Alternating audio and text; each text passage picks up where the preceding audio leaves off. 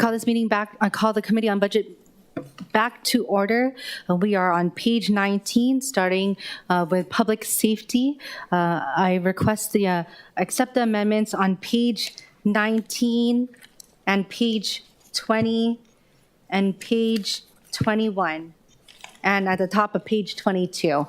So page 19, page 20, page 21, and page 22.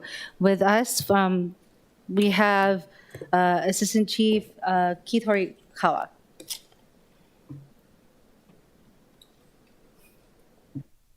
So, Councilmember Kiaina? Hey, aloha. Thank you for being here. Aloha. You can go item by item or selectively choose to just provide your mana'o on what this proposal, how it will impact HPD. Okay. Aloha, Committee Chair Cordero, Vice Chair Wire, and council members. So yeah, as far as our response to that, so I know with the cuts, primarily it's going to affect our salaries. It's similar to what Director Kawano was saying as far as our CBA. We were awarded a CBA increase recently, so that will affect that primarily. In addition, some other impacts to the cuts would be reductions in our ability to maintain our some assets like helicopters, special duty, some of our software purchases that we're required to make. Also, some of the other projects that we had in mind, such as our weapons purchases for a new weapon system, as well as our equipping of our mountain bike detail. So that's, in a nutshell, that's some of our big ones. Thank you very much. Once again, members, we're on 19, 20, 21, and the top of 22. Okay, so members, are there any other questions regarding HPD? Okay, Chair has a question relating to the, okay, on page 21, there's the, and Councilmember Tupola is here. As you can see, we have here, there was an amendment by Councilmember Tupola for putting $1 million out of current expenses to provide employee incentives. I do want to direct members to page 38, where you see the provision for recruitment and retention incentives, which places that $1 million for employee incentives, meaning that a lot of the incentives that we've been discussing with both HPD and especially with DHR during the departmental budget briefings, and wanted to hear your thoughts about the $1 million regarding recruitment and employee retention incentives for HPD. Right. So first of all, thank you for putting that in as far as the offer for that, and we really appreciate the thought behind that and your concern for our hiring and retention purposes. But at this time, we do respectfully decline because we do have plans. We did have plans in place to look at some incentives as far as from within our budget, and we're looking at taking that out of our training pool budget because there is a portion of our training pool that's allocated that's not filled. So that's how we're looking at funding any kind of possible incentives for that. So at this time, we don't really see a need for any external funds for that purpose. But thank you for that, though. Appreciate it. Okay, thank you. Members, any questions for, once again, page 19, 20, 21, and the top of page 22 for HPD? Councilmember Tupola. Thank you. Sorry, can you identify yourself one more time? I missed that. I walked in late. Sure. Deputy Chief Keith Horikawa. So I'm acting for Chief Logan, who's on vacation at this time. Okay. Yeah, so I was talking to Assistant Chief Young. So I'll just get with you guys offline about this because I feel like we're going all the same direction, but yeah, definitely different signals. But I think in general, just the idea was that there needed to be some funds set aside. And I had already put in the resol that you guys had money in the budget, the last one. So I felt like there already was money in the budget. So we were putting there just in case because I didn't know what you guys were going to budget out this year. Right. But in the last fiscal cycle, you guys had. So okay, yeah. Happy to talk to you offline. Yeah, and then in regards to just the Waianae police station, which we'll talk about in the other bill, that's all part of the reso. So all of the things that we're doing, we just wanted to make sure whatever we're suggesting to the departments that we're also putting funds to match that. So we're not just like, do this, do that, find money. So we can talk offline about that. Thank you. Right, thank you. Okay, thank you. So can I get further clarification? Because as I mentioned on page 38, I did add the provision. So declining both the $1 million and the provision for retention and recruitment incentives? That's correct. Okay. Yes. Okay. Got it. And sorry, where is it coming from again then? If you were to provide hiring incentives? Right. So, within our budget for salaries, and we have a allocation for what we call the training pool. So these are the folks that come into the academy, and not everybody graduates. Also a function of our hiring as well. So there is a portion of that we're looking at that's probably going to be not filled, and that's what we're going to look at to fund the incentives portion. Okay, got it. Thank you. Okay, members, any discussion? Can I ask a follow-up real quick? Okay, Councilmember Tupola. So in regards to the pool of money, because last year you guys had 60-something graduate, right? So you're saying that for monies that you were going to allot for incoming officers, you're going to use some of that for incentives. Is that what you're saying? That's correct. I believe we have about 300. Right. So the training pool comprises about 360 positions. That's funded, for the training side. So with that, we're anticipating that there's going to be a hole in that. Oh, yeah. Right. So that's For what we're going to look at to fund those incentives. So are you guys going to be sharing with us what that looks like as far as what's going to be offered? If it will be like a housing stipend, or if you guys are doing a signing bonus? Can do, yeah. We're still being looked at as far as develop some of the details in that, but be happy to talk to you offline on that. And then the other question in regards to that was if any of those monies for training pool are going to be funding like a cadet academy, the one coming up from high school. Yes, that's exactly the case. Okay, good. So, right. Yeah, because I think both of those will help on the front end and then help other officers to advance that have already passed the sergeant's test, so you guys don't have such a backlog coming up. That's correct, yeah. Okay, thank you. Thank you, Thank Chair. you. Okay, thank you. Along with that, I would like to request for, since Councilmember Tupola has already been in discussions, if Councilmember Tupola, your budget, CD2 budget amendments will be able to reflect what can be proposed in the next CD2 amendments? Yes, I agree with that. So I think what I wanted to make sure was that whatever funds they had, that they allocated it. But I think what they're saying is that this, this amount that typically is for incoming officers, and we haven't had up to the 300 number. So we're always going to have extra funds there for salaries. Last year it was around 60 something that graduated.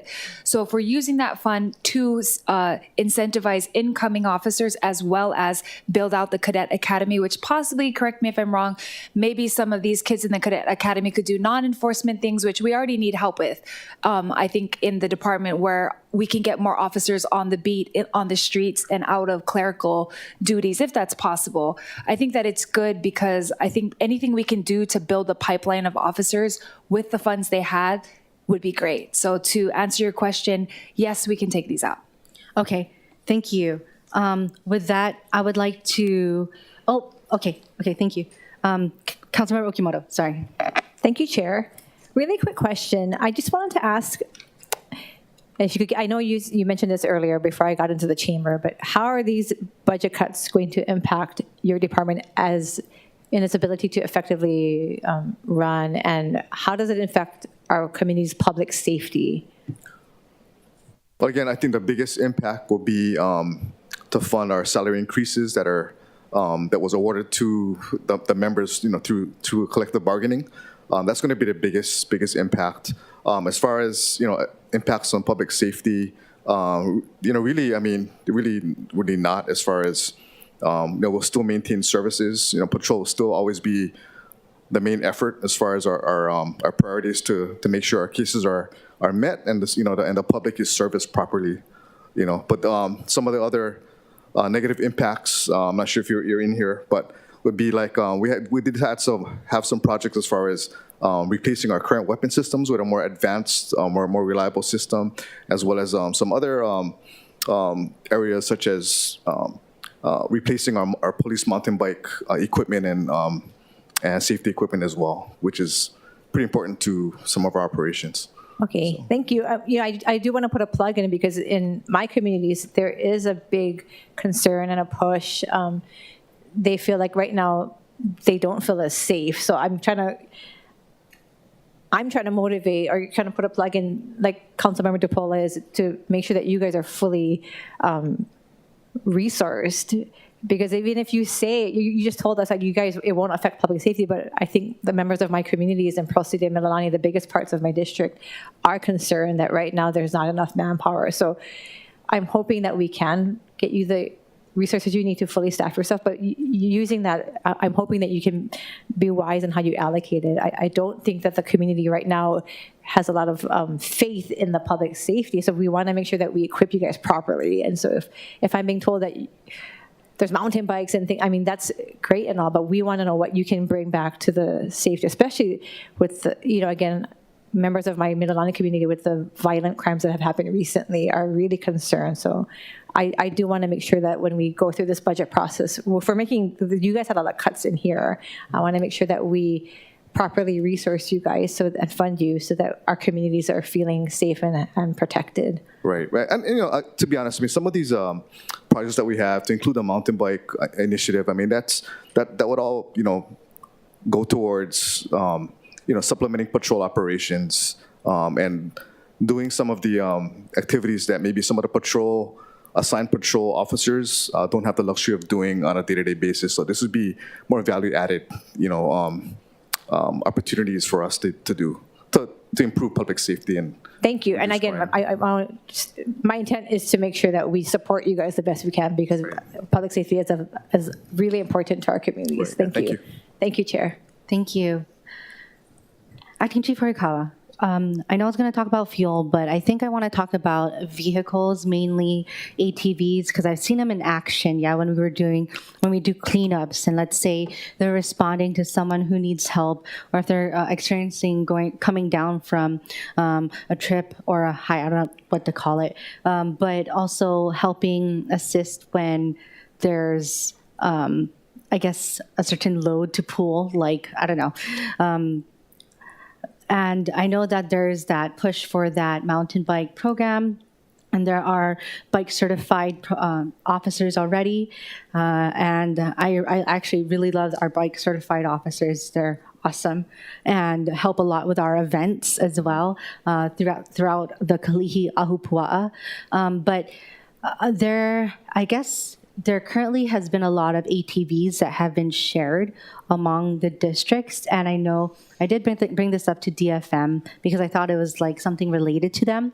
But what is that process when we've appropriated, whether through operating and then CIP, and ATVs have been acquired, and then certain districts do not see those acquired ATVs within their districts, even if it was allocated for such. Right. So first of all, I mean, districts do have ATVs that they currently do use. Like, for example, in District 6, Waikiki, they still do use the ATVs, especially a good tool on the beaches and so forth.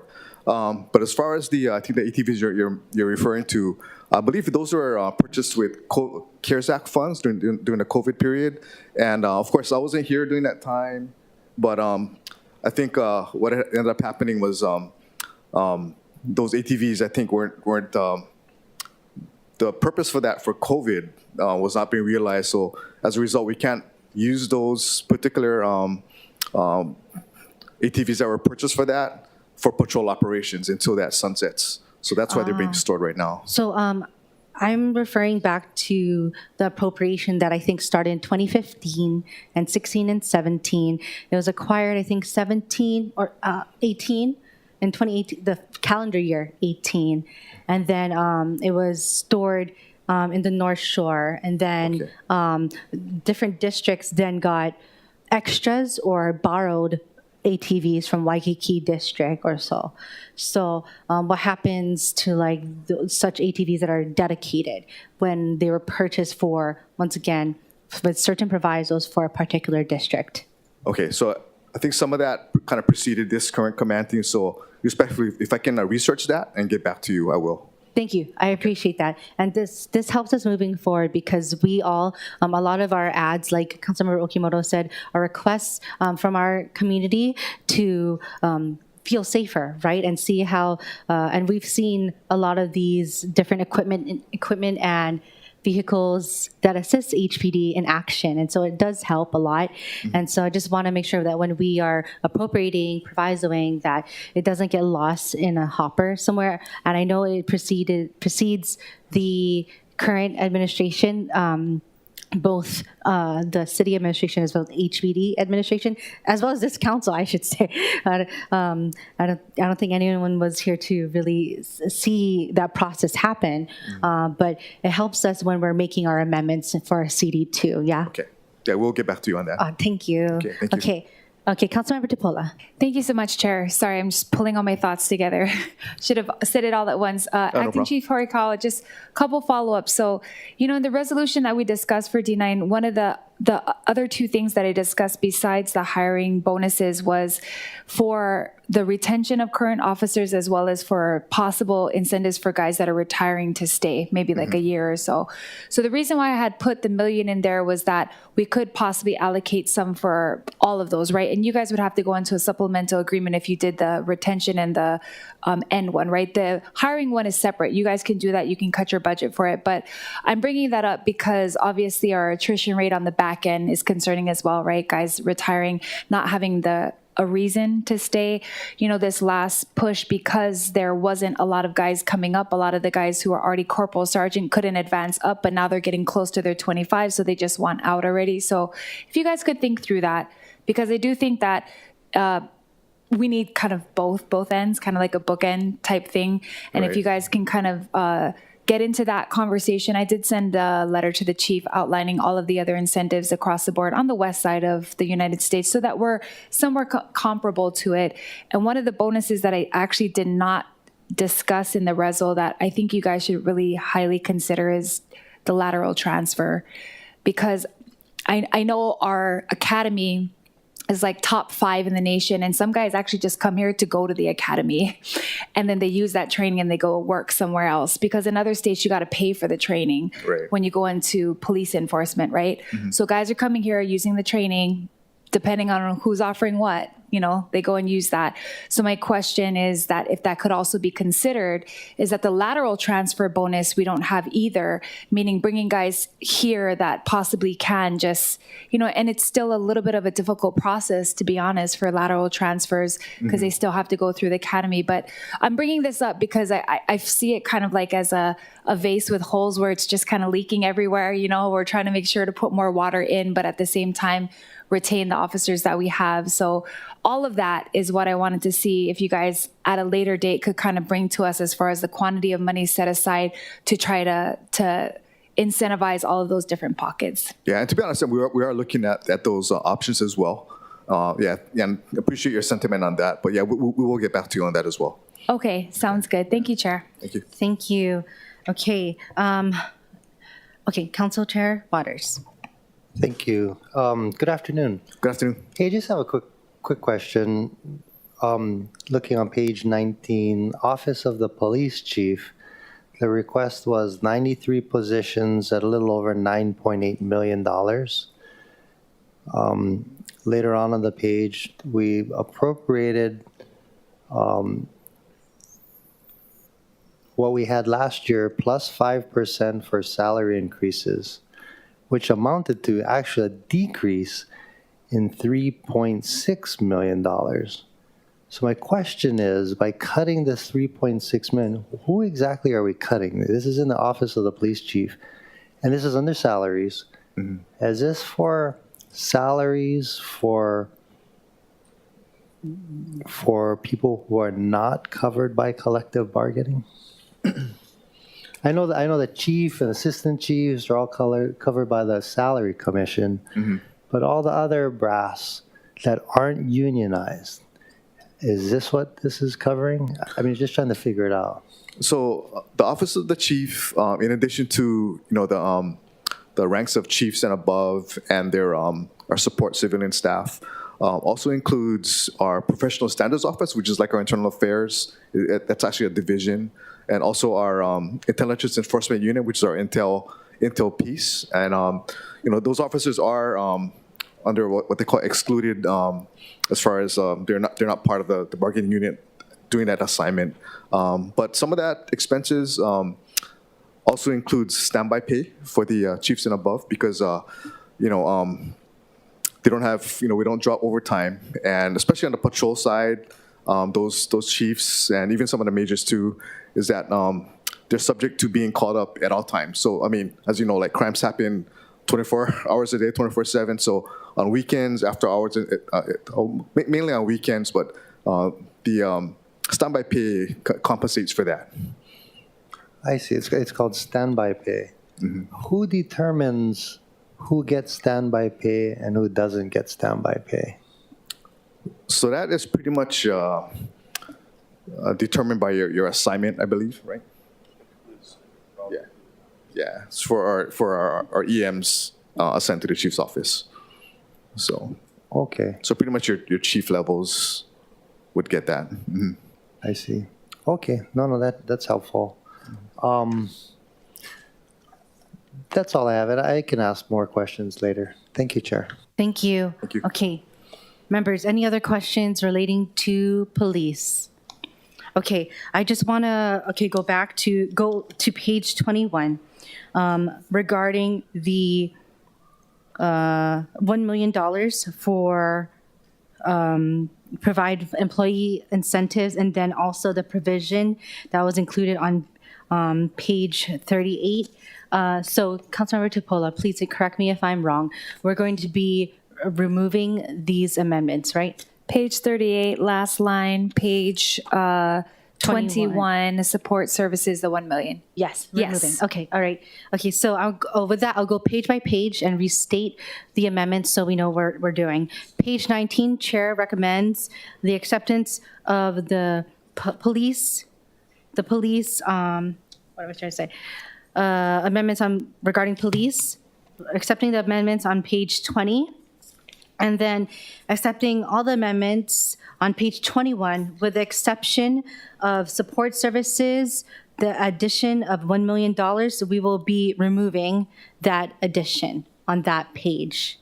For clarification, we are removing the third line item of support services, okay? And then we'll get to page 38 when we are there. Okay. Thank you. Okay, next, page 22. We are accepting the top of page 22. Thank you, Acting Chief. Okay, with that, we are moving to, the Chair recommends the acceptance of page 22 under Fire Department, the acceptance of page 23 under Fire Department, and the acceptance of page 24 of Fire Department as well, at the top of page 24. Okay, with us, we have Chief Hal with us, and members, Councilmember Kia Aina. Aloha, Chief. If you could just provide any comments that you might have with regard to how this might impact the operations of HFD. Thank you. Good afternoon again, Budget Chair Cordero, Vice Chair Wire, Council Chair Waters, and Council Vice Chair Kia Aina, and council members. As far as the proposed adjustments to our budget and how it would impact us from a salary standpoint, just like HPD, we had our fiscal year 23 budget was actually short by 3% already, and we are already foreseeing a $1.2 million shortfall in fiscal year 23. And so with the upcoming across the board on July 1st, when we compound that, it's going to be approximately a 7% increase above. So I think our request at the 5.5 was actually not enough. So it will possibly impact how we staff our department and staff our vehicles. From a standpoint of current expenses, the increase would the adjustment would definitely impact us because of our fuel and utility costs. Just from a perspective of fiscal year 23, we're already foreseeing just in one of our major object codes in activity codes, in our fire operations, we're already going to be short $600,000 in our utilities and fuel costs. As far as equipment, how it would negatively impact is we are trying to replace our UHF radios to the P25, and you will see that on page 23 in the middle on our equipment, approximately $259,000 to replace that equipment. So communication is very important to us, and the other negative cost again is just goods and services. It just went through the roof for all of our equipment, safety equipment that we use to serve the public, and that would be the potential impact of the adjustments on the fire department. Okay, thank you. And along with any increases for all the goods and services and equipment that's being replaced, are there any new added construction, or are there any new construction that is going to be coming from the operating budget? No construction from our operating budget side. Okay. All right. Members, are there any questions for HFD regarding page 22, 23, and the first half of 24? Councilmember Tupola. Thank you. Aloha, Chief. Real quick on the 3% shortfall, meaning for this past fiscal year, specifically it was related to goods?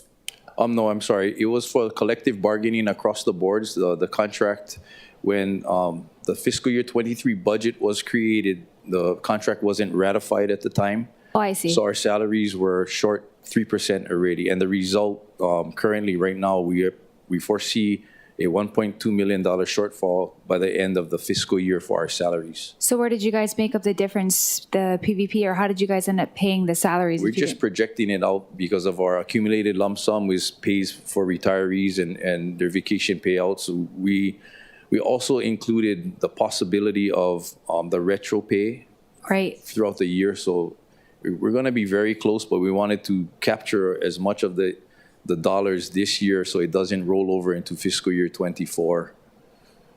Yeah, so. Okay, the retro is from how many months ago? It was from any type of step increases from 21, July 21 for that entire fiscal year, and also for the increases that started on July 1st of last year. It wasn't part of the budget. It wasn't included. When are they projecting salaries. to pay the retro? The retro, again, we tried to quantify it. We're just going to try and encumber the money by the end of this fiscal year so it doesn't negatively impact fiscal year 24. So we're just trying to run the numbers because the mayor's directive for our excluded managers also was just completed within the last month and a half. So we're still trying to finalize the calculations on our excluded management retro pay for that portion. Understood. Thank you, Chair. Thank you. Members, any other questions? Oh, Councilmember Okimoto. Thank you, Chair. Aloha, Chief Hao. I wanted to just kind of piggyback on what Vice Chair Kia Aina asked, and I asked this to HPD as well. And if you could, I know you mentioned, because I want to, again, stress the importance of how any cuts would affect your department to operate and keep our community safe. So you mentioned earlier the fuel utility costs and then the equipment with the radio. I know when we met with you, my team and I went over, thank you for taking us around your headquarters. You mentioned the maintenance and that area where you have to, I guess it's maintaining the vehicles and maintaining your equipment. So I saw some cuts in there as well. How would this impact your ability to operate and keep our first responders able to do their jobs to keep our community safe? From a salary standpoint, like police, we have to staff our apparatuses with a minimum staffing level to provide safety for our personnel so they can service the community effectively and efficiently. So if we were short funded, that's the only way that we would probably be able to make budget. So that's something that we would not want to do. You know what I mean? If we short staff our apparatuses, less people on the truck to be able to serve the community, it's not good for our personnel and for the public. From the standpoint of our current expenses, we just would have to, we would not want to not replace our aging equipment. We have to ensure that whatever we have on our apparatuses are going to work and work every single time. So it may impact that. But it was more having to do with the utility and fuel costs. We have to operate. We're 24/7. We look for ways. We're part of that energy conservation type of programs with DDC, but I don't see how we could operate with those cuts and not negatively impact the services that we provide to the community. Thank you, Chief. Thank you, Chair. Thank you. Members, any questions for Chief Howe? Council Chair Waters. Thank you. Good afternoon, Chief. Thank you for being here. Just was wondering, so exclusive management retro. So this is pay raises for people not covered by the union? Correct. And then there's retro involved, so how does that work? When the ATBs were instituted, the contract started in fiscal year 22. Yeah. But we had zero across the boards. So when fiscal 23 was built, the budget was built, the collective bargaining unit members, the 3% wasn't included in fiscal year 23. So starting July 1st, they were paid out the 3%. So that's why the budget, that's why we're going to see the shortfall. However, the retro pay is exclusive to the excluded managers because our mayor's directive wasn't completed until a couple of months ago. I see. Right. So basically, in a nutshell, the excluded managers are captains and above, would you say? No, just our battalion chiefs. It's our Battalion chiefs. EM5s and our assistant chiefs, the EM8s. Okay, so the captains are included in the collective bargaining. Yes. Okay, so battalions. So just noticing on page 22, administration, 36 positions, 2.9, almost 3 million. We added on the 5% for collective bargaining, which is more than what was actually negotiated. But the difference here is only $9,216. So I guess what you're saying is the excluded management retro is not included here.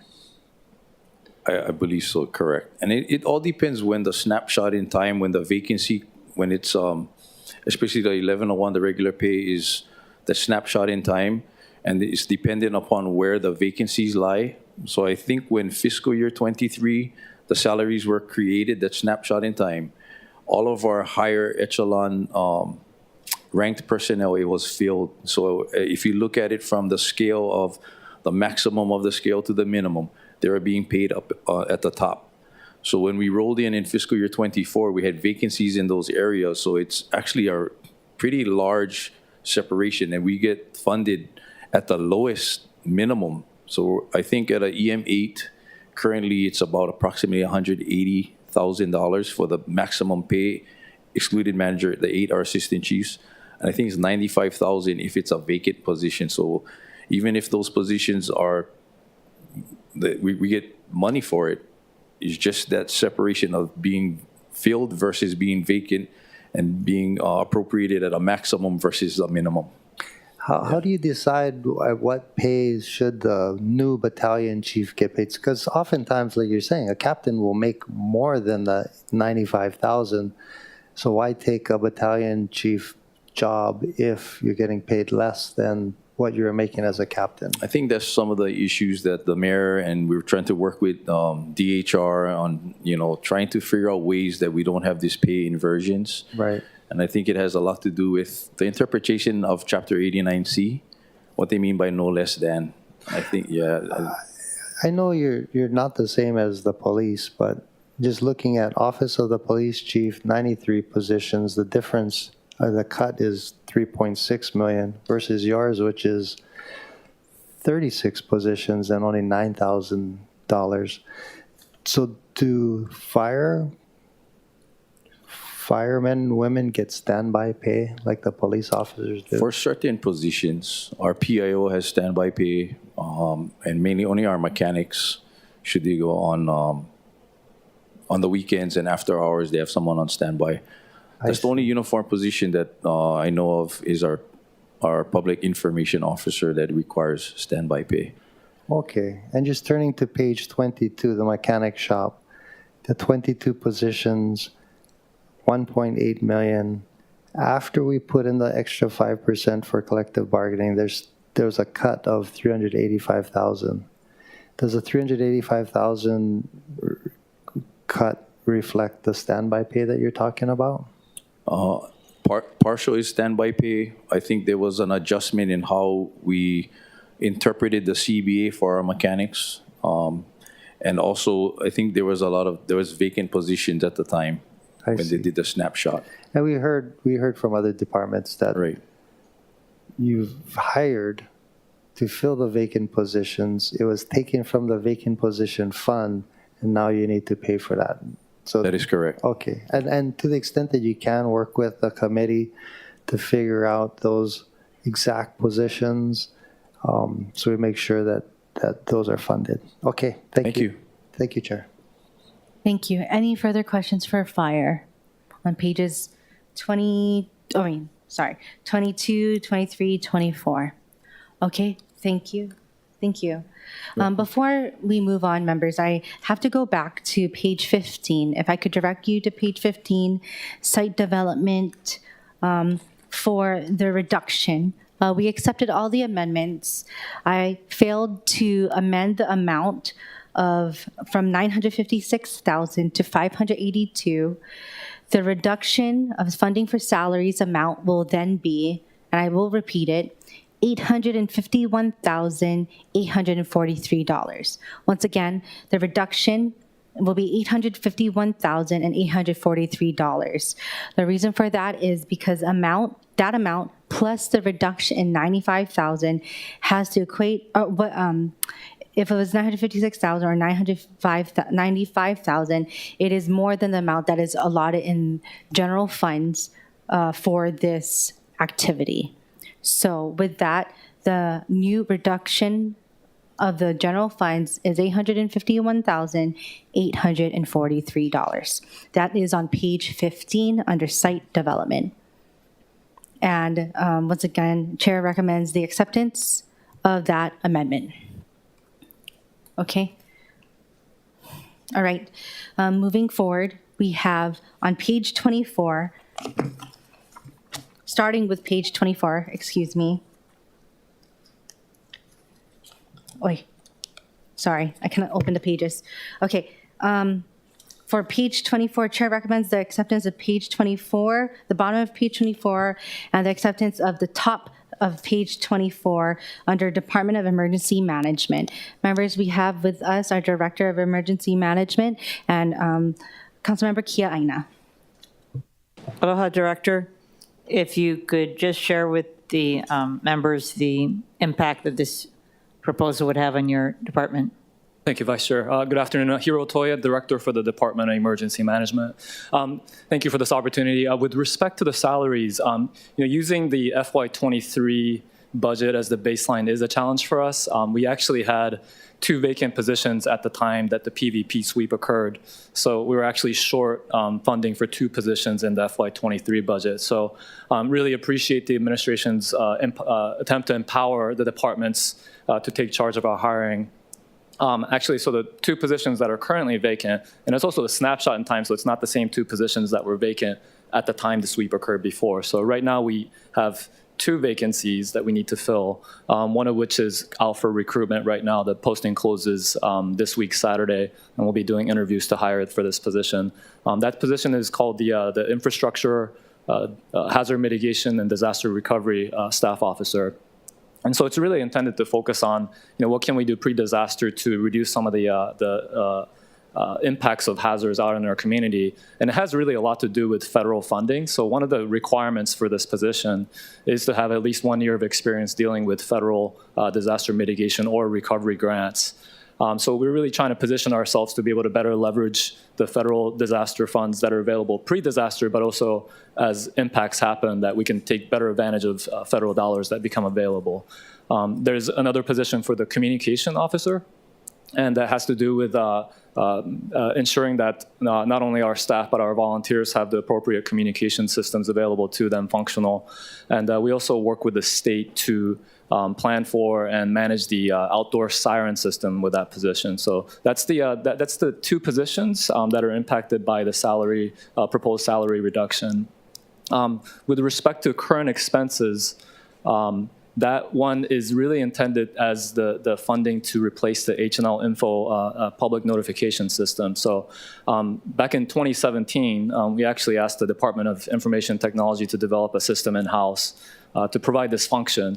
So you may be familiar with this. You can get push notification on your cell phone or text messages, emails, that sort of thing.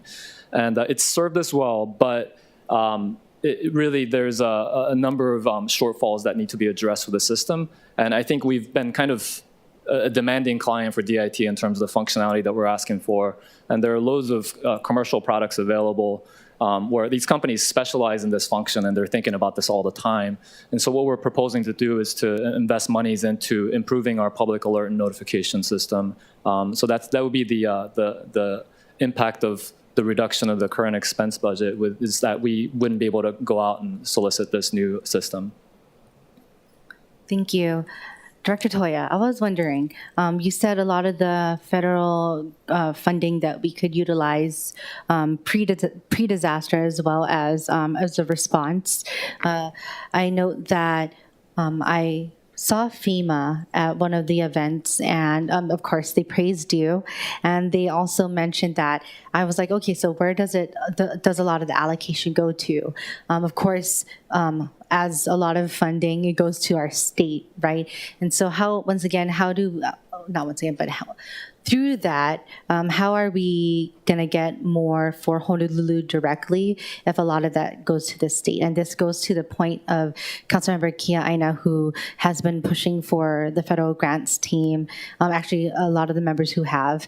But anyway, yeah, if you could describe like how to differentiate like fighting for our funding from the state allocation as well as, future federal or future and as well as reoccurring federal funding. Sure, thank you for that question. And we do work with a number of federal grants, and the ones that this position would specifically focus on is on the hazard mitigation side. So those are largely done on a competitive basis, and there's a number of criteria that the federal government uses to evaluate the applications from each of the jurisdictions.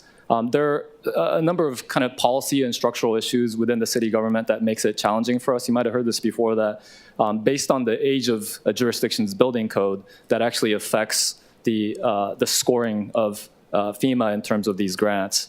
And these programs are also quite complex, and the guidance changes frequently. And we just recently received the most recent update about a week ago on this grant. And, it's like a phone book, thickness type program. So we really need to have in-house subject matter expertise in these programs and just dedicated personnel to work with that grant and also with the state to ensure that we can maximize the amount of federal dollars that we're receiving. And it really requires working with not just within our department, but just within the whole of the city. I mentioned building codes. That's just not really our kuleana, but this position would work with the other departments to make sure there is clear understanding of the impacts of policies on additional federal funding that might be available. The other area is on the recovery side. Again, this is quite complicated. In the federal government's attempt to reduce fraud, waste, and abuse, it make it quite a cumbersome process. And so this position would work closely with departments like DDC. Currently, they're working with some federal funds to fix up Round Top and some areas on Palolo, just ensuring that we have clear understanding within the city on these programs and to be able to maximize the funding that we can recover from the federal government. And again, this is another highly, highly complicated program where the guidance document is, once again, about the size of, thickness of a phone book. So it just really requires a dedicated position to develop the expertise and have that coordination with the partner agencies. Thank you. Councilmember Kia Aina. Thank you. Thank you, Chair, for that line of questioning. I did want to comment on it because I know that you met with the FEMA regional director in the last year. And that was good for me to hear that you said that some of the challenges is the code of the infrastructure now. And yeah, I'm assuming that we need to look at building new infrastructure. So I did want to flag for you, and I'm working with the mayor's office as well as the Office of Economic Revitalization, but the U.S. Economic Development Administration out of the U.S. Department of Commerce provides a lot of CIP funding for resiliency type projects. And the regional director is actually coming out here in April, meeting with the mayor and the OER director. But I need to let you know, because in my other hat, I will be accompanying her to the Pacific Territories to talk about CIP projects. And the Northern Mariana Islands is that has less than 100,000 population is outbeating the state of Hawaii in CIP projects all across the board in the tens of millions of dollars for CIP projects. And one is a resilience center for their Department of Finance to just make sure that they have all of the equipment necessary. So I'm just saying sometimes we just look at certain federal agencies because that's what we think. But in fact, the federal government has so many resources that we are not tapping. And I believe that your department could work with the Climate Change Office to look at ways to build the resiliency necessary in infrastructure projects. So I just wanted to make that comment. And I don't know if I'm confident yet in just special experts within each department, because I think that a overall individual or team is necessary to share with you that you don't just have to look at FEMA funding, for example. You can look across the board. So I just wanted to share that with you, okay? Thank you, ma'am. Thank you. Members, any other questions for Director Toya? Okay, thank you. Thank you. Okay, moving forward, still on page 25. Chair recommends to accept the amendments on page 25, and we have up first Department of Planning and Permitting, the building activity. Councilmember Kia Aina.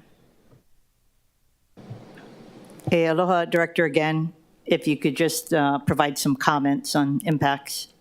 Thank you, Councilmember. So the building division is the largest division in our department, and they're very important as far as reviewing for commercial projects for electrical and mechanical and building code, and as well as housing inspectors who go out for violations, as well as to review the permits, conformance with the plans, and to close out permits for certificates of occupancy. That division also includes the NPDES stormwater quality branch. So this division and everything that it does is very important to our permitting process and enforcement. So any cuts from this area would be difficult for us to handle. Thank you. Thank you. Members, any questions for the building agency? Council Chair Waters. Thank you, Chair. Good afternoon. Kind of along the same lines that I just asked the police and fire, just to illustrate what the difference is. So you have 139 positions at $9 million. We added on 5% for pay increases, but yet there's still a cut of $1,863,000. What does that $1.8 million represent?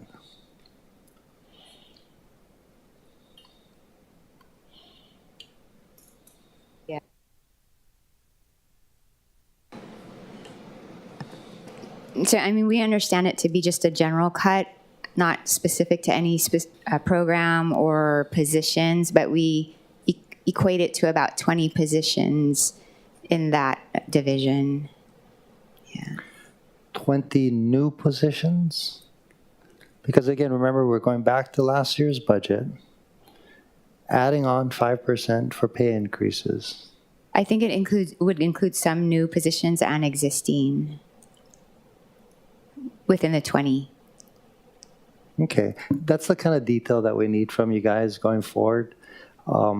Like, I know when you say this would be devastating, like we need to know how exactly it would be. And if we're adding on positions, that's not necessarily a problem.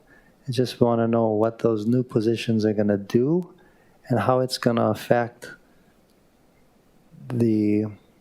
your department as far as making it better. You know what I mean? If you're adding new positions within 20 new positions within the building department, just further justify it. That's all I'm asking. Sure, Thank definitely. Thank you. Thank you. Thank you. Thank you. Members, any questions for building under Department of Planning Act permitting? Councilmember Say. No, this is just me, Director.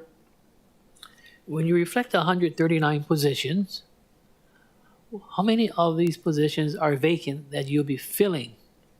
That's the semantics that we're having this afternoon and this morning. These are going to be now vacant positions that you're filling to make it warm bodies, right? Right. So this is not anything additional to your present position count that you have. He's asking if these are new. Yeah, these are. Right, right.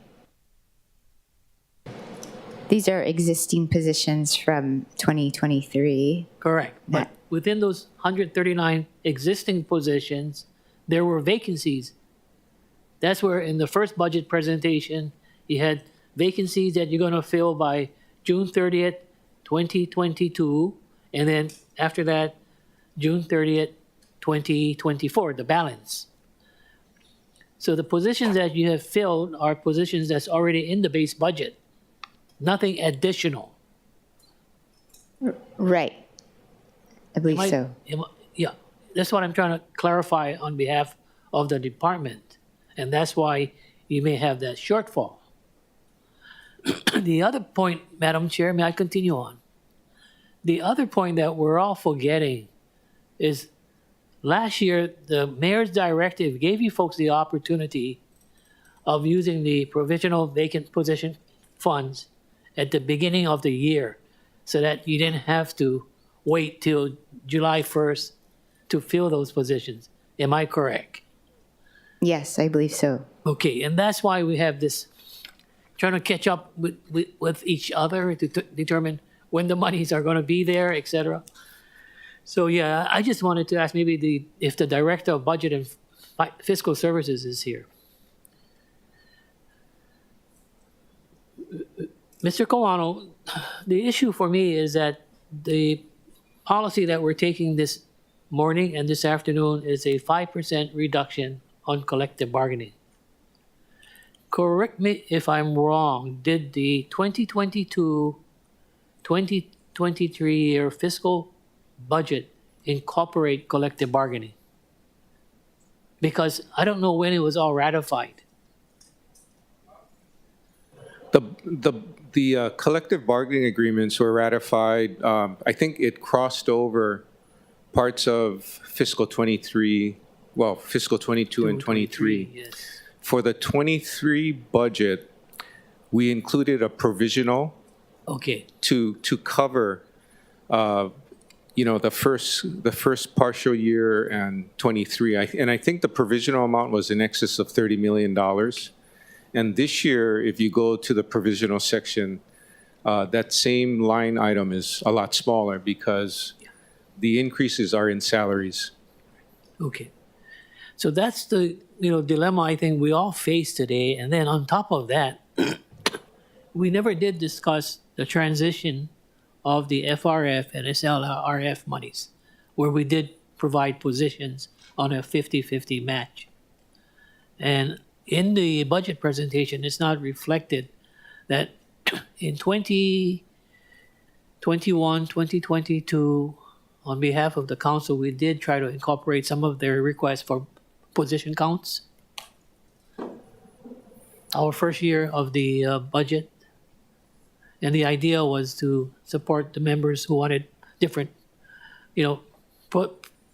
positions in different departments. And the approach to take was the half of the federal monies, half of the real property tax monies, et cetera, general fund monies. And I think what we should have done also was maybe you did it, I don't know, I didn't see it. The transition from the half of the federal to all the way full funding of real property tax general fund monies. And that's where I think maybe there's some shortfalls right there.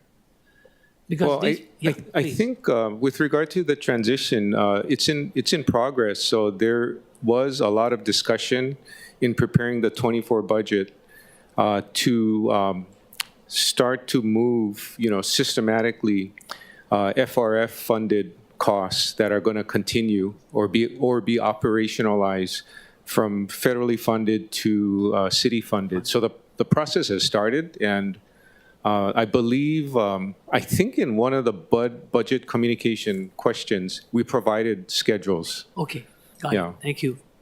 Thank you. Members, any other questions for Department Planning and Permitting on page 25? Okay, thank you.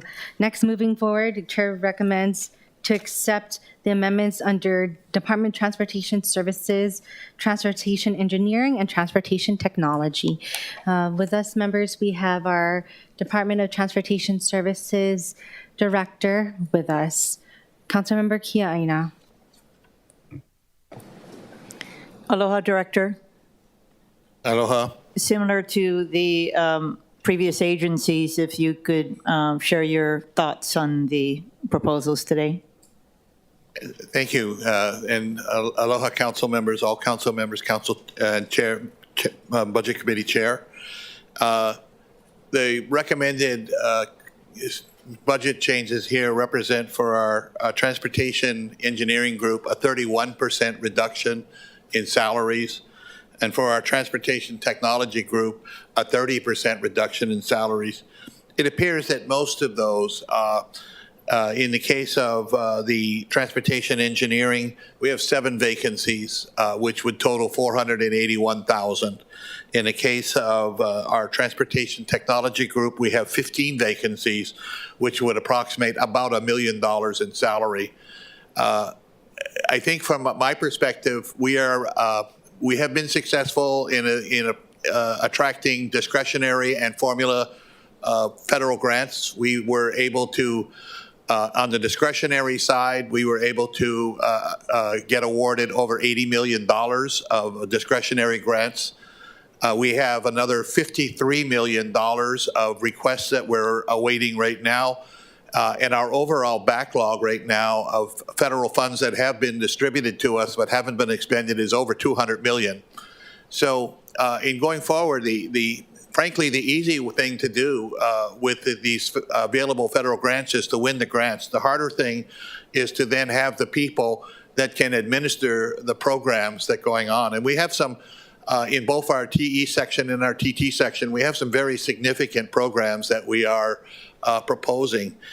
In our TE section, we're proposing more traffic safety. There's been just an explosion of requests from your communities, from your constituents to look at traffic calming, look at traffic humps, look at just better ways that we can have it. And we are responding that way. Now, responding that way means we need to send our people out to do traffic analysis and to do it. And these are all labor-intensive issues. We have a lot of complete streets. We have a major bikeway project that we're looking at right now to try to get going. Within our transportation technology, we are working with the state. State owns about 240 intersections. We own about 550, but we're going to be over the next 4 or 5 years, we're going to be replacing every traffic controller on every signalized intersection. We're going to be putting in state-of-the-art controllers that would allow us to be ready for autonomous vehicles, to be ready for other traffic control technologies like better synchronization, better traffic flow, and we're very excited with that. We're also have embarked on a program to extend our fiber network to Makaha, to Waianae and Makaha. and we're going to provide broadband along that. Those are projects that we've already started, but you know, the federal funds will pay for the consultants, they'll pay for the construction, they'll pay for that, but we still need people to actually manage the projects that we're going to try to undertake. And that's what my concern is in looking at, you know, defunding 22 positions. In addition to that, there's about 400,000 of money that would not be available for existing positions.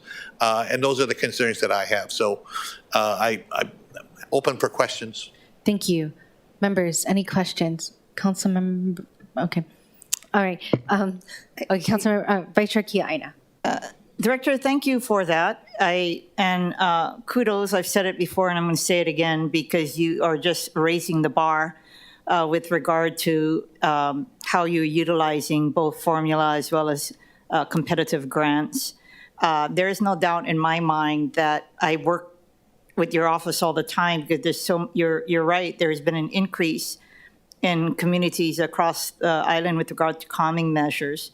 I did take to heart your point about once you secure these federal grants, about the implementation and the capacity, which will require warm bodies, separate from the challenges you already face with getting staff, competing to get them, as well as working with the human resources. So as we come back for the second phase of the budgetary process, I do look forward to working with your department to see what we could do to help with regard to the fiscal impacts on your budget. So I just wanted to say that. Thank you so much for all your hard work. Thank you. Members, any questions for Transportation Engineering and Transportation Technology? Okay, Councilmember Say. Well, Director Morton, thank you very much. All of your funding is coming from Highway Fund, right? The funding for these two groups are coming from highway funding, correct? No real property tax, right? Okay, thank you very much. Thank you. One question I would like to highlight is back to this morning. Councilmember Say had a really good question relating to operations and maintenance and relating to the amount of positions that, and asked Hart, you know, why don't you foresee how much positions you'll need that will then have to be transitioned to operations and maintenance? And please correct me if I'm wrong, Councilmember Say.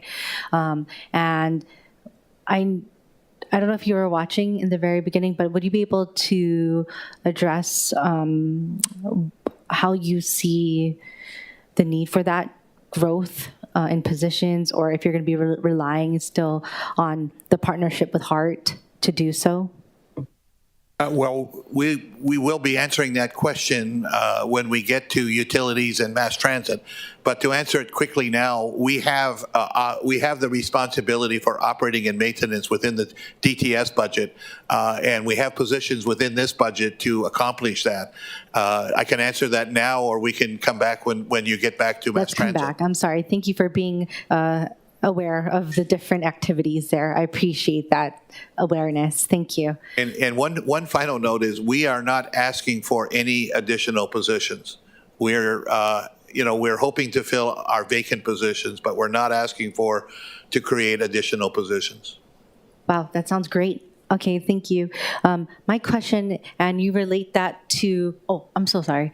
Okay, one last question. You mentioned about the boom in requests for traffic calming, and we see that, I mean, we hear about that because we're filtering it out to your department.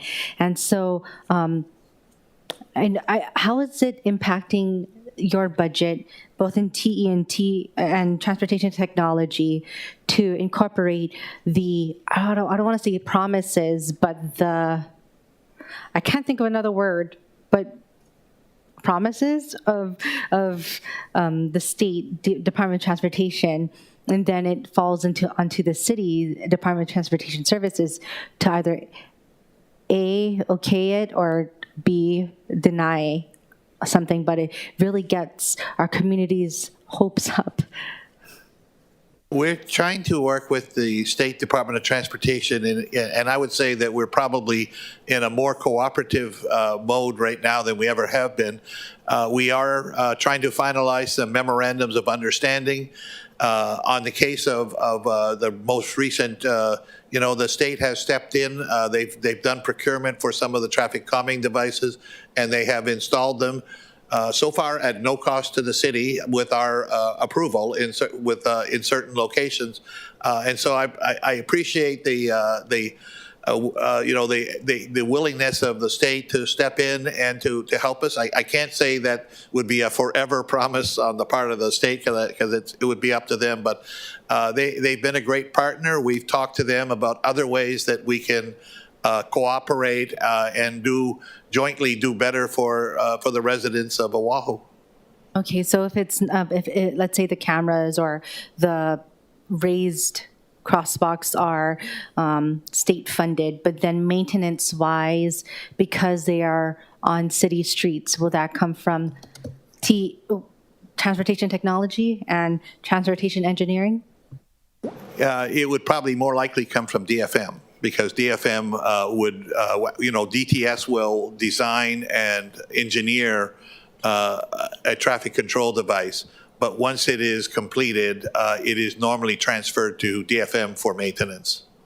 Okay. And as far as I would anticipate that most of the things that would be put on city streets would be maintained by city resources.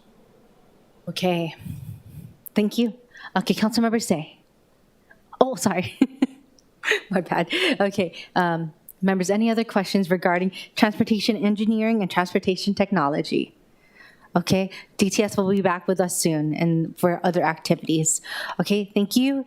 Next up, Chair recommends the acceptance of the recommendations on page 26, 27, 20, and the top of 28 under emergency services. Once again, 26, 27, 28, and the top of 28. Okay, with that, we are open to questions relating to Department of Emergency Services. Once again, 26, 27, and top of 28. Okay, Councilmember Kiaina. Thank you, Chair. Before I talk about impacts, let me just talk first on page 26 about the proposal of $225,000 for positions for a lifeguard station at Kalama Beach Park. Thank you so much, Chair. While I would be recommending that we accept it as it is, I will be recommending a modification for the CD2 to increase this overall dollar amount by $50,000 to $275,000, and the reason being, after further discussion with regard to the actual cost for both positions of lifeguards as well as a lifeguard station, I understand now that I didn't have to bifurcate it into a operating and CIP project. So I will be recommending that in Bill 12 on page 10, the removal of the $499,000. And so again, what I would be recommending is that we merge it all into one account into the operating cost, and all I would need is $50,000 more for a $275,000 total amount for the CD2. $150,000 would be for salaries to stand up a full-time position, as well as give them the flexibility to contract out to have 3 lifeguards, and $125,000 for the station. So again, thank you so much for this. And Director, if you could, I'm assuming, you can opine on what I just outlined, if that is satisfactory to you, or does the dollar amounts make sense? And then my second question, of course, is what would these proposed cuts do to your agency? Dr. Ireland, may I have you press the on-off button, please? There we go. Thank you. Good afternoon again, and Chair, Council Member. With respect to Kalama Beach, that has been a beach we've identified as needing tower and lifeguard service, in addition to Electric Beach on the west side of Oahu, as well as additional towers somewhere in the North Shore, maybe Keiki or Sharks Cove or both, all places we want lifeguarding services. My only concern now is that we really do need to expand into the extended hours program and have all the beaches covered, preferably on the 410 shift, to have that extended hours as we try to grow into these additional towers that we clearly need coverage for. So I'd like maybe to conference with you on the side or after on the best way to move forward. The other thing is we still do have federal funding, FRF funding for ocean safety positions, and there may be some way to do it that way where we don't need to deviate from the mayor's budget, but I can get with you on that. Sure. And before you continue on the second part of my question, for my colleagues, I would like to just say that the lifeguards at Kailua Beach Park are covering both beaches. They're heavily trafficked, and there have been drownings in the Kalama Beach area. So I am just looking after public safety, taking into account, of course, what you're doing on the bigger picture. And some of my other colleagues who have amendments here will talk about their efforts to help you with the Dawn to Dusk program. But anyway, thank you for that. And if you could also talk about impacts for the budgetary cuts. Sure. So the first item here, the reduction in the administration budget, the $664,000, that funding is for the CORE project. And as you know, the CORE has been primarily funded with federal funding, but because we want to transition this to a permanent city asset where we can continue to serve the homeless and houseless on Oahu, as well expand the service throughout the island, we are trying to transition this program to city-funded positions so we can keep these folks around, because right now they're all on contracted positions because of the nature of the federal funding. So this would significantly reduce our abilities to continue with the CORE program as currently staffed. The next reduction there at $549,000 in the administration, that money is slated for not only support with the CORE program, but also our EMS billing. So EMS is now retained a third-party biller, and that's expected to generate somewhere in the neighborhood of $30 to $35 million a year for the city, and that funding was for part of that for the third-party biller. So loss of that funds could impact our ability to keep that biller and put at risk potentially the $30 to $35 million in reimbursements for ambulance transports. Next on the list is the $1.8 million in emergency medical services. If that were cut from the budget, we would have no choice but to cut 3 ambulances from service on Oahu. The loss of the ambulances would come probably as soon as this July. And just looking geographically, one would probably be in East Oahu, one in West Oahu, and probably one in Central Oahu. So the loss of that funding would be the equivalent of losing 3 ambulances. We discussed the ocean safety appropriation at the bottom of the page. So moving on to page 27, we have an ocean safety addition of $1.3 million, which is roughly about 16 positions. Now in the mayor's budget, we do have an add of 14 positions, and we are looking at a need of about 30 positions to grow into the extended hours program. Our plan was to use the 14 positions requested in the mayor's budget, but supplement these additional 16 with ARPA or FRF funding that's still available. So while I acknowledge we do need the 30 positions, my preference would be to use federal funding that we've already received for these 16 positions on page 27. Knowing, though, that when that ARPA money expires in 1 to 3 years, we would, in the future budgets, transition those to additional civil service positions. Thank you. Okay, Councilmember, sorry. No, but it's just finishing page 28. There's an add of $10,000 here for a container. I think we'd be able to get this container in our existing budget and could take care of that without the add. be available for any questions, but thank you very much. Okay, gonna go with Councilmember, Committee Vice Chair Wire, Councilmember Okimoto, then Councilmember Tupola. Mahalo, Chair. And thank you, Director, for being here. Just coming back to the 16 new full-time positions that we're talking about.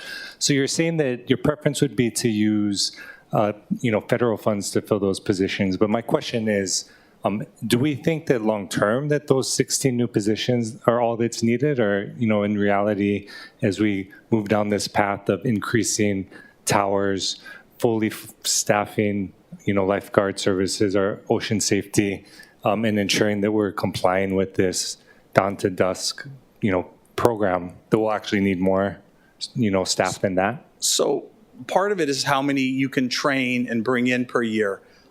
With 2 recruit classes at approximately 15 each, although last year we did do 3 recruit classes, 30 is about how many people you can bring in every year, and we lose about anywhere from 5 to 12, depending on retirements, moving on to other careers. So part of it is limited to how many people that are qualified and interested we can bring. Although ocean safety has a remarkable vacancy rate, remarkably low vacancy rate. So it is one of the lowest probably in the city. And so people are staying. It's a career that they're staying in for their time here at the city, their careers. So that's part of it. But also, as we do need to expand into extended hours, dawn to dusk, we do have this desire to open up more towers across the island. So, I think realistically adding anywhere from 10 to 20 positions per year for the next 2 to 4 years, and supplementing that with the federal funded positions as long as that money is available, that would be my preference. Okay, so just to make sure I'm understanding, are you saying you disagree with Chief Titchen in his testimony or his comment during budget briefing that we would be able to fill those new positions? Well, I do think we could fill 30 positions. Okay. But I think that the 14 we've already requested in the mayor's budget and the 16 federally funded would be my preference on how to do it. Okay. But I definitely think we could fill the 30. Okay, because I only asked because we're not getting rid of any of the contract positions. We're just adding, new full-time positions. To meet, as Director Quano mentioned earlier, the council's policy decision in passing the ordinance for dawn to dusk, the community's advocacy on the issue. But more than just that, right, it's recognizing, ocean safety's position, its rightful position as first responders. Yeah. And understanding that they're highly trained, highly skilled, especially in terms of, our nearshore waters in the use of jet skis, the only group in the city that utilizes that resource. Of course, on our beaches, educating our visitors and local families and beach goers alike, right, to ensure that they're safe. And so just wanted to stress that it's not just about complying with, a ordinance that the council passed a year or 2 ago, but also recognizing that the men and women we have out there on our beaches and on our jet skis are first responders and deserve to be supported in every way that they can. And I'm sure you agree. Yeah. And so wanted to make sure that our budget reflects that. Thank you. So mahalo. And mahalo, Chair, for entertaining and accepting the amendment in the CD1. Councilmember Okimoto. Thank you, Vice Chair. Aloha, Director Island.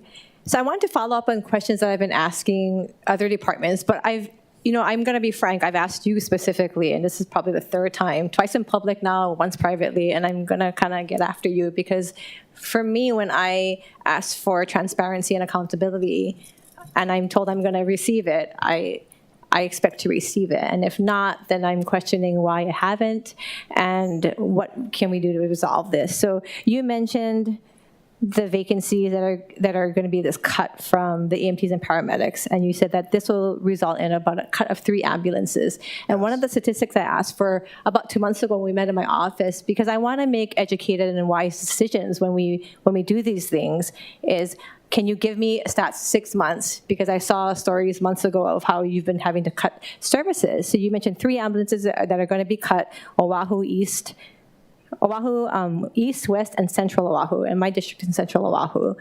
So I asked specifically if I could have numbers so we have an idea, because if you're cutting you're saying this might cut 3 ambulances, but from what I understand, there are times where because of the vacancies, you're not able to go out there. And Director, with all due respect, I asked for statistics, and you, in our last hearing, publicly said you would get them to me 2 days later, which is now weeks before. And prior to that, I asked you that in my office. And so I hate to do this publicly, but I don't know how else to get the numbers that I'm asking for without hounding you. And so I would hope to have had it before we came to this hearing, Yes. because I really want to look at the numbers, and I don't want to have to come after you, but I want to make educated decisions.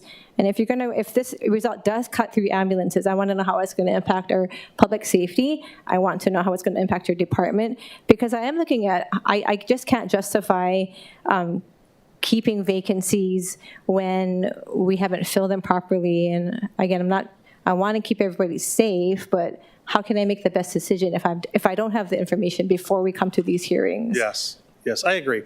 And so I think I asked somebody to compile the data. It took them a little longer. Everybody's busy. It's budget season. We're doing other things. We did just give them to your staff, what you asked for. Director, all you had to do was email my staff and say, hey, we're working on it. We got your numbers. Or we're working on it. Some communication would have been really great, because I'm left just waiting. And I'm wondering, are you ignoring me? Is my question not valid or important to you? Because it's important to me so I can make the proper decisions for public safety. Yeah, thank you.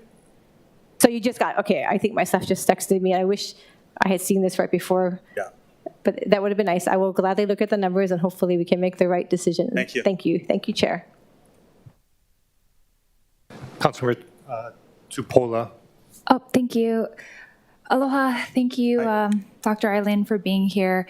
I just wanted to go back again to the two parts, the lifeguards added, and thank you for mentioning Kahe, because we are waiting for the lifeguard stand there. But first off, I had put in as an amendment 30 positions, because really that's what you guys said you could fill in. That's what Chief Titchen said that he could. And I guess the concern I have is that it's probably one of the only divisions that can actually fill those positions now. I mean, they have a recruit class in May with 20. They're doing another one in October, and they could qualify a lot of these people. So you're saying you prefer 16 FRF and 14 civil service. So why that instead of us just adding the 30? Well, partially because I don't want to close 3 ambulances. I mean, it seems like we're giving from one part of the division to another division, and I'd rather pay with the federal dollars that the city's already been allotted than having to add money from the, to the mayor's budget. But I think we will fill those 30 positions. It's just that part of the positions we filled last year were FRF as well, contracted positions for recruits, and then they do an open competitive recruitment for the civil service positions. And that's how generally we do entry into the ocean safety division, whether it's city contracted positions or FRF contracted positions. That's how generally people get hired. And after a year of experience, they do an open competitive recruitment for the civil service positions and then move into those. So having contracted positions for the entry into ocean safety is kind of how we've done things. So you're saying that the positions would take away from ambulances, but there's also vacancies in EMS. So are you saying that by us suggesting more positions that the mayor's budget then would immediately cut ambulances? No, I'm just saying what's on this paper. There's a $1.8 million reductions for EMS. I think for all of the reductions, so that was across the board, right? So that was done by the chair for us to see kind of where the baseline was of how much was added from the previous year. So I guess what I'm trying to say is it's not either or. These are provisions that some of us had added in it. In CD2, then we'll see where all of the chips land. But we didn't say 16 positions or no ambulances, or ambulances or no 16 positions. So back to the question. With the 16 FRF and the 14 funded per the mayor's budget, are we going to hire and open those positions up this year to fill 30 positions? And we probably, just guessing, somewhere between, by the time we do those recruit classes, we'll probably have between 5 and 10 vacancies in ocean safety. So, we'll fill those potentially 30 plus 5 to 10 for people who've left. So maybe we need to fill 35 to 40 vacancies. And with EMS, we have a recruit class starting in July 1st with 48 recruits. So that's more than double of any recruit class we've ever done in the past. So I'm confident on the EMS side, with that size of a recruit class, we'll be able to fill most, if not all, of our vacancies in the EMS division as well. Okay, I think we'll come back to that in CD2. And just really quick for the funding of the equipment. So I had already asked for this container in the previous budget, and I had talked to them, and there wasn't any funding for it, and we still didn't get it. So that's why it's in here.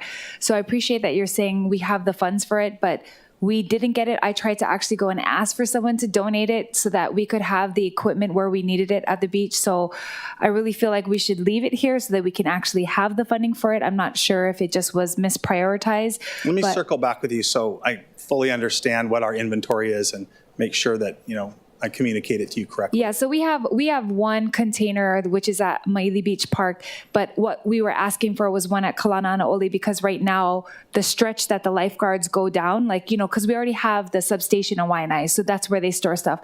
Then we have the one at Maili Beach Park, and we're asking for one in Nanakuli so that we could store things there as well, because right now we're traversing, right, as opposed to just getting a container and keeping it. So not a big deal. Let's talk about it later. I'm just saying we didn't get it the last time, and I really want this to happen. Thank you. Thank you, Chair. Thank you. We have Council Chair Waters, followed by Vice Chair Vice Chair Wire. I'm sorry. Thank you, Chair. Hey, I'm looking at page 26 at the top. The 600, reducing your budget by $664,575. You're saying that would cut the core program. Is that correct?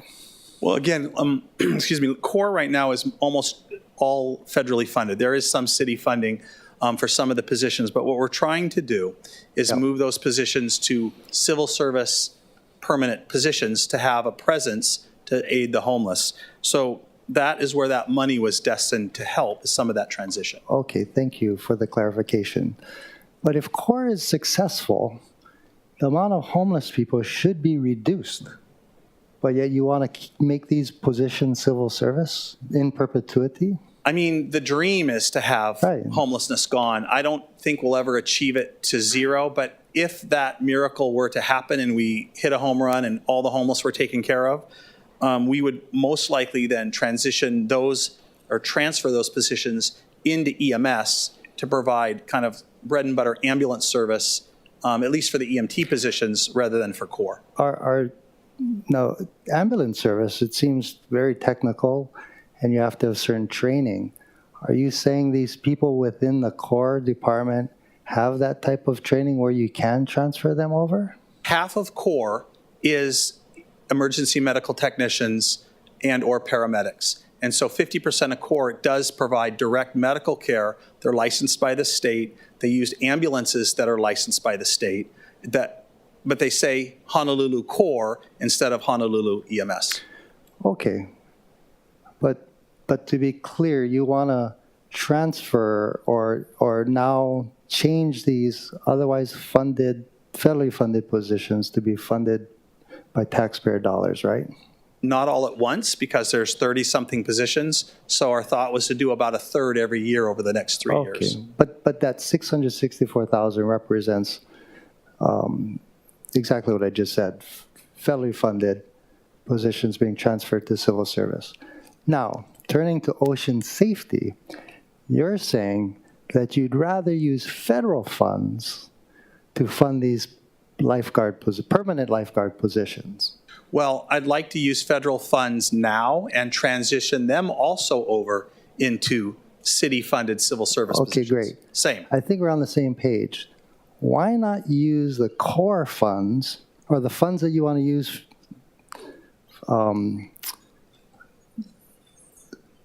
use the money that you're going to use for ocean safety, the federal funds, and use that for core. That way you can comply with Chapter 2, Article 9, and the law that the council passed requiring you to do the 410s for the lifeguards. You know what I'm saying? No, I see what you're saying, but I think, again, it is a gradual transition. So what we didn't want to do is we didn't want to have everything federally funded and in 3 years have a budget that had a big bill. whether it's for ocean safety or core or whatever. And we also didn't necessarily want to have this all city funded right off the go when these federal funds were available. I get that. So it's But just the it's a point is, graded transition. It's the law, though. We want you to fund these lifeguard positions.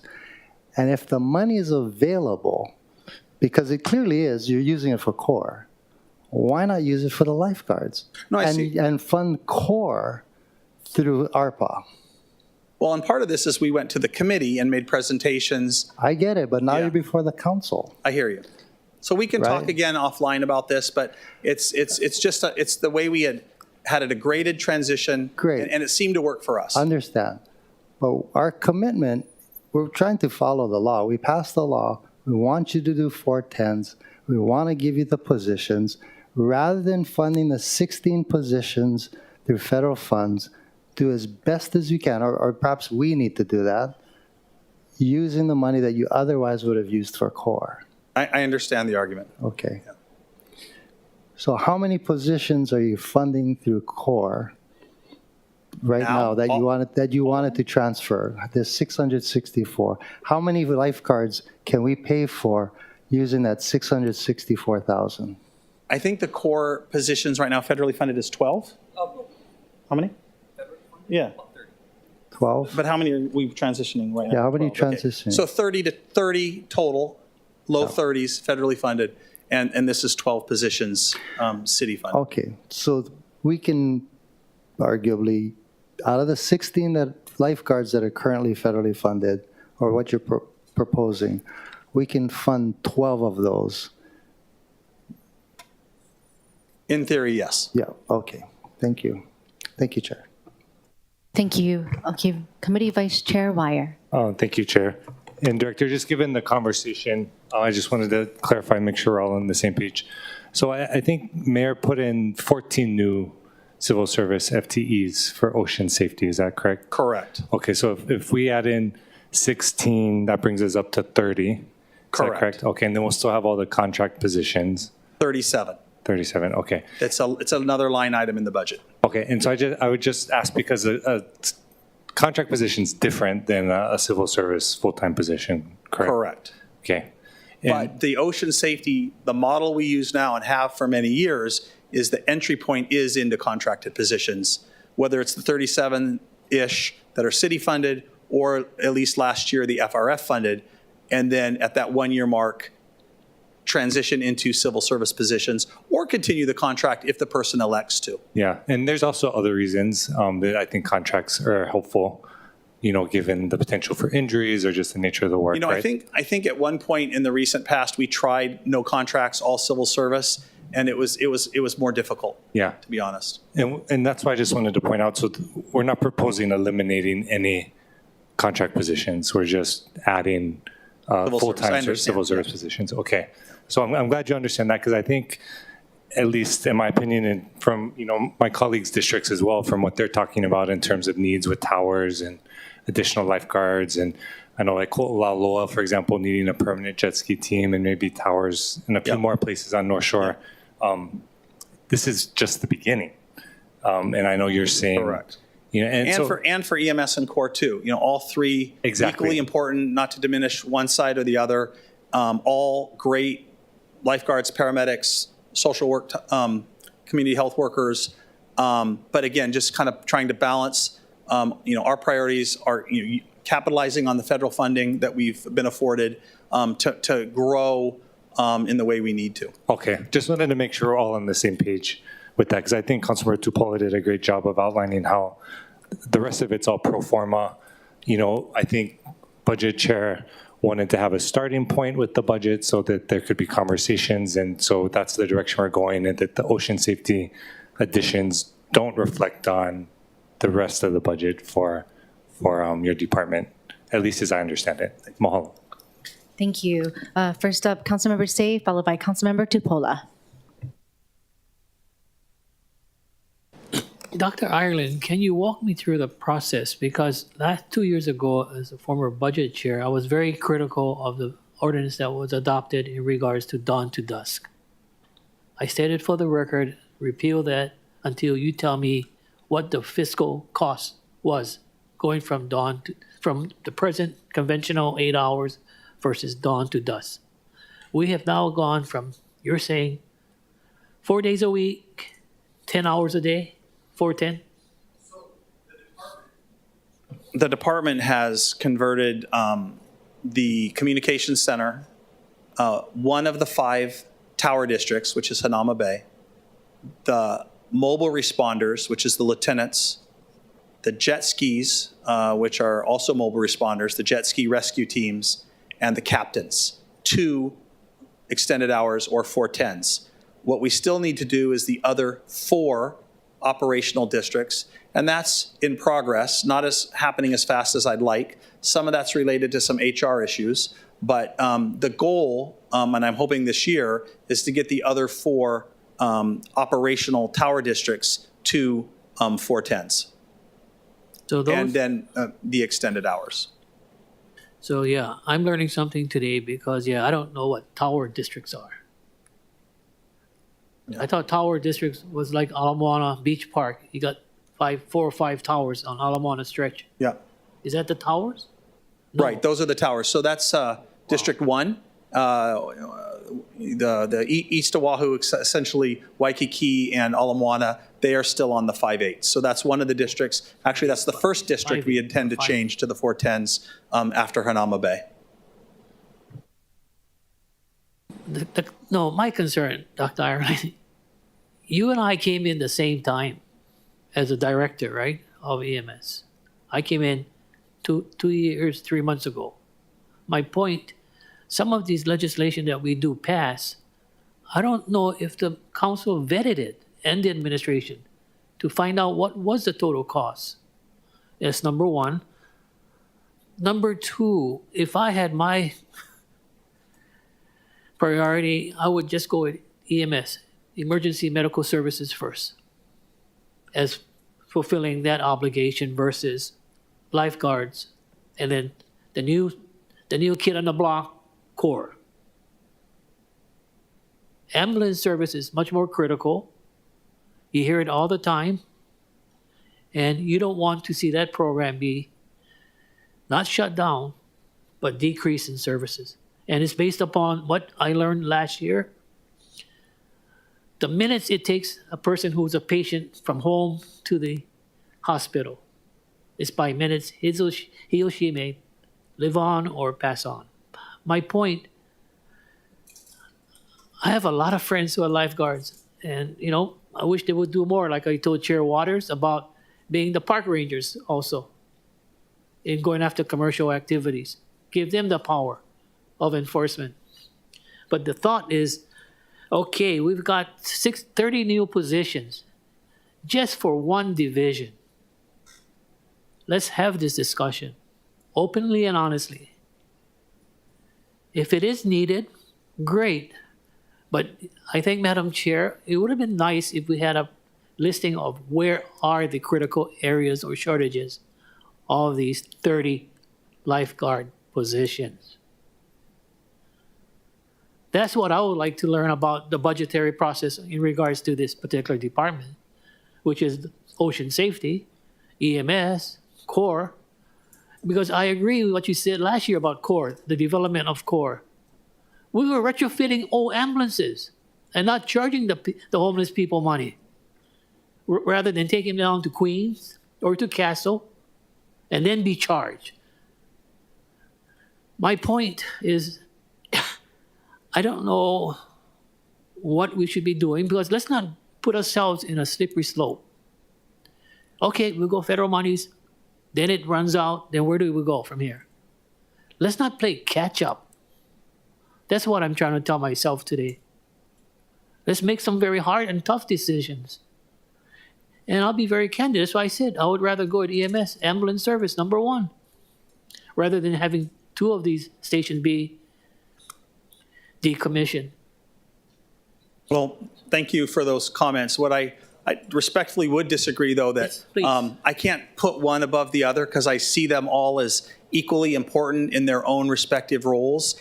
Ocean safety, obviously impressive rescues in conditions most of us wouldn't even go out in, preventative actions that prevents liability for the city, that prevents EMS and other people coming to the beach because of all this teaching they do in the parking lot. So I just can't say enough about our world famous lifeguards and what they do for us. But at the same time, I can't say enough about our world famous EMTs and paramedics and dispatchers who, led the way during COVID without hesitation and took care of our island with, sometimes potentially at their own risk. Because at the beginning, we didn't have vaccines. We didn't know about the PPE. And then CORE doing what they're doing for our most vulnerable populations and protecting residents, visitors, and businesses to the side effects and kind of call it contralateral damage of the homelessness issues. So I feel that all three are equally important. I don't want to see cuts in any of these areas because I think they perform critical public safety functions. And we definitely need to expand ocean safety services as well as EMS services. We had asked for actually 2 additional ambulance units in the budget, in the mayor's budget, both for Kalihi and the area around Kaka'ako. So again, appreciate the opportunity to answer. Apologies for the late statistics, but you have them now, and I'd be happy to talk about those in the future. But thank you again. Thank you. Councilmember Tupola. Thank you so much. Yeah, just wanted to kind of double down on a few points that were just made about the FRF funds, because I do feel like, how many years has CORE been in service? I think 3. They started in October of 21 with literally 2 people, but essentially 1 year. So at the current size. I think what Chair Waters is bringing up about us following the law and funding positions that we need essentially to comply with the law and as well ensure that we're having enough coverage for safety. And I'm not saying that CORE doesn't do that. What I'm saying is that they specifically service a geographic area. So they did come and visit my area, but CORE is not necessarily island-wide, right? And it's a fairly new program. And this is something that I feel like would be better service to use the FRF funds so that we can permanently have these lifeguard positions. And the reason why I'm bringing this up is because for the last 3 years, we haven't had any new added positions for ocean safety. So not to put one over the other, we had 4 unfunded supervisor positions that were added. And then I think prior to that, it was maybe in 2020 under Caldwell's administration, they put in 23. So I think in order for us to comply with the law, kind of what to council members say is saying, in order to get there, we have to add positions. And the good thing is that we're adding positions into a department that they can fill these positions. So I just kind of wanted to iterate that as, even though we can't put one in front of the other, and I hear what you're saying, we have to do the things that are critically important first. And then the FRF funds can be for other initiatives that may supplement everything we're doing, but EMS, OSD, these ones come first. And especially for our funded positions that we want to last for a long time so that in a few years we don't have to scatter and find it, that we're building that pipeline in now. And I hear you saying my preference is to ask for that later, so we're not asking for a lot now. But I do think that the need for us to comply with the law is important. I do think that for every new lifeguard stand that comes up, we were told 7 lifeguards in order to man that stand, right? So we don't want lifeguard stands popping up without lifeguards being able to be there. So that's just me just iterating kind of the points that were made, that I do hope we can make a better decision on where FRF funds are used and put dollars into positions that we want to last forever, because we know that that is going to be in compliance with the law and that's going to help our communities. Thank you, Dr. Ireland. Thank you, Chair. Just one thing is we did actually add ocean safety positions in last year's budget, but they were contracted positions. So I believe we put in a line item for somewhere around 35 positions, but you're correct as far as the civil service positions. Yeah, and the civil service ones I'm asking for, because obviously those ones are the ones that we can keep in the department. So the contract positions, I hear what you're saying for the entry level, it's a good starting point. But I think actually adding positions so that we can build out the Dawn to Dusk program is what I was referring to. But thank you, Doctor. Thank you, Chair. Thank you. Dr. Ireland, regarding the possible use of FRF funds for ocean safety, is that a reallocation of FRF funds from a particular tranche? You want to tell you what we've done and what we're doing? Chair, that is the current, so currently we are using from the first tranche, the FRF funds to fund ocean safety that is currently, and it's just a continuation of those current funds. So it was already dedicated for Ocean safety. for ocean safety already. Yes. So I don't know off the top of my head, it was like about $1 million, and we only were able to spend half because of the way that staffing came about. So we're going to be continuing that current fund usage to continue on with the FR funds, and we can get you more current information shortly. Okay, later. that would be great. Okay, thank you. Members, any other questions relating to Department of Emergency Services on page 26, 27, and the top of 28? Nope. Okay, thank you very much. Next up, we have Department of the Medical Examiner. Dr. Kobayashi, thank you very much for your presentation. Hi, good afternoon. And also, I guess the impact of the proposed budget. I know you've seen a few budget rounds, even from the last administration about this. So if you could please provide any fiscal impacts that has regarding your salary, the reduction in salary. Okay, thank you very much. So I would like to offer some explanation about the nearly 1 million increase in the salaries. So it's like our budget is exploding, but it's not really. So if you can look at this kind of, I'm sorry, this is small paper, but this is the all increase. So this is about $1 million. So this is not really all salary money, but only increase. So this blue part, 60% of increase is from this fiscal year's PBP funds transfer. So for next year, BFS kindly does not transfer any PBP funds from small departments like our department. So this year's PBP transfer, so this blue part was large due to vacancies, including 2 forensic pathologist positions. That's a large amount salary. So we filled some positions. So 2/3 of the PBP funds were already transferred back to our department for this fiscal year. And so the actual increase is the other part. So it's like 40% of the increase. So 1/3 of this amount, this orange part, is free funded forensic pathologist position. That was just filled last week. So actually, so this position was approved last year, but with the half amount of salary. So we have to get full funding for the next fiscal year. So this is the orange part. And the gray part is negotiated salary increase of all the positions, as well as increased overtime due to staff shortage and union negotiation. So we have little or no control over these, like 90% of the increase. But what we may be able to control is this red part. So this is 3 new positions. We are specifically requesting to handle increased caseload. So these 3 positions are 2 medical legal investigators and 1 senior clerk typist. So it's about $134,000. However, these positions are what we really need to handle increased caseload. So if you can recall the graph of the case number we have, so it's like every year we have increased caseload. So at this point, we are very struggling, and our operation is almost unsustainable without these new positions. So I really want to request the budget committee can approve these 3 positions, the red part.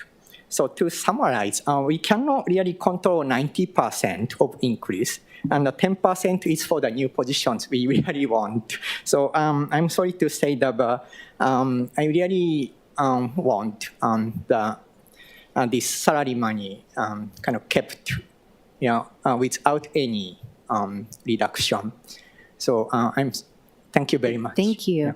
Okay, so I got the senior clerk typist, and correct me if I'm wrong, Dr. Kobayashi, regarding 134,000, yeah? Okay, Yes. and then for the forensic pathologist, you hired that person last week? Yeah. Or 2 days ago, I should say. That was last Monday. Last Monday, Yeah, okay. yes. And you said for this fiscal year, they're getting paid like half, I guess a portion of it. So Yes. what is the full salary for the forensic pathologist? $325,000. Okay, got it. Thank you. And then there's a third position, yeah? Yes, this is Wait. the third position. Yes. I'm so sorry. Oh, so this is the third position. This is the third position. Yes. Okay, got it. And then is the senior clerk typist available right now still? Actually, so this was not approved yet. So we actually have a contract position for unbudgeted PSC position for senior clerk typist. And she's very helpful. Yes. Oh, great. Okay. All right, thank you. Okay, members, any questions regarding medical examiner? Okay, Council Chair Waters. Thank you. I may have misunderstood you, so I just want clarification. So it's $998,000 that's been cut. $1 million, right? Just $1 round it million, off. yes. You're saying 60% of that is for PPE? Yeah, PPP funds from last year. So last year, PPE, personal protective equipment? No. PBP funds. I'm sorry. Provision for vacant positions. Oh. Yeah, that was. I'm thinking 600,000 more. Yeah, I'm sorry. My for pronunciation. Okay, no, that's good. Yeah. Thank you. Thank you.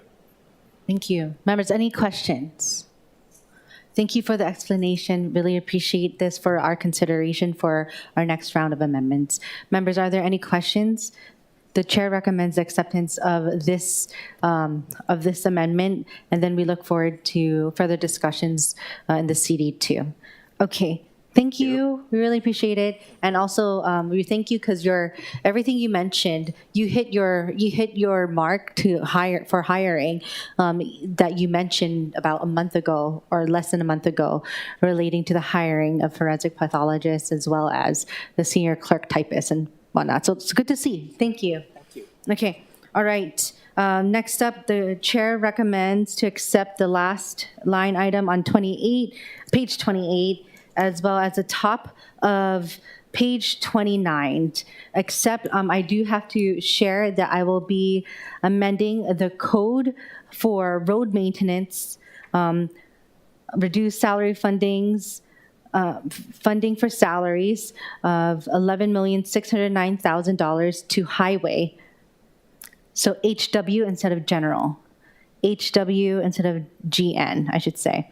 Okay, and then below that, under road maintenance, reduce funding for current expenses, amending the funding code to HW as well. And under road maintenance, again, amending that last fund code to HW. So accepting the amendments on the last amendment on page 28, accepting the top of page 29 under DFM, but under road maintenance, the three fund codes are HW instead of GN. Okay, everyone? HW. Okay. All right. With us, we have back up again, Director Safchak. Oh, sorry, that was very exuberant. Excuse me. Director Safchak from Department of Facility Maintenance. Of course, we want to give you the opportunity to talk about how these different impacts to the different activities within the department will be impacted. Sure. Good afternoon, Chair. Good afternoon, Council members. Speaking to the reduction proposed for the administration salaries, $1.1 million, that pertains to salaries that would fund our engineering support staff and the CEO, and a large part of the Stormwater Quality Division, who manages our stormwater systems and makes sure that we're in compliance with the NPDES permit that we have with DOH and EPA. It also relates to our equipment and driver trainers that we do provide training to all the many different departments within the city.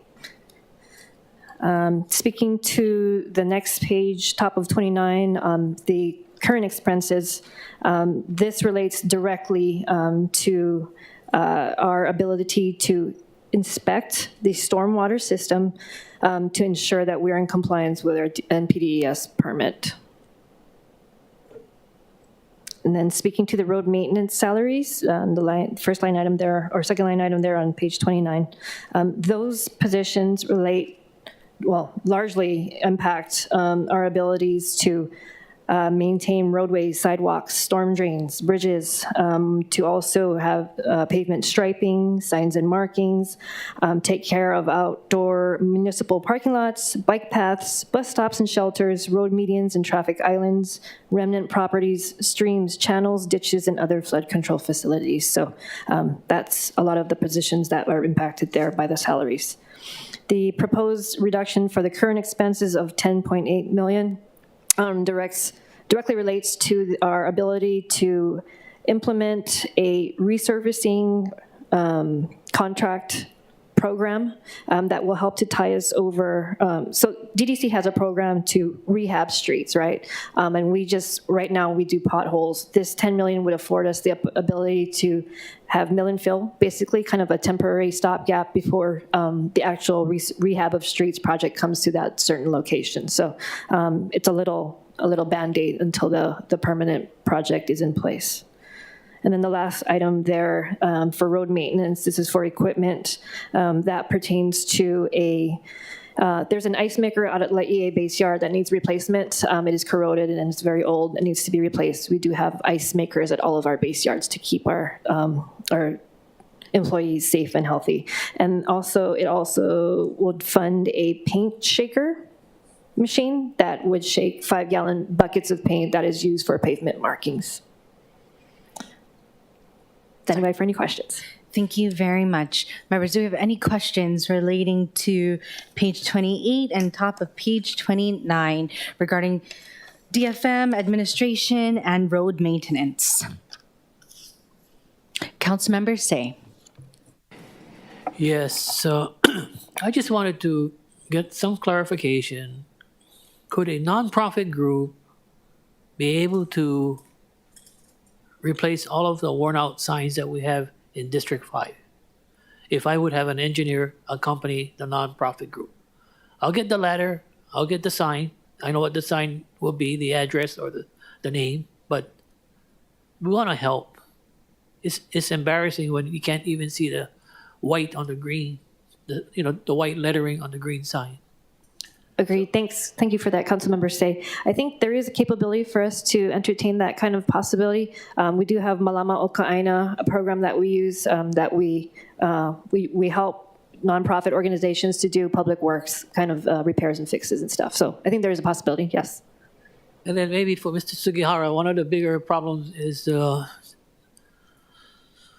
what's that painting? The paints on the road. Oh yeah, the striping. The striping. That's really, really bad now. And I just don't want to see any accidents because of the liability. But more importantly, how can we help you folks? We could, if you want us to donate the paint, I'll donate the paint to you folks. But do we have the workers to go through the whole county of Oahu?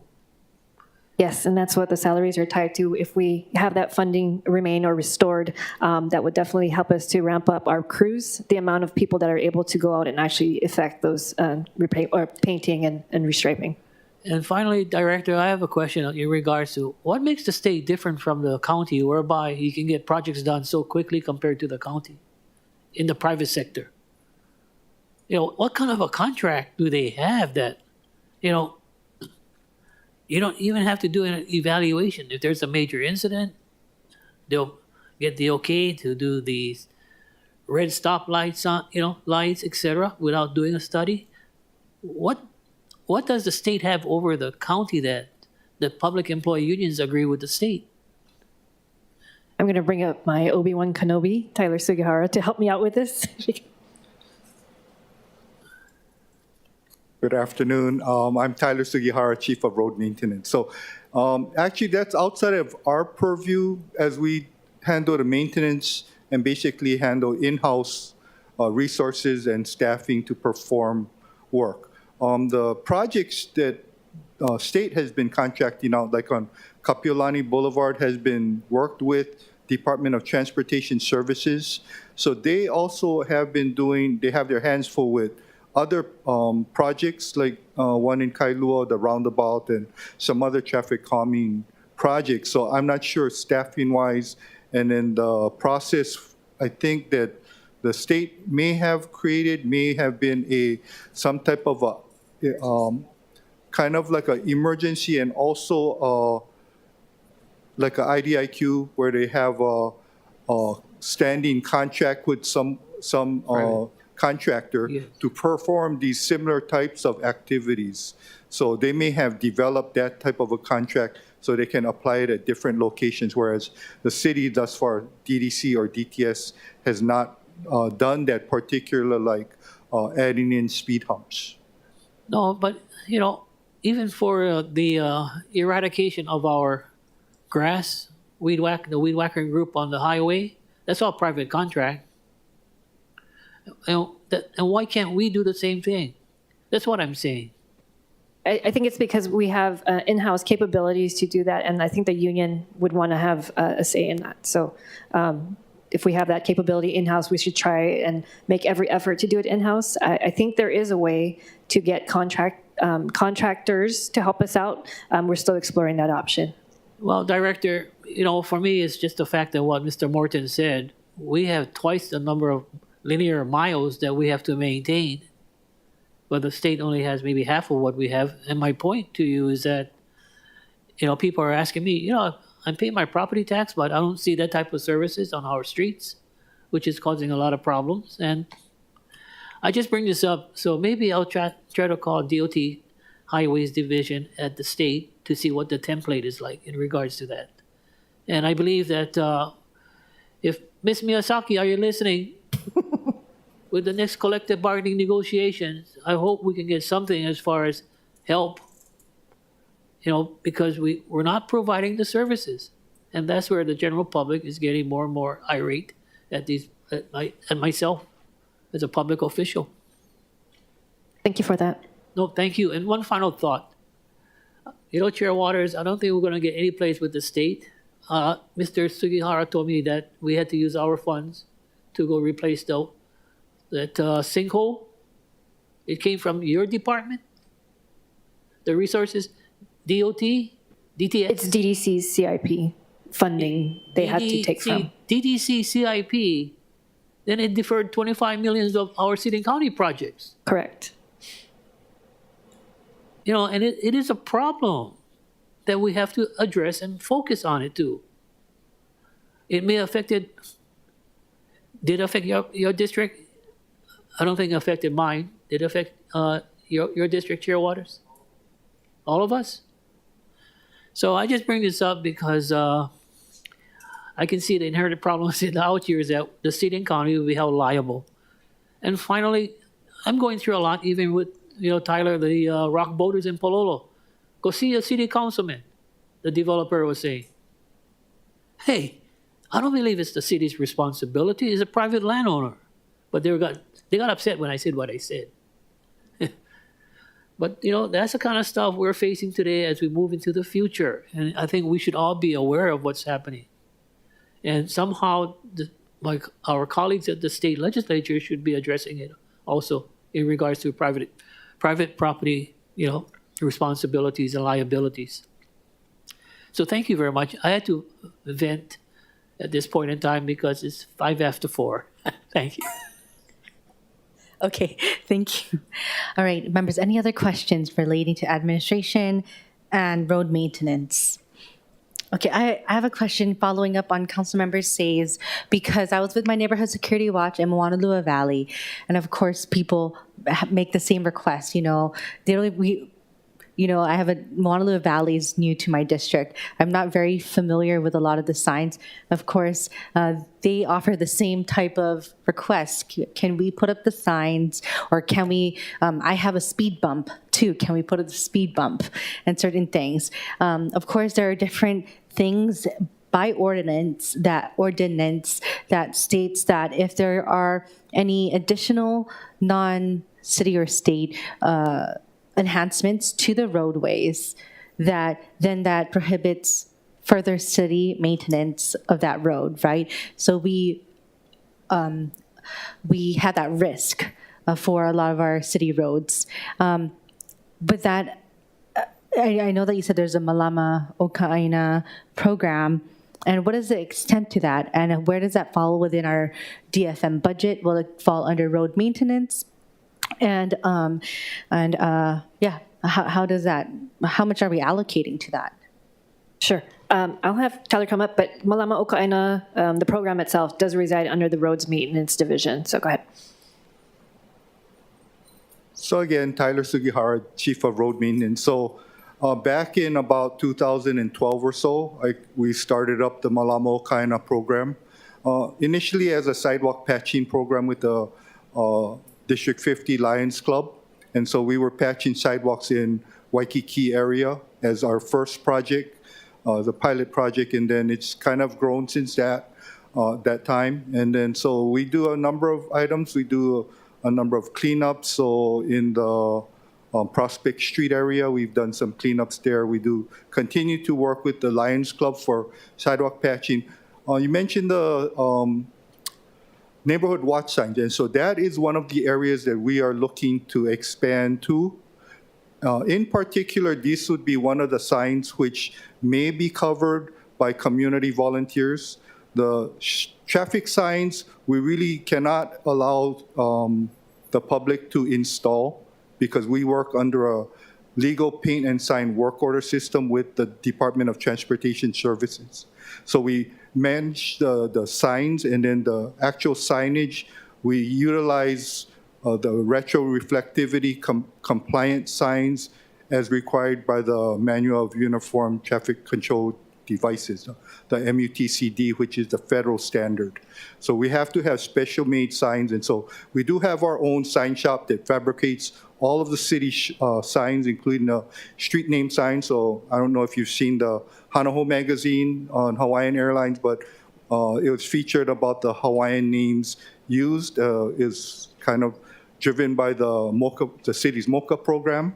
But then we were the ones who installed those signs. So they also featured our sign shop in that. So some of our employees were there. But so the traffic signs we don't do, but the neighborhood watch signs, because they are not really truly traffic related, we are looking to get some volunteer agencies, but we would need to get them to have insurance policies on their people who are performing the work, so that limits the city's liability should somebody get hurt.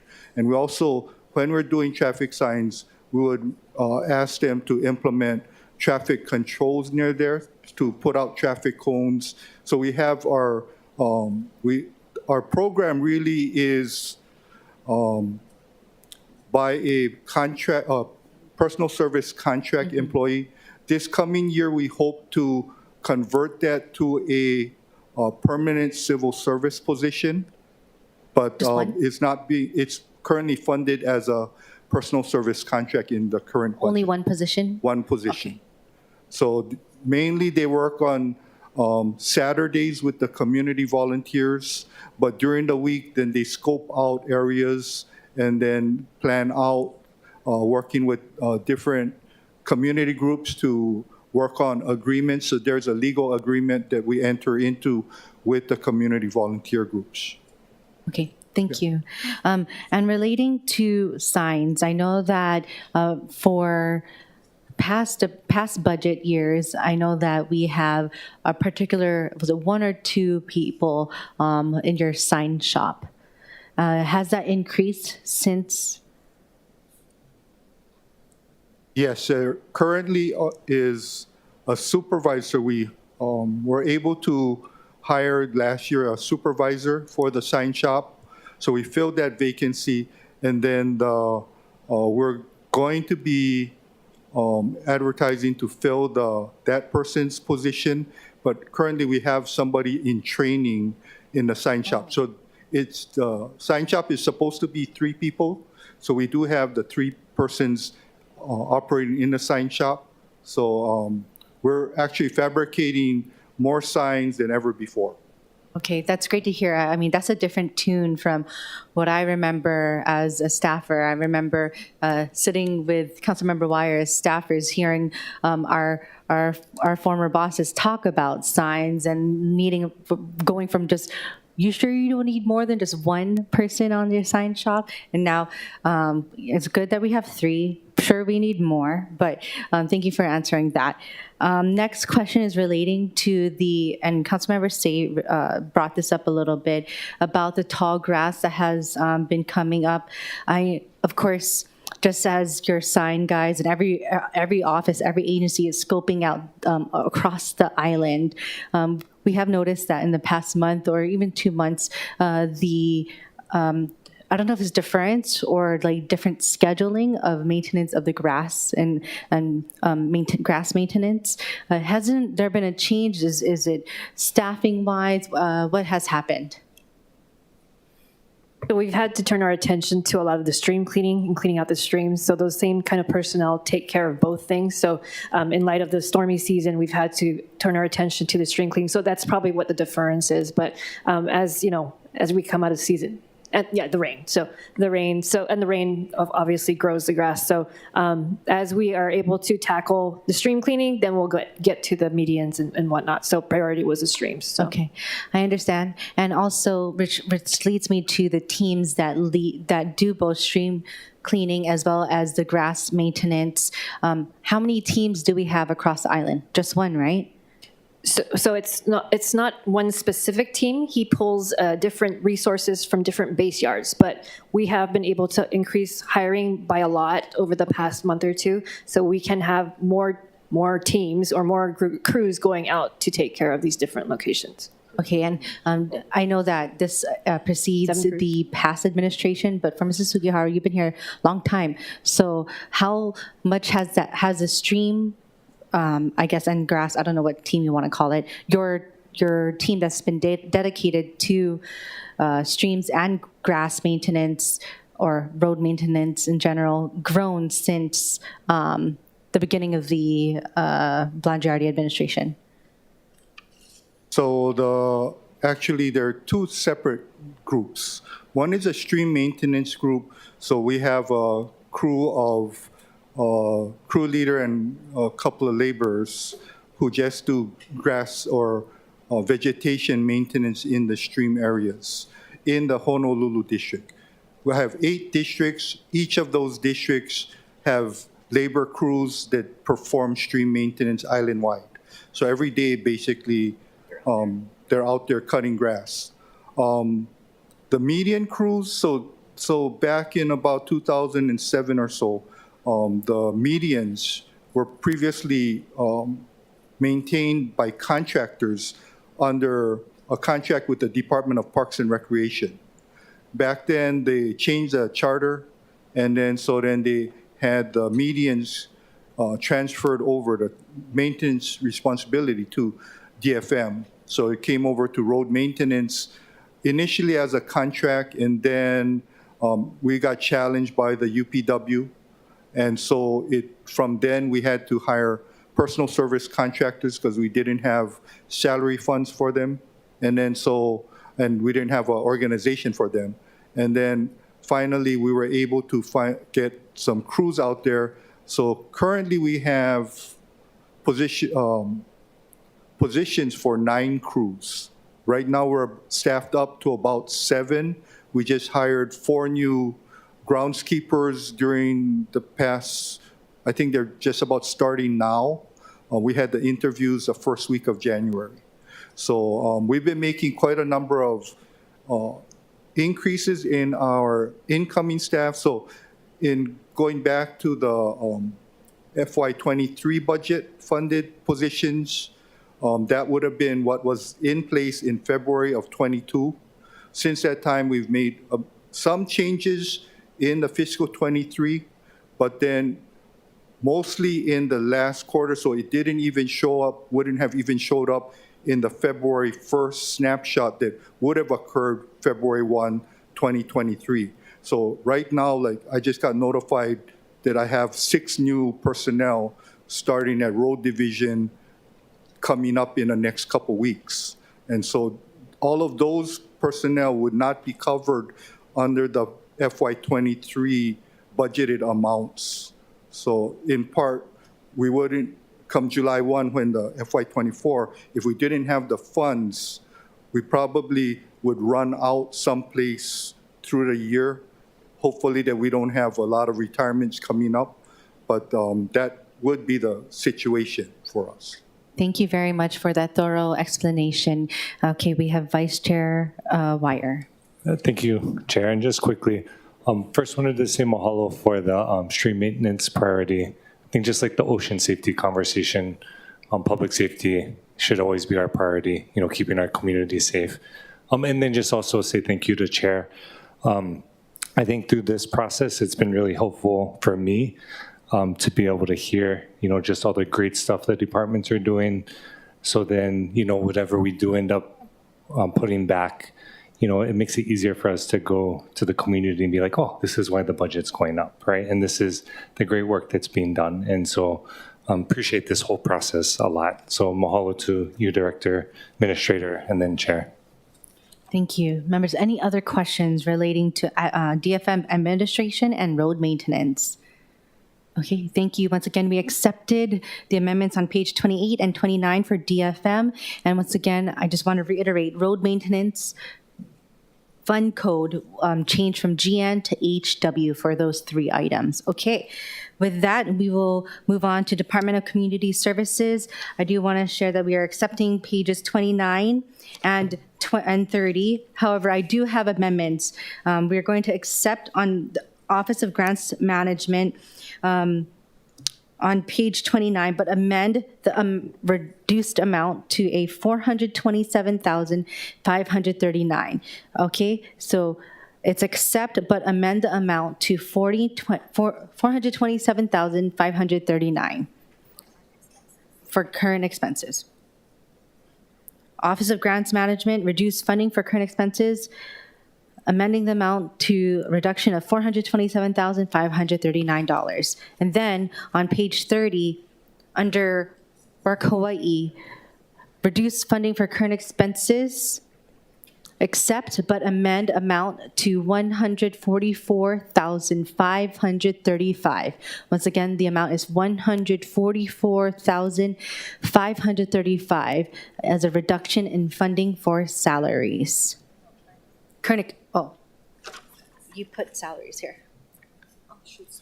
Okay, funding for current expenses, okay? All right, next up, we have community assistance. We have accept for reduced funding for salaries, but amend the amount to $383,061. Once again, $383,061. Okay, next is the community assistance. Accept but amend the reduction of funding for salaries for current expenses to $383,061. Same amount as above, $383,061. 383,061. Okay, with that, members, we are in discussion relating to items on page 29 and 30. And Councilmember Kia Aina. Thank you, Director. So separate from the proposed recommendations just made right now by the chair, if you wanted to provide comments with regard to the other proposals, that would be appreciated. Thank you, Budget Chair, for being here, Council members, Anton Krucki, Department of Community Services Director. Thank you for that opportunity, Council member. It's worth reminding both ourselves and our constituents that the Department of Community Services really is mostly funded by federal and state dollars. Over 80% of the dollars that we operate with are federal and state dollars. And then of the other 20% or less than 20%, over 10% of that is by charter amendments for the Affordable Housing Fund and also for the grants and aid. So there's very little that we're taking right from general funds. So in that vein, the concept of these reductions from general funds really is a high leverage reduction to this department. And I'll kind of go through each of our divisions and talk about that, and then we can discuss and answer any questions. In administration, we funded a position that was open during this fiscal year. So those follow-on funds that are being reduced is just really to maintain that group that's there and the salaries going forward. So we continue to need that. The challenge for that group is the large amount of processing we're doing with contract employees. And so we really need to keep that team intact. It was very good that we got 2 of the clerks in place in the last 2 years. On the OGM, we appreciate the change in the numbers in the adjustments, but that particular piece has the 2 positions, or the positions for the early childhood resource that's in there. And I think that, that came up during the budget thing, and we talked about that. But that's an ordinance that for us to direct that, and I think there's some naturalness for it to be in the Department of Community Services, because the ordinance really directs the advisory committee to be managed by our department. So it would make some sense that they would be there. We were very creative in getting Ted Burke in that position using outside city dollars, and he's very talented in what he does. I think the pandemic really showed that child care is a significant part of our economic revitalization, because people couldn't have the child care that they had. They had to stay home. Some don't go back to work. So really the city's attention to that area is very important in terms of the economic revitalization and some of the things that we're doing. It's also very important that in the early child care area, these children are getting ready to go into school, and so they're good resources in that area can make a huge difference when somebody goes into the school system. And so I think there's a lot in that group that can be done for the betterment of the people on the island, but even more so if with that person funded and a staff around them, it also can be a revenue generator. There are a lot of funds out there that can be applied for, but somebody has to do the application and somebody has to have the resources around them to do that. So my anticipation and my direction to Ted would be to make this office really a revenue generation office, very consistent with how the Department of Community Services runs, so getting state and federal dollars to help our island and getting leverage off those positions. In the elderly affairs, we've been really running short over the last few years, but the short, if we go back to where we were before, which is what these cuts articulate, what happens is we were stuck in a point in time because we're in the middle of a reorg, and until we get the reorg approved, we can't start the hiring. And so going back in time actually takes us too far back. And so, our position is really that we would like those dollars reinstated so we can implement the reorg. We have a situation in our island where this is a very large growing population, and it's going to be a significant population. And I'd like to bring, I'll bring Derek Ariyoshi to the council later on an informational briefing, so you'll see the enormity of the challenges that we're going to be facing going forward. Thank you for the adjustments in Work Hawaii. Work Hawaii really, you talk about leverage. Their total budget is 12.8 that we proposed, and 12.2 of that is federal and state dollars. So we really need all of the positions that we have there, or we can't manage the money that we're getting in the state programs and the work programs that we have. So our request to you is a restatement of those positions going forward. The community assistance budget really is a big one and really has to be managed really well, because the rules of HUD are quite particular in our housing department. This is the Public Housing Authority for the city. Their total budget is $91,574,000, and of that, $80 million is Fed dollars. So the cuts that are proposed in this area that really are quite large. The $14 million that's reduced in current expenses would mean that you're actually reducing housing vouchers. So I don't know why we would do that, since that really doesn't come from us, right? But you're taking from general funds. And so we need the people. We're shorthanded there. And you can't bring people in and just hire them and be there. They have to be trained. It takes 6 to 8 months to train somebody to be able to do these activities. And so really requesting to keep the level of staffing up. We also need to go hire a new administrator, and we're in the initial processes of doing that, so we can administer the vouchers. The total of the vouchers we have really comes from an increase that you saw was because we had not only the increases from HUD for the Section 8 vouchers, but also the implementation of the emergency housing vouchers. And so what happens if we reduce that money in the voucher programs, we actually, a person's in a house with a voucher, and then the voucher goes dry on them. And I don't think that we want to do that. There's a lot of people that we're supporting. It's hard enough to get people into these rentals with vouchers, and I think we want to maintain that. In the community-based development division, really the salaries that are indicated there is for the second HONU, and also some supplemental money that we need, because when we get the reimbursement from the state for HONU, we don't get it right away, so we need some working capital to be able to use. I think you probably remember us coming to you last fall and talking about money being allocated to us to really service that gap in time that we do. Of the current expenses that are looked to be decreased, $838K of that requested is really to support increases in rentals. So we have, in our Housing First programs, we have rentals that are out there, and we haven't been able to increase the subsidies to the rent since the year 2015. So 838 is for that. 180K that we actually put in there are for your council districts, for programs that you'd come up with that we'd work together to try to implement for you. A large part, 910K, is for Waikiki Vista, and that's the affordable housing location that we're looking to put out for a bid. But this 910 lets the building doesn't just have affordable housing, it has common area spaces that need to be maintained and run, and this 910 was for those common area spaces. And then finally, 300K of that money that you're looking to cut really is for repair and maintenance of our 70-plus special needs housing houses that need repair. It could be pipes, it could be plumbing, it could be whatever we need to maintain those properties that the city owns. So thank you for giving me an opportunity to overview of what we have and our urging to be able to keep our budget intact. Thank you. Thank you. First up, I want to direct some of the amendments to the budget worksheets the budget amendments that were submitted by the members.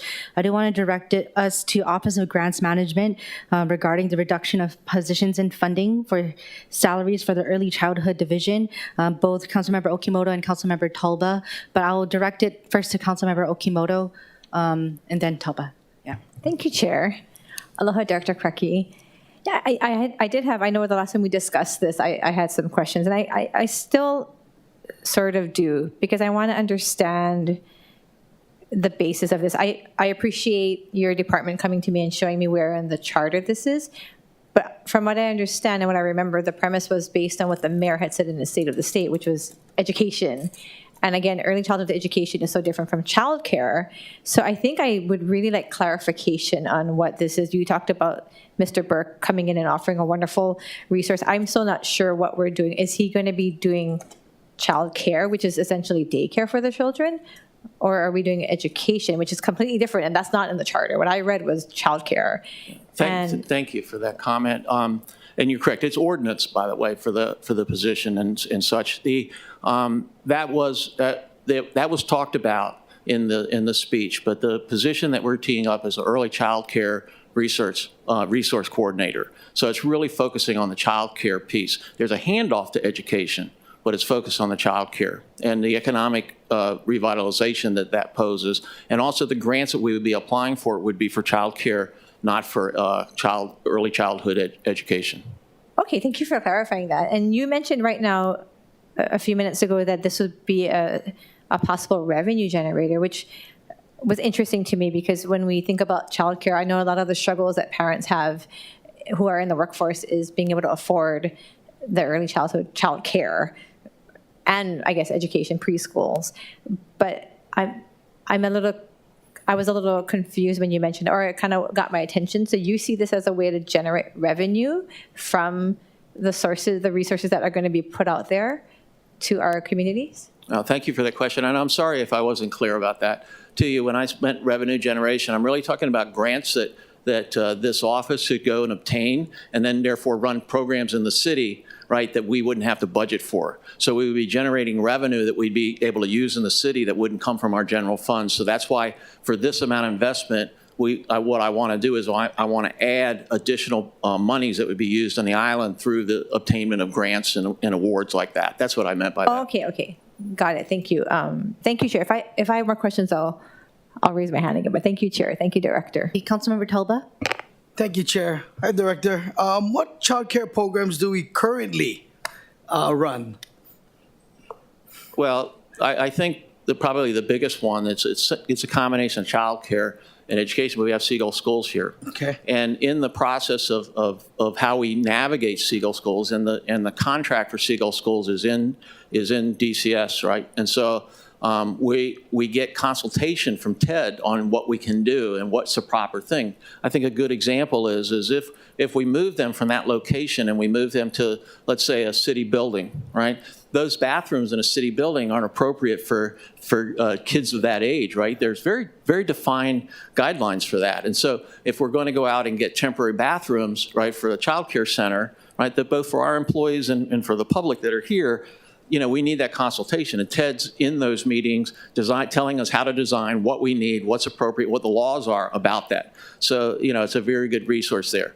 There are some lots that we're trying to develop that have covenances for child care centers, and he's very involved in the consultation to the city on, if we do that center, here's what it's got to be, here's the standards it has to be, here's what we need to do to do that. And by the way, here's a grant we could go and apply for that could also help the development of a center. So there'd be a couple examples. Okay.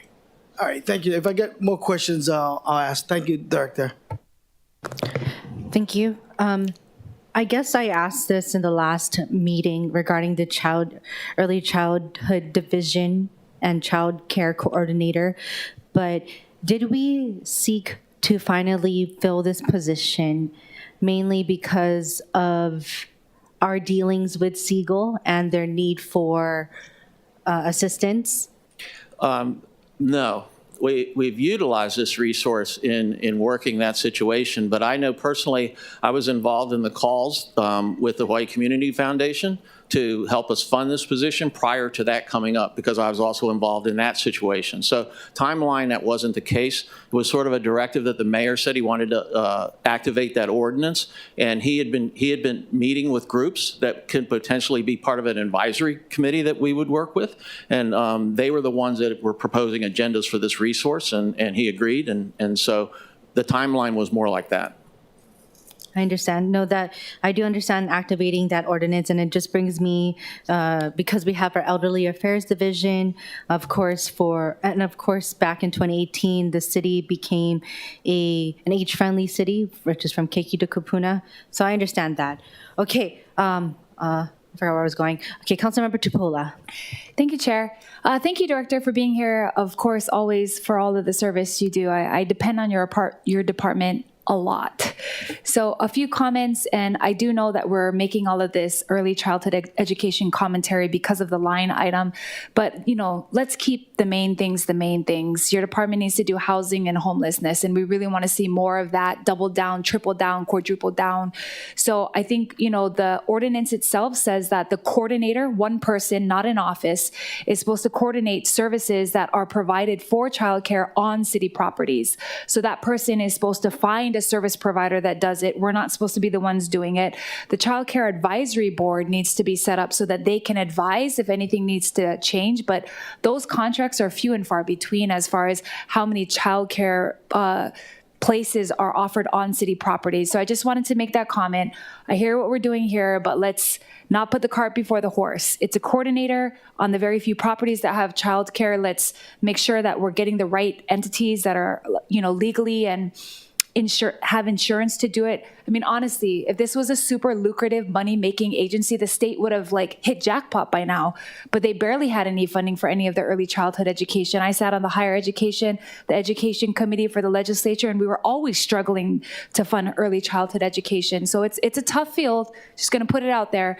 We definitely want to support it, but I think our main, steak and potatoes here is homelessness and housing. So my question is in regards to your vacant positions, and specifically in the community-based development. Because prior to this, for the Office of Housing, I had suggested to cut some of those positions because I would love to see them be more integrally involved in what you guys do, because we need more bodies on the ground, period. I am begging Daryl to give me 13 outreach workers. I mean, I'm asking for miracles to drop from the sky. And 2 of the guys who work in the Office of Housing used to work for Scott Morishige. We need those guys with us in DCS, where we're organizing stuff and we're dropping, what we need on the ground. So on those vacancies, and I know it says, we're cutting here, but obviously we want to make sure you have what you need. For the vacancies for that specific one, how many do you have? Well, we have in that division right now, I think Daryl can speak to it in particular, but he has 2 open positions that we're looking to fund. He has recently added 3 people to his special projects within that division. So, Daryl, you want to comment on that?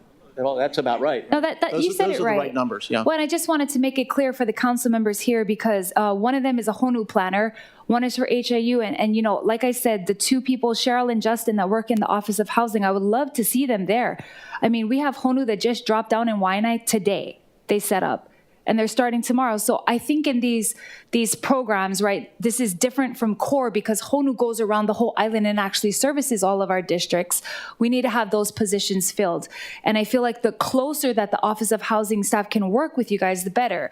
In the reorg that I showed both to you and your staff, it had 1 executive director over housing and 1 executive director over human services, because Work Hawaii, love them. We need that. Elderly Affairs, love what they do. So I feel like the Human Resources Division of what your department is really needs that director. It'd be great to have Denise working straight over the housing component, have Craig Harai right in there, so that we're just getting really good at what we're doing instead of different things. So I guess what I'm trying to say is just, because you have those 2 openings, and I would really like us to kind of think about how we in the budget can actually start to help you with the reorg. So we don't have to imagine a reorg. We can do a reorg. We can put the right people in the right departments and try to start to streamline this so that there is no duplicity. Because I feel like for your department, and this is just me because I work a lot with you guys, we can't waste 1 minute. We can't waste $1. We can't waste 1 person. That's how much people we need.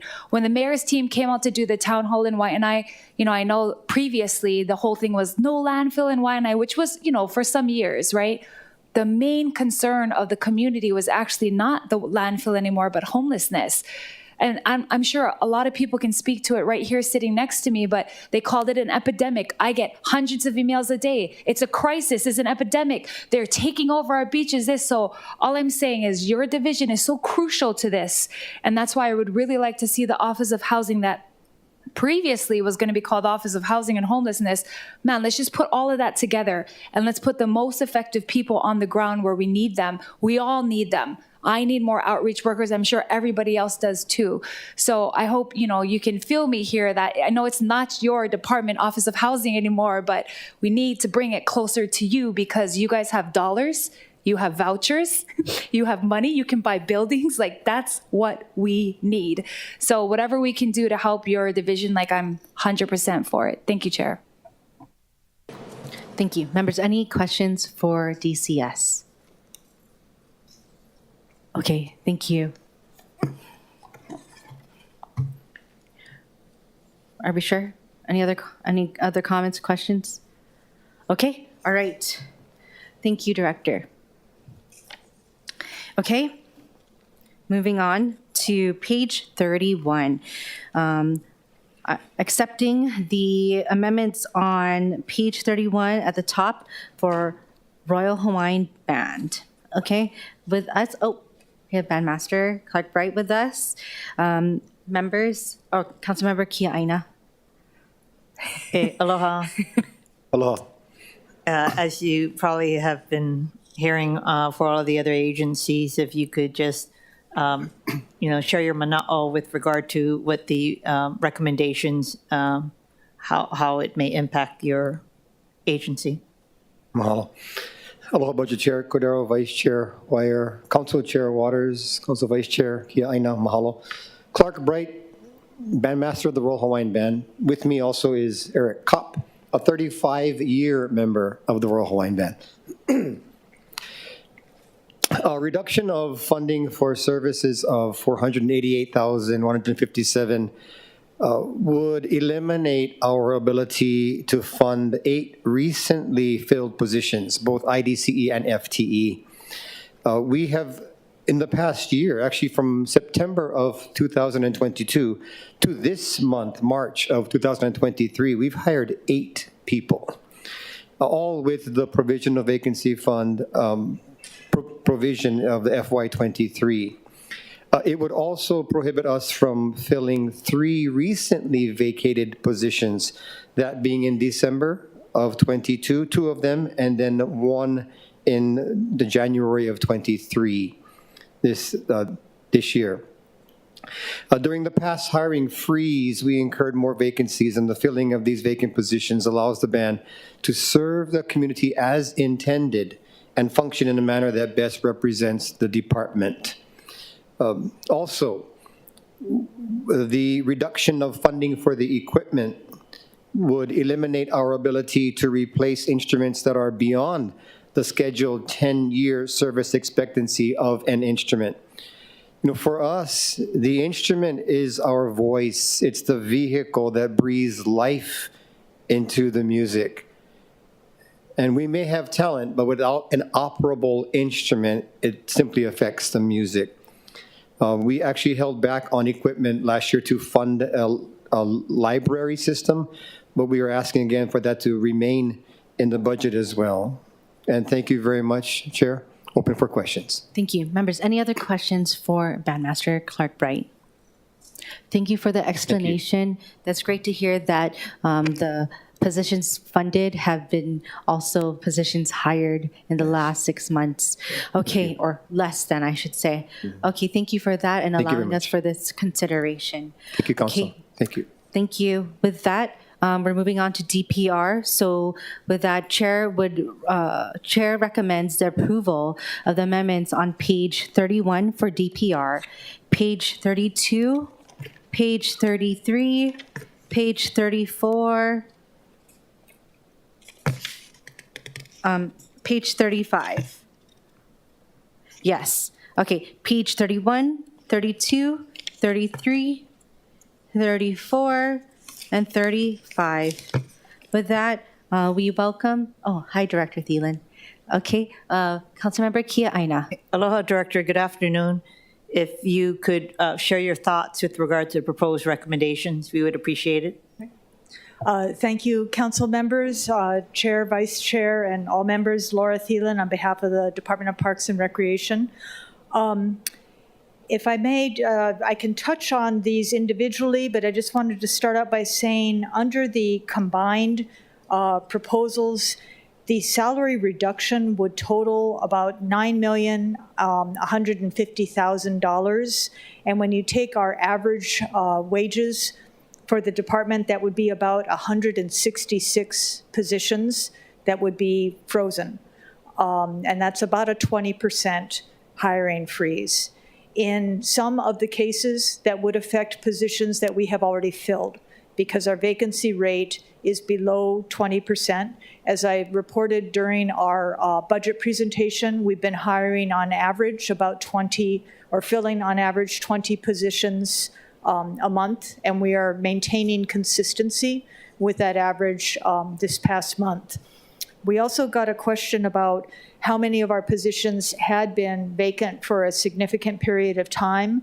And in our budget responses, we did provide back to you that about 80% of our vacant positions have only been vacant for the time between 2021 and currently. So two years, a little over 2 years or less. About 31 positions we are in the process of establishing. And so that's something that we we're completing that process. We only have about 21 positions that have been vacant. 15 of them, actually 16 or 17 of them were only vacant from 2018 to 2020. and about 6 were vacant, dating back between 2015 and 2017. No positions have been vacant, older than that. And again, the vast bulk of our vacancies have only been vacant since 2021 or more recently. So we are working on filling. I'll point out where the reductions would affect live bodies, but I also want to point out where it's going to affect operations because of the way we're structured. The total current expense reduction is about $3 million, nearly $400,000. And that also is going to affect a lot of operations, including addressing many of the complaints that you get from your constituents, and allow me to explain as I go through the sections. So the first section on page 31, it's a reduction in administration salaries, taking the 2023 salary rate plus 5%, and then a reduction in current expenses. This is not going to currently affect filled positions, but what it's going to do is effectively freeze us from filling additional positions. And this administration is our administrative services officers, so our personnel, our financial, it's our safety people that go on out to take a look. We have 2 positions in the safety where they will go out and inspect parks for OSHA violations, but also things like playground safety. Is there trip hazards for the kids on the playgrounds? It's our 2 positions for driver training, and they will do the training because a lot of our drivers have to have commercial driver's licenses or certified training for handling heavy equipment that they do, both urban forestry as well as parks people. So when you have an effective freeze in a division like our administrative division, where it has these small pockets of specialists, 4 people in the storeroom, 2 people for driver training, 2 people for safety, 5 people in the permits office. And if you have a vacancy there that you can't fill, you're severely impairing the ability to perform those functions within the department. Because losing 1 person, in the safety, you've got a 50% reduction of those staff. So that type of reduction in our ability to fill would severely impair our administrative functions. On the current expenses, there's a reduction of $2 million that was recommended. And Chair, while I appreciate the reconsideration, and instead of doing the reduction of $4.6 million to reduce it down to $2 million, I would like to point out that in the administration budget initiative, we have a contractual obligation to pay for the Noresco energy savings contract. And that is about $3,466,000 a year. So even with that $2 million reduction in current expenses, that's going to leave us $1.5 million short, roughly, in paying that contract, which will come out of the current expenses that we pay through the administration. And this is our smallest division. Their total current expenses budget is about $5 million. So when you reduce that by $1.5 million, that's going to have a very significant impact on the administration functions. Again, this is our storeroom. So while this does not rise to the level of impacts on, say, ambulances, we buy our park toilet paper through our storeroom. And we purchase about 800 cases of toilet paper a month, and each case has gone up at about $10 in price. So for our annual toilet paper purchases alone, that's an additional $100,000. We also pay for a number of security contracts through here, fingerprinting for the specialized equipment that we have to have access to do the fingerprinting for the people that we hire to work with children on the summer fun programs and the like. So that would have some impacts on the administrative operations, and we'd like to ask for that to be restored rather than cut.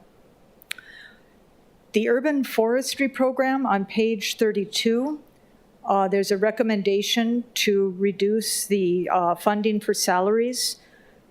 That would equate to about 26 positions. out of 106 total authorized positions. So it would essentially freeze about 25% of our positions for urban forestry. And we currently have a vacancy of 25 or less because we've been in the hiring quite a few people at the urban forestry level. So this would affect warm bodies, basically, in this salary reduction. These are the people in urban forestry that we use to go out and do the emergency response for trees. Often the calls will come through your departments, but also through constituents directly or our own park staff. So we'll have a tree failure in a park or on a street. And rather than using the contract crews, which are doing the routine pruning, our crews are the ones that go out and do the emergency response, the storm preparedness, and the other work. So that would really affect our operations there. The reduction in current expenses on page 32 is 1.2 million. And then on page 33, there is a proposed add of 1 million. And if I may, I'd just like to point out that this is where we would ask for you folks to understand kind of how we do this work, and would ask for you to restore the way that we've originally proposed it. So let me explain how we currently do it under our current expenses, because on page, the first page, it's being proposed to be cut. Our tree trimming contracts that we do, and we also have funds that we do to plant trees, we will prioritize public safety first. So we will make sure that we are funding the essential tree trimming or tree removal that needs to be done so we don't have an injury or a problem on a road. So you saw in that recent storm, that tree that went, we had a number of trees that go down. We also have a lot of severe erosion in our beach parks, and that's eroding up and affecting trees that are right on the water's edge. And so we have to go in and remove those or cut them or trim them so we don't have a problem. And we make sure to prioritize those contracts in our current expense funding so we can take care of that around the island on a regular basis, and then use the additional funds for planting trees. What this proposal does in the budget is it cuts the current expenses for those tree contracts where we prioritize public safety, and instead replaces it with $1 million for planting trees on city properties. So while that's well-meaning and well-intentioned, and we share the goal, it actually flips the priority and ties our hands to require us to spend $1 million on planting trees on city properties at the expense of these tree trimming contracts. What we've found is that it's very difficult for us to go get a federal grant to do the basic city functions of pruning street trees. That's a basic city function. But we can go and get federal grants to help with planting additional trees to increase the tree canopy. And so we'd ask that you remove these two budget adjustments and leave the budget the way we've had. Our community forester has gone out and obtained a federal grant through Congress, which you guys have approved. That's helping us with our tree canopy. And one of our budget initiatives that we put in is to help us work through the community forestry programs to create tree ambassadors who will then plant on private property.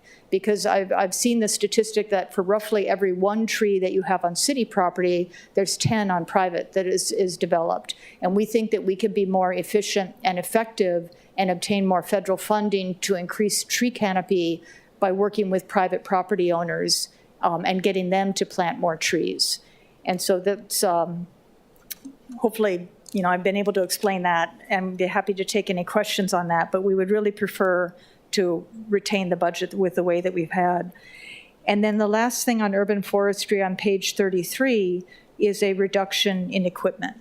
And again, we really need the equipment to be able to do the work.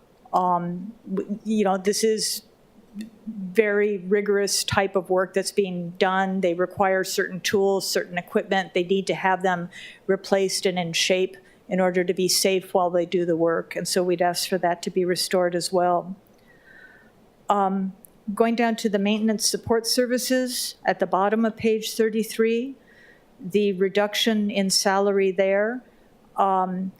There is a total of about 88 positions in MSS currently. The reduction in this amount would be about a 25% cut. It would affect about, on average, 21 and a half positions. This would affect warm bodies in MSS because we only have 16 vacancies. We've been able to fill there, and we are still actively recruiting and hope to fill more. Here's another example where I want to give that because of the structure of MSS, it's, while they are island-wide, they're made up of certain units of certain trades. So for example, we have 7 welders. And these welders, one of our number one requests right now is to build gates to be able to lock comfort stations at night, and then to also have the screens to go up to stop people from climbing in. And these jobs are often 2-person jobs. So if we lose, out of our 7 welders, a couple welders, and it takes a 2-person job, that could have a 40% reduction in the number of gates that we're able to go out. And the reason our welders have to do this is because the comfort stations were all custom built, so they're not, standard door size openings. We can't just go and buy something off the shelf and install it. It requires work to be done. And I know we've worked with many of you on a number of other things through our welders. We have a similar issue with our masonry group of 7, and plumbers. While we have more of them, we also have more problems. And so if we lose a certain number of our units, it's going to really reduce the amount of time or reduce the speed at which we're able to respond to the clogged toilets, the broken irrigation, and a number of the frustrating things that all of us experience in parks and all of our constituents experience. On page 34, it's 2, and also the top of page 35, there are 3 ads for MSS, the expenses, current expenses. And I guess what I'd ask for this is, if this is something where, it's coming at the expense of something else. So it's either, we've reduced current expenses in other sections of our department in order to fund these, or we've reduced current expenses in other departments in order to fund these ads. And we would ask that if you could, we would prefer to be able to go back to the balance that we made in the mayor's budget within our department, because we do need to have the current expenses met, for example, in Duff, or our grounds maintenance for them to be able to replace the irrigation pieces, the other things that they need to do. We presented a budget to you for our department that really balances all these needs and tries to provide good service across the island, seamlessly throughout our different divisions. And then we also rely on the other departments. We've received many requests from many of you and from constituents for fixing lights at parks. And we have to work, very closely with DFM to do that. People want the online reservation system. DIT prepares that for us. We need to put out bids because we want to do a design build for outdoor courts. BFS Purchasing does that for us. We want to fill positions. DHR does that. And so the city is really, working together, and so that there was that balance overall. So we just like to, we appreciate the intent, but ask to return to the balance that we had proposed. And I think I'm getting to the last page here. So the next 2 items on page 35, recreation services, is a reduction in salaries. This would affect essentially 43 positions. We currently have fewer than 40 vacancies. So this has the potential to affect warm bodies. And it would be essentially a 20% cut. These, again, these recreation folks, while it seems like a large number that we have, we are operating, staffing parks probably at about 100 different locations across the island. So we may have a very small staff running a pool. And if they lose people, that is going to severely reduce pool hours. We may have a small staff, that's able to open up a gym. And if we lose people, it's going to affect that. Certainly staffing numbers, we need a certain critical mass to be able to run and supervise summer fun. We have the Kapuna clubs and programs that we do, and the adult recreation programs, and the permitted events that take place. We do have a permits office that runs, but they have to coordinate with the recreation staff because there's many events that are not charged for a permit, so they don't go through the permit office. And those are just handled directly by the staff in the parks. And if we lose those staff, we're going to lose the ability to be able to respond to a lot of those leagues, athletic leagues, be able to support the Adopt-A-Park programs and the like. And the bottom item is the grounds maintenance. There's 2 reductions proposed here. One is in the salaries, and that would result in nearly a 20% cut or freeze on the salaries. I should say freeze, not cut. And that would be the equivalent of about 70 positions in grounds maintenance. So again, these are the folks that are out there cutting the grass, cleaning the comfort stations, cleaning the gymnasiums, taking care of the rubbish. They're also what they call the building maintenance repair. So they're kind of the first line handy person that's handling a lot of the smaller repairs that need to be done so that we don't have to draw on MSS for that. And then the reduction proposed in funding for current expenses of the $176,000.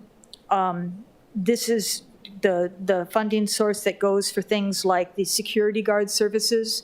So all the requests that we get to lock comfort stations at night, that's done after our staff has gone home, during the park closure hours. And so we have to pay for security guard services for that, and that's a fairly large expense that comes out of here.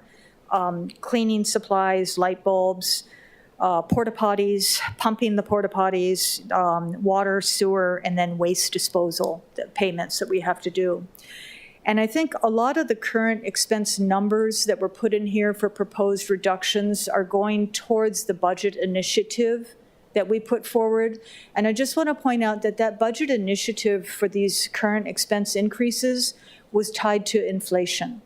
It's not that we're asking for additional money to cover additional current expenses. It's things like the cost of the security guards' contracts is going up because their wages are going up, so their hourly rates are going up. The cost of the toilet paper is going up. The cost of the sewer fees is going up.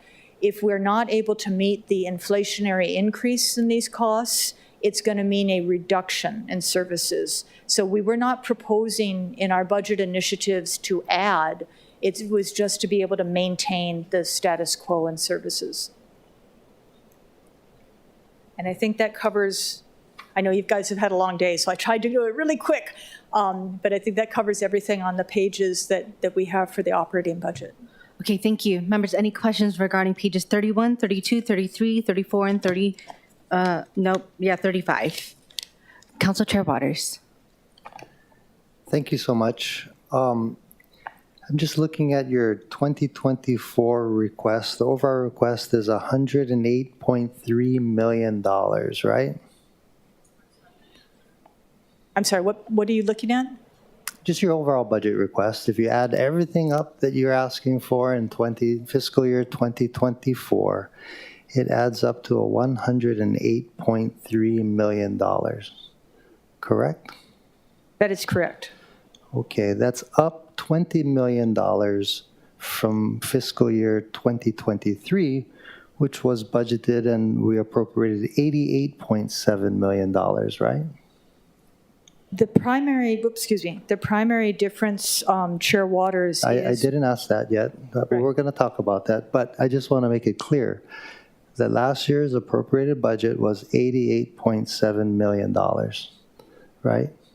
That is correct. We asked for an additional a little under 10 million. And the year before that was 80.7 million, right? So FY 2022 was 80.7 million. FY 2023, it went up by 8 million to 87.7 million. And FY 24, it went up another 20 million to 108.3 million. The difference is in 2024, we are maintaining the salaries for the authorized positions and we're asking to be able to fill the number of positions this council has appropriated for this department. The big difference in the budget is instead of putting the money into the PVP and freezing the positions, we're asking to be able to fill the positions so we can then provide the services and respond to the requests of the residents of Oahu to be able to maintain our parks and our trees appropriately. So looking at it another way, your budget went up 22%, right, since last year? I'd say looking at it another way, Chair, we are stopping the practice of freezing approved positions and actually funding them. Is that an accurate statement, that your budget is going up 22%? I think it's an accurate statement to say that our budget reflects the authorized positions. Is it an accurate statement that your budget is going up 22%? No, Chair. What I would say is our budget is going up by the proposed budget initiatives that we put forward, which is about $9 million, and it is reflecting the true costs of the authorized positions that the council has appropriated to our department. Between 2023 and 2024, what percentage did your budget go up?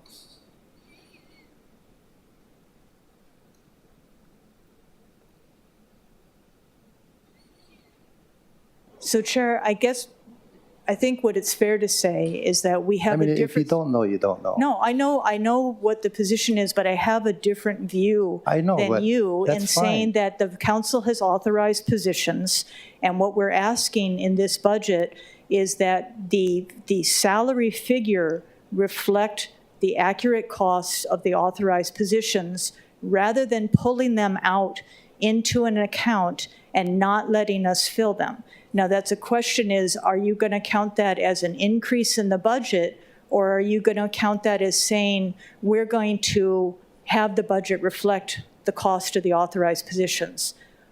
I understand that you're saying it's an increase in the budget. From my perspective as somebody who has to run the department and who has to provide the services and respond to the complaints, I would not call that an increase. What I would say is that we were always authorized to have the positions, but the funds had been set aside where we weren't allowed to fill them. And we're just asking, rather than setting the funds aside, that we be allowed to fill the positions. I'm not sure if you're here earlier during earlier discussions, but one of the things that we talked about was trying to find money in the overall city budget to fund long-term tax relief. Yeah? Long-term tax relief, whether or not it's increasing the homeowner's exemption across the board, increasing the homeowner's exemption for kupuna, or even increasing the $300 that the mayor is proposing up to $380 like the grassroots folks testified to. Under the current overall budget, there isn't anything left to provide long-term relief. So we're trying to find that money to do that. So let me put it another way. If you had to cut down your request in any way possible to help chip in a little bit money for long-term relief, where would that be? I understand everything that you just said, and you want us to restore everything.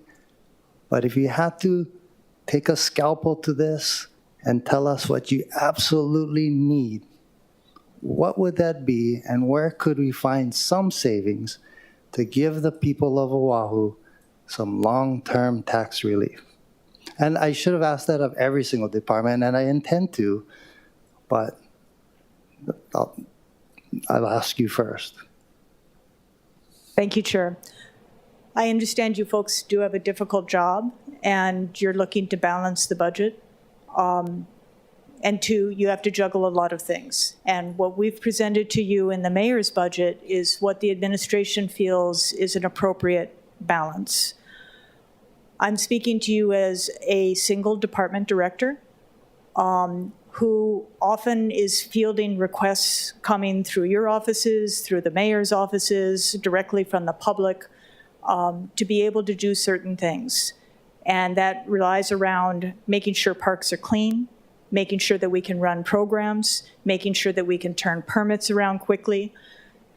There is a value to the city in providing these services, and the public appreciates these services, and they expect quality services. We cannot provide the quality services with a 20 to 25% vacancy rate. And so what we're asking is that we be allowed to continue to fill these positions as we have over the past year. And I think all of you were very complimentary of our staff for the work that they've been able to do over the last year. And the reason that they were able to do it is because we've been able to fill positions.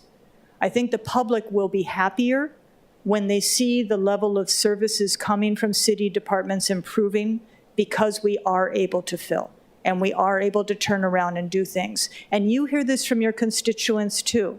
They're seeing things get done that have not been done in many, many years.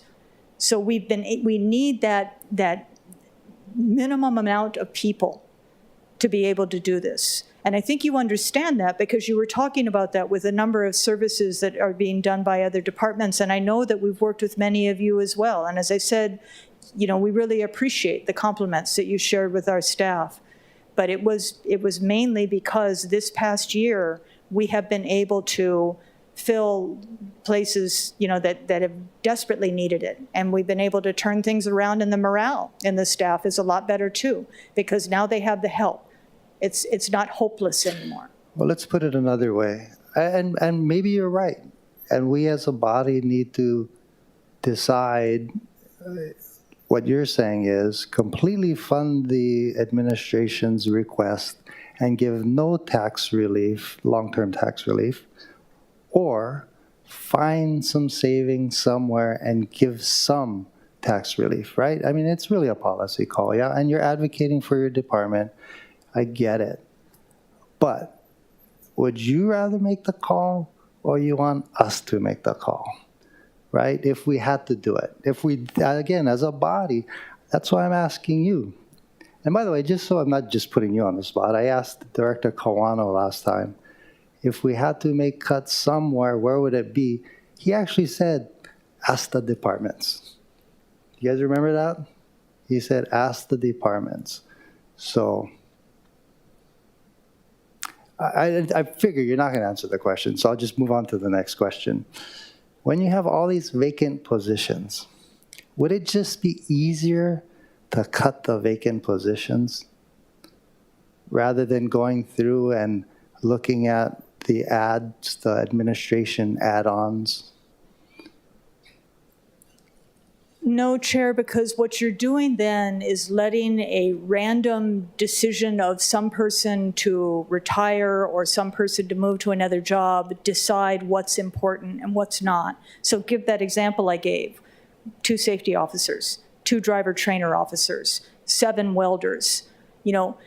If your retirements happen there, or if your people move out there and that's what happens to be vacant, then the decision's made, we're not going to have safety inspections. We're not going to do driver training. That's not a rational decision, to be made for a department operation. And so I think what you really need to do is have something that's a little bit more of a conscious decision. Well, that's why I'm asking you to make that decision rather than us making it.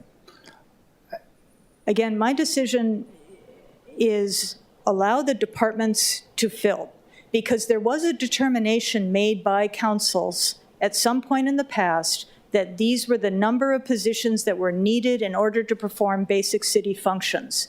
And then later, there was a decision made by council is that we're going to take roughly 25% of that away from every department, and you're going to have this artificial 25% freeze because we're going to take the vacancy savings. And what I'm proposing, what the administration is proposing now is let us fill. You have seen the difference in this last year in what we've been able to do when we are able to fill. And we are working really hard to fill positions. And it's made a significant impact in the services that the people around the city see. And we ask that you help us educate your constituents, our constituents, our residents, about why that's of value to them. And that's why we're, trying to explain up here about what would be the impacts of these cuts, because we know that you have a very hard job. We know that you are getting, asked by many people for certain things, and you need to be able to have a response to them. Ultimately, the decision lies with you as the council members, but we want to share with you as department directors is what we do is, what our staff does in these departments is really important, and these are really essential services that people are receiving. It's not fluff. So, I mean, again, I don't mean to put you on the spot, but I have to. What you're saying then is, don't cut any of the administration add-ons, and people should be satisfied with the $300 that they're getting in a rebate, right? And the increased services that you're going to be able to provide because of the new budget increases. I'd say we all are able to provide. How the council and the administration work out the appropriate rebate, or how, I have not been following that discussion because I am not familiar with the details of it, and I'll leave that up to you. And $45 million. Okay, but It's going to cost when each person who has a homeowner's exemption will get $300 back. Basically, that's what it is. Okay, again, Madam Chair. the amount Madam of Chair, funding that's appropriated we've for that, I leave up gone to you off at and this point in the time, budget that we director could just and the focus. administration to discuss. Okay. I'll leave it at that. Thank you. Okay. Members, any other questions regarding Department of Parks and Recreation? Okay. Once again, 31, 32, Madam Chair, I just have- 33. May I make a statement? Okay, Dealing on, with DPR. okay, yes. For the Department of Public Parks and Recreation, I believe they've done a great job. I think we have all lost foresight of our predecessors in creating the PVP, the Provisional Vacant Position Account. I was not there when they created this account where they swept. I don't know what the percentage was of what they swept from each of the departments that could not fill positions. Did it occur in 2017, 2018, or 2019? I can't recall, but it was just prior to the onslaught of COVID-19. As a vice chair, you and I went through this exercise for 2 years, and it was difficult. But the point today, for me personally, is, I think we as a council got to fish or cut bait. Meaning, we have to make the hard decisions, Chair. Today, after 8 hours, we heard all of the departments, and I say thank you. Thank you very much for your proposed amendments, which is a start of the journey that we're going through.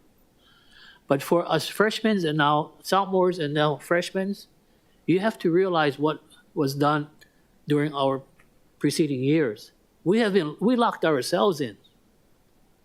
We locked ourselves in, and that's why I asked Director Ireland. I didn't like Down to Dusk because I didn't know what the fiscal impact would be. I hope my predecessors would have asked that question. And also the fact, was it signed into law as an ordinance or was it just passed without his signature? I don't know. But that's adding more cost to the operations of county government. We discussed the other big issue that Dr. Ireland talked about. I bet you we're going to be on the short end of the stick on the third party in regards to the collections of our emergency medical services. I'm sorry, I'm going out of line, but that's another cost that all of us have to be aware of. Chair is correct. He's asking the director, and maybe the Director of Budget and Fiscal Services can come up.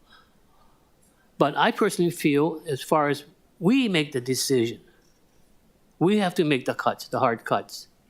And that's why I had to voice my opinion about certain add-ons that may not add up to the cuts. But in the end, the question will be for all of us, come May, what is the position of council members say if it's going to be a one-time tax credit, a permanent home exemption. But that's the variables that we're dealing with. And this is just one part of it when I look at the things that's happening today. But I'm very proud of what you have accomplished as far as having this lively debate and discussion with all of the departments.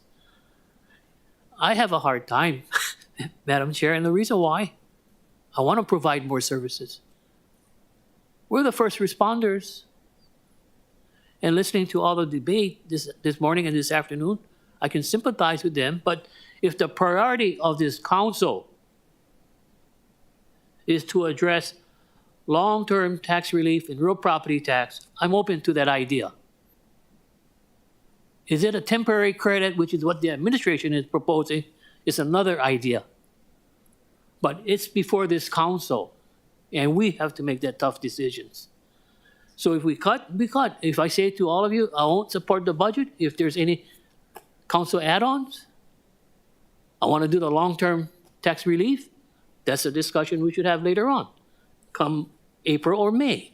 But the point of the matter that we're having this discussion without understanding what happened. I don't know what the intent was on the provisional vacant position account, but I'm proud that they did sweep it back to the departments, because for the past 2 years, we're asking higher, higher, higher. And now they're moving on to higher. So that's where I'm coming from, Madam Chair. We're torn, you know, we're all looking for resources to fund all these different programs and bills, but in the end, you know, we'll have to make the final choice. But thank you very much. Thank you very much for those comments. Committee Vice Chair Wire. Thank you, Chair. Actually, sympathize a lot with my colleague, Councilman Bersay's comments. But then just wanted to point out that, both, even though there's disagreement between Chief Tichin and Director Ireland, there was consensus that the 30 positions would fully staff and fulfill the dawn to dusk requirements. And that would be the additional 1.3 million amendment in the budget, which is actually within the PVP funds remaining in Mayor's initially proposed budget. So just want to throw it out there because it, I think, is financially reasonable. Appreciate that, Chair. Okay, thank you. Any questions for DPR? Okay, thank you very much. Moving forward, we have accepting amendments on page 36, and we'll start with Department of Enterprise Services. Okay. Hi, Director. Would you be able to share how the reduction will impact Department of Enterprise Services? Sure, thank you. Budget Chair Cordero, Vice Chair Wire, Council Chair Waters, Vice Chair Kiaina, thank you for having me here today. Appreciate the opportunity.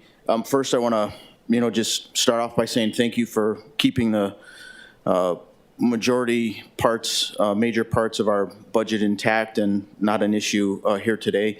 There are some direct comments and concerns that I'd want to address regarding a couple of the labor issues that were brought up. The first one, it deals with basically 2 security attendant positions, which we feel are very necessary to secure our facilities and equipment and then ensure the safety of staff and guests at the Blaisdell and the Tom Moffett Waikiki Shell. I know that, it's very important for us, especially as we're going into some construction at the Blaisdell, as you may be aware of. There was news announcements of that yesterday. Just to really keep an eye on not only the facilities, but also all of the construction areas that are critical to, working through that efficiently and effectively. We promised when I first came on board that we actually forego some of the labor requests in the beginning, but now that we've opened back up, I think, and this isn't to all the other departments, but in our department, we were actually kind of in a little bit of a closed down mode. And now we're getting back on our feet and we've really opened up all of our facilities. So it's really important for us to make sure that we have all the necessary resources, especially in this case, human resources, to do what we need to do to operate safely and securely. Another note, just on a macro level, is that we're specially funded.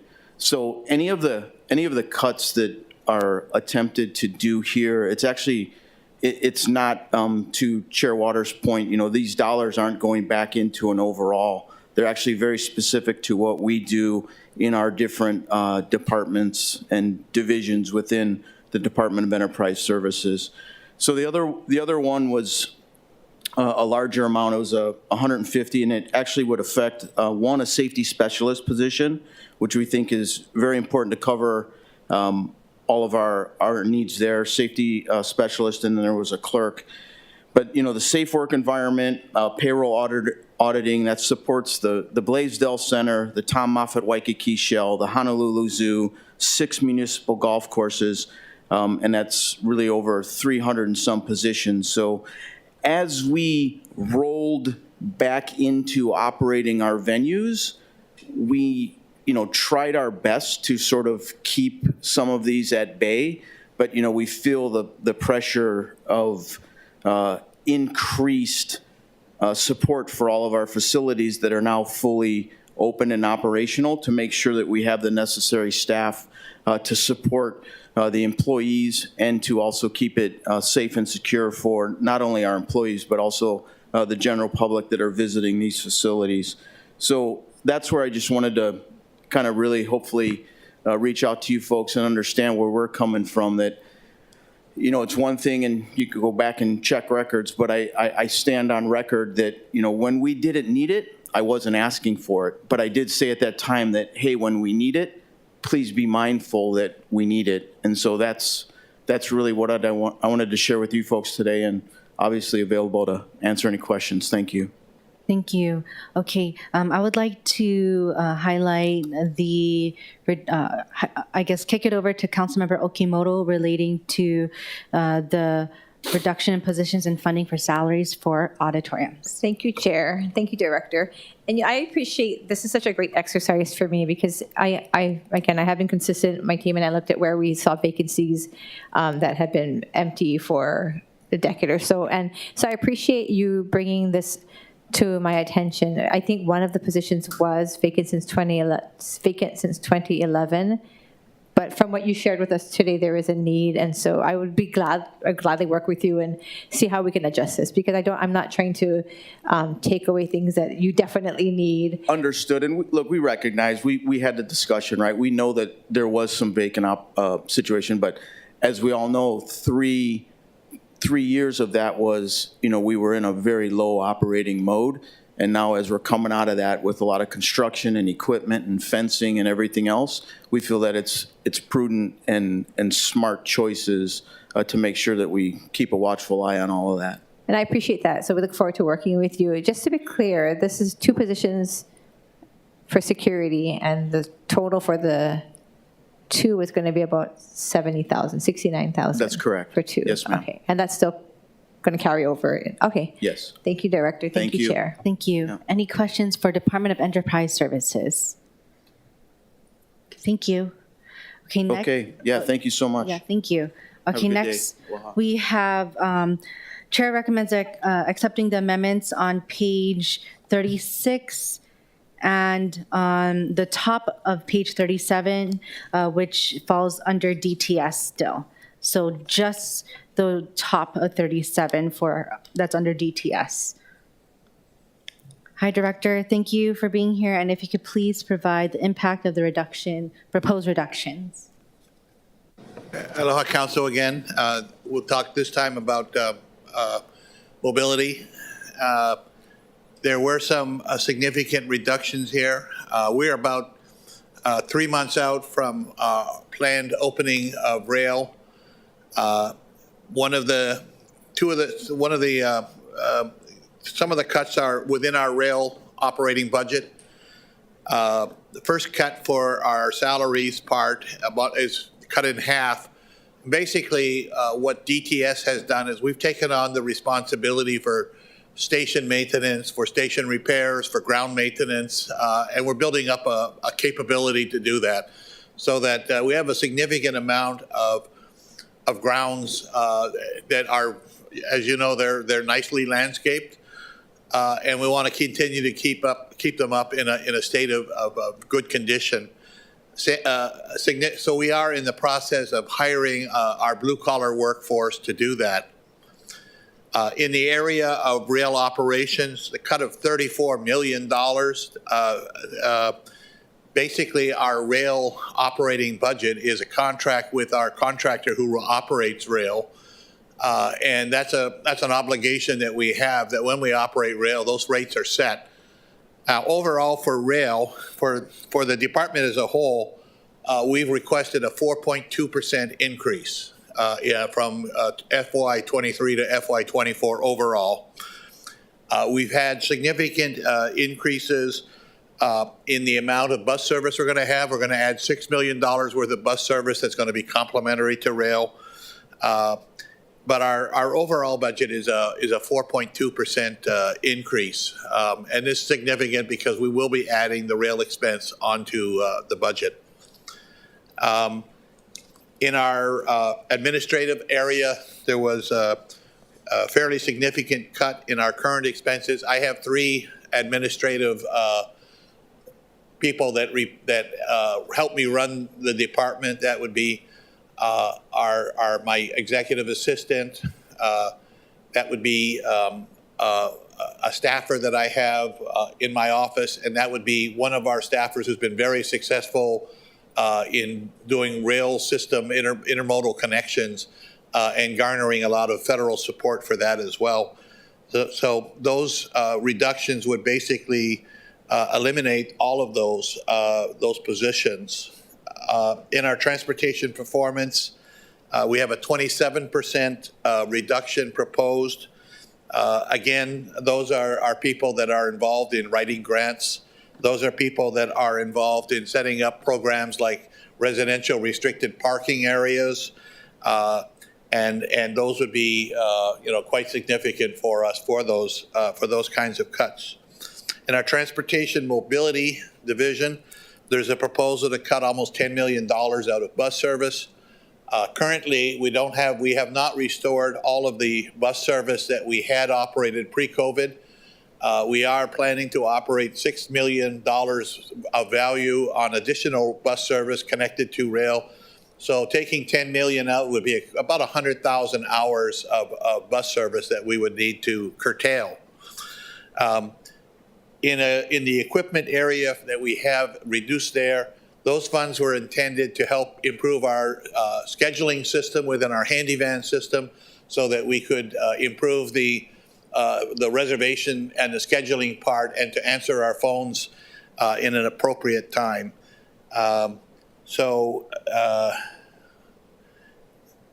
are the main ones. I'm happy to answer questions. I know it's cumulatively it looks to be about it looks to be about $46 million of proposed cuts. Thank you. And I do want to ask, I know we touched a little bit about this in the administration or traffic engineering and traffic TE and yes. About the question that I referred to regarding mass transit. And I think, are we at that point? No, we're not. Oh, we are. Yes. Okay. Did you touch on that already? Well, I guess the question was about our ability to operate and maintain the assets that were taken over. Those would be like the stations and the grounds and those types of things. And we are taking on the responsibility for that. I think that we have a staff of about 20 people that we had hoped to ultimately hire. They've already been. The positions are already there. But we're looking. We've hired. I think it's somewhere in the area of close to 10 in that area, and we're still building toward rail opening. Okay, thank you.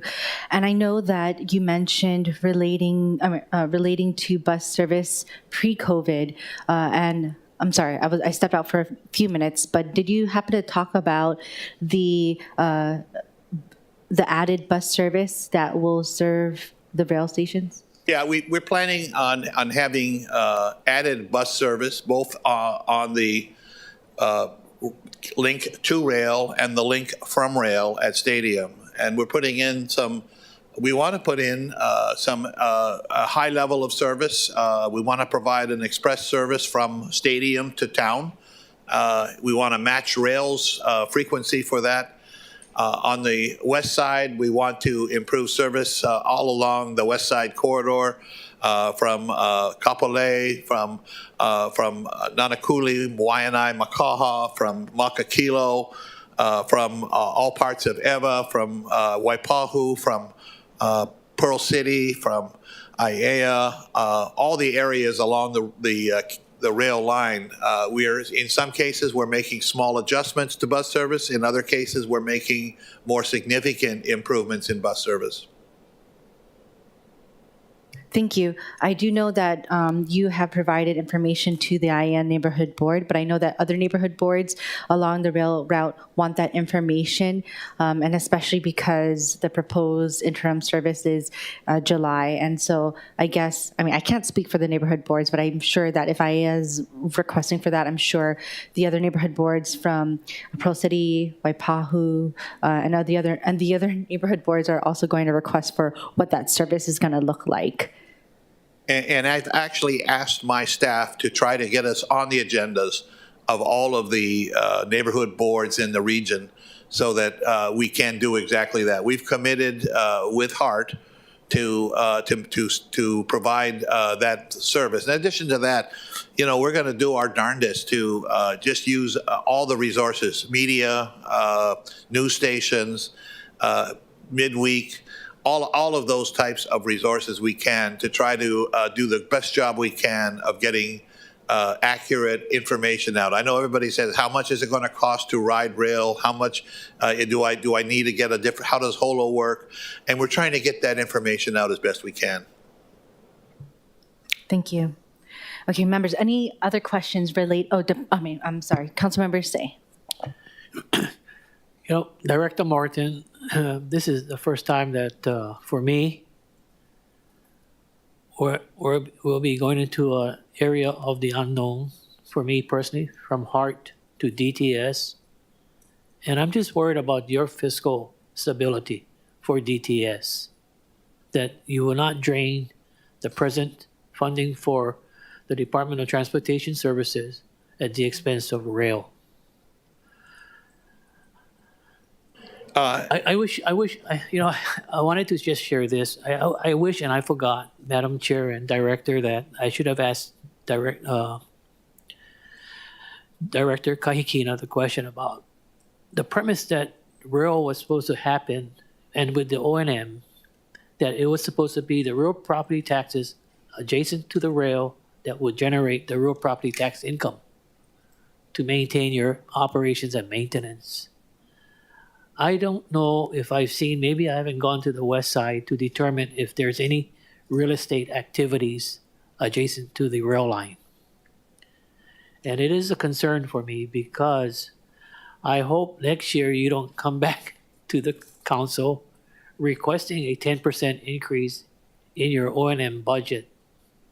I am very much concerned because of all of the other competing interests. So I just state this for the record, that I know you try to make it very successful, but do we have any contingency plan if there's a over expenditure versus what we appropriated? Or will there be an emergency appropriation, which I don't think is going to happen? I don't think I could say that we have a contingency plan. I appreciate your comment earlier about the the revenues derived from property tax adjacent to the rail line. A lot of those decisions are made years in advance when we put out a rail line, and we can see it in town with all the development in Kaka'ako that has occurred and all along the line.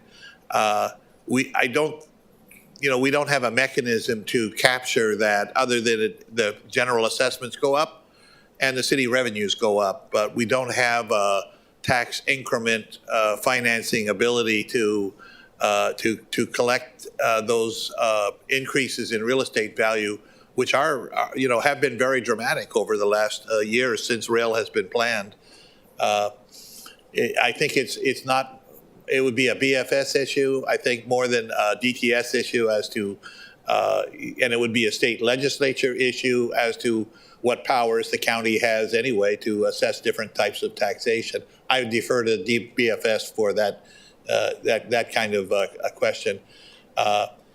We, as reflects O&M costs and whether they would be sufficient, the majority of the O&M costs have already been negotiated with the prime vendor, and they do go up as they go up on an inflationary basis, and they go up on as the system grows larger basis. But those costs have already been negotiated, and they're reflected in our 13-year O&M contract with our prime vendor.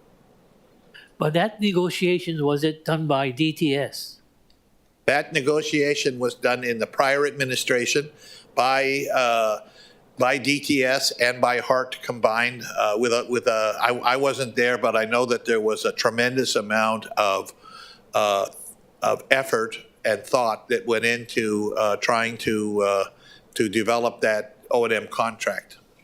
And the contract is with who at this point in time, the vendor? Is it Hitachi? The prime vendor is Hitachi USA.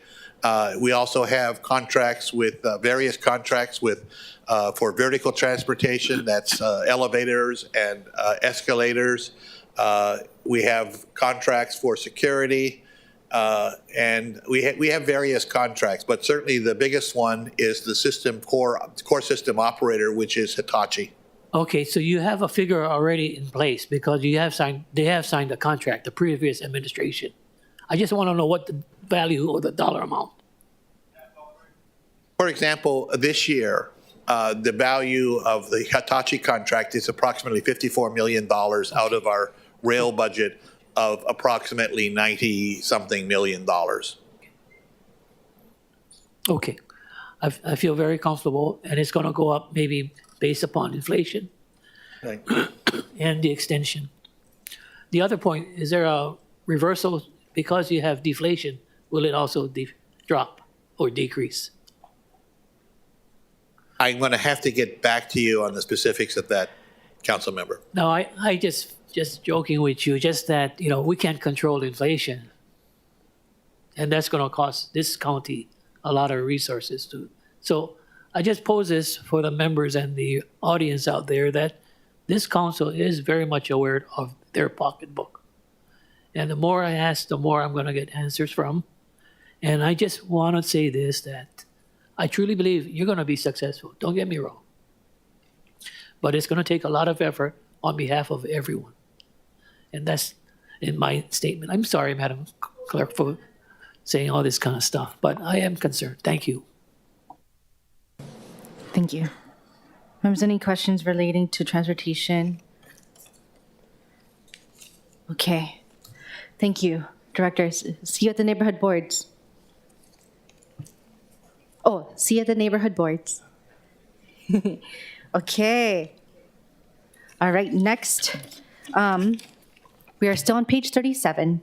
And members, for the next 2 pages, if you allow me to just go provision by provision, because I get some discussion and amendments, yeah?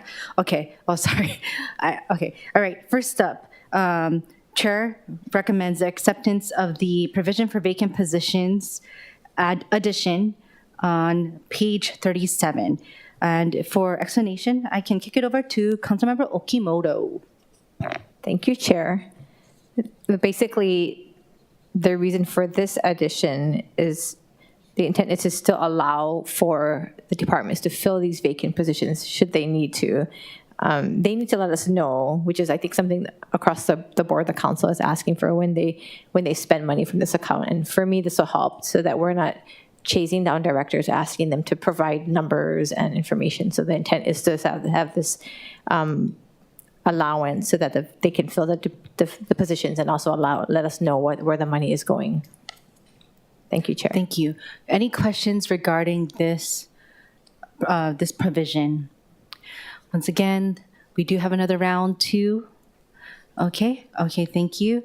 Next up, Chair recommends to accept the provision for judgments of settlements and losses, but amend the description to read, reduce funding for current expenses to provide funding for the anticipated transfer from the general fund to the Hanauma Bay Nature Preserve Fund to reimburse based on the July 2022 analysis of expenditures charged and interest owed through use of monies from the Hanauma Bay Nature Preserve Fund for fiscal years 2012 to 2016. And amend the character of expenditure. I will repeat. So, amending the provision for judgments of settlements and losses, I will accept it, but amend the description. Once again, reduce funding for current expenses to provide funding for the anticipated transfer from the general fund to the Hanauma Bay Nature Preserve Fund to reimburse based on the Hanauma Bay Nature Preserve Fund based on the July 2022 analysis of expenditures charged and interest owed through use of monies from the Hanauma Bay Nature Preserve Fund for fiscal years 2012 to 2016, and amend the character of expenditure. Sorry. Okay. Any questions on that acceptance and that amendment and description? Okay, we have Councilmember Say. Madam Chair, does this settlement have to go before the Corporation Council or the Executive Management Committee? I don't know how we're doing this. You mean to say there's 20 million in the settlement account and we're minusing the 3.2 million, and that's going to go to the Hanauma Bay Reserve Fund. My question is, does it have to come before the council as far as like what we do with Corp Council? I don't know. I'm just asking this question. Thank you, Councilmember Say. I would like to kick it over to Council Chair Waters. No, thank you. Thank you, Councilmember Say. That's a great question. So, in the past, the Friends of Hanauma Bay sued the city because the argument was that the money generated from the Hanauma Bay was supposed to go back to Hanauma Bay. And it didn't all go back to Hanauma Bay, and it was used for other city services. So we've been paying it back slowly, but the idea here is just pay it off all at once at 3.2 million. Just get it done with. And that's the ideal. And we would take it out of the Loss account. Provisions for judgments. That's correct. Settlements and Thank you. losses. No, Yes. no. My question was just on a legal aspect of it. Can we do it like this? I don't know, but you do have a report in 2022, and then the Corporation Council didn't do anything to follow up on this particular report. Or else. Council Chair Waters. I'm sorry, I can't speak to that.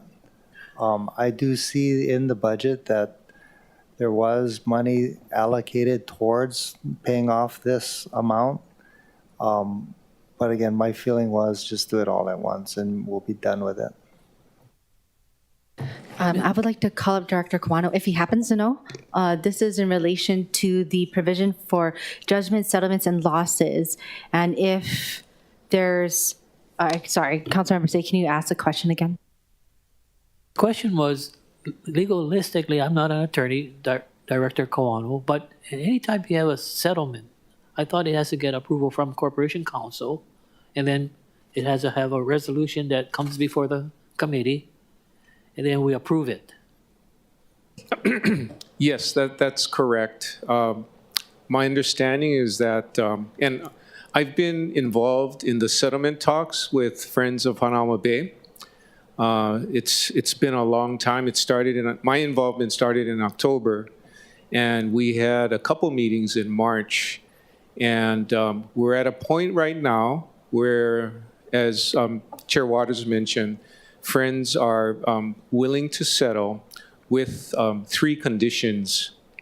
And I'm not sure if I should share it now because it's still in discussion. So there's 3 conditions.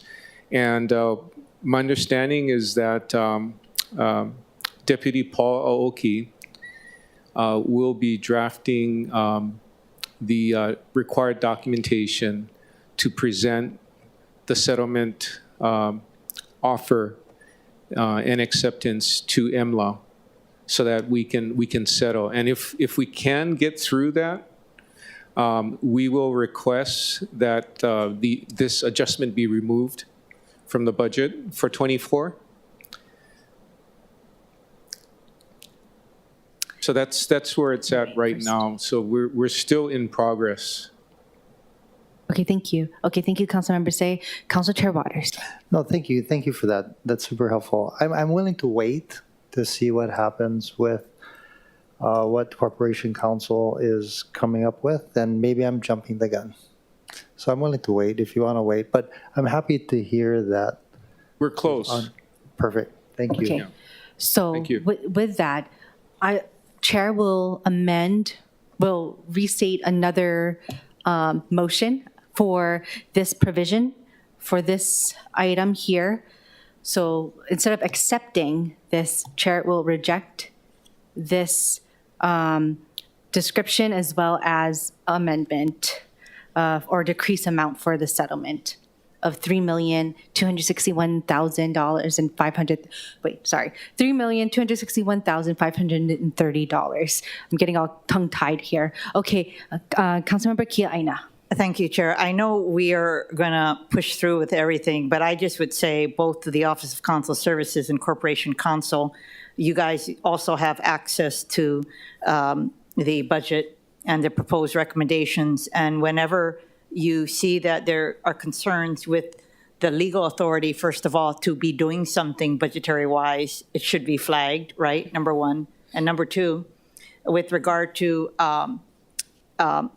other efforts being ongoing by Corporation Counsel to settle on a pending case, that should be notified. The members should be notified immediately, the person who put it in as well as the committee, so that Director Coano is not the one having to come here and be defending everything, because this clearly was related to a settlement, and so it should have been raised flags. I'm just saying, as we move forward, it's not like they also couldn't have flagged it. Yeah. That's all.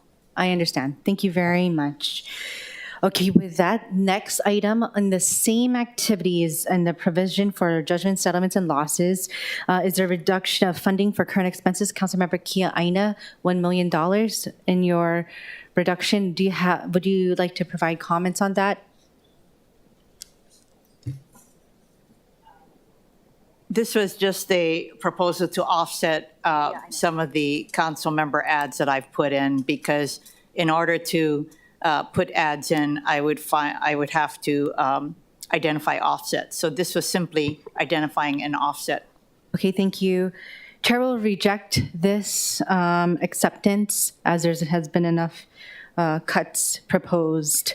So members, to reiterate, for the activity provisions for judgment settlements and losses, the two items on page 38, Chair is recommending the rejection of those two activity items. Okay. Also, on page 38, Chair will reject the provision for recruitment and retention incentives. As further discussion with HPD has stated that they are using, okay, I don't know if they were saying training pool, like POOL, I think. So training pool, I don't know. I don't know what I was thinking. Okay, so training pool funding, and then I know that Councilmember Tupola, she's not here. Okay, never mind. Was going to be working on it and provide further amendments should it come up from somewhere. Okay, next is page 39. Rejecting the provision for recruitment and retention incentives. The $1 million, the acceptance of that, Chair will be rejecting. Oh. Okay, one moment, I gotta update my own self here. Okay.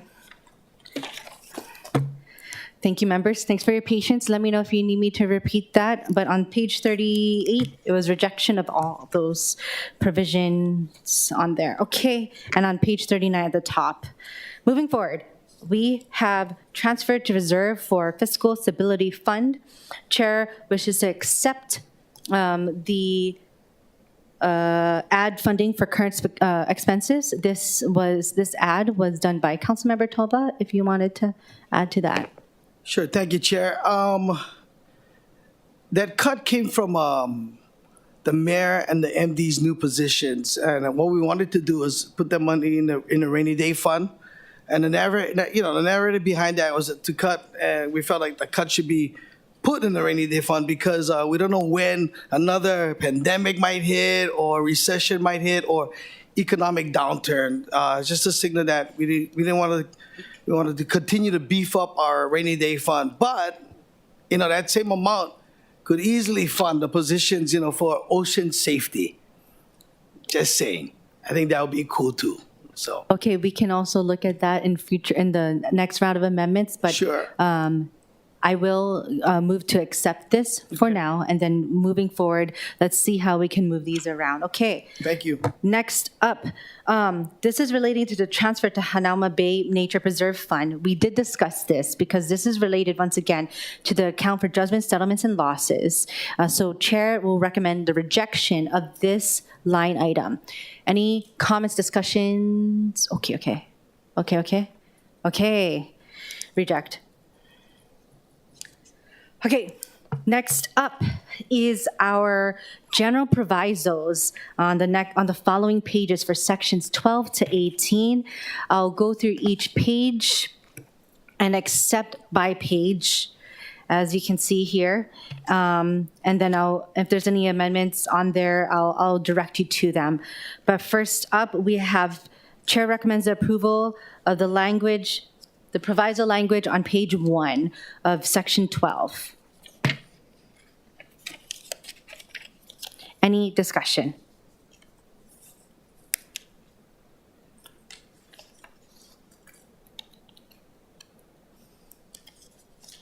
Okay, next, Chair recommends the approval of the amendment of the proviso on page 2. Any comments or questions?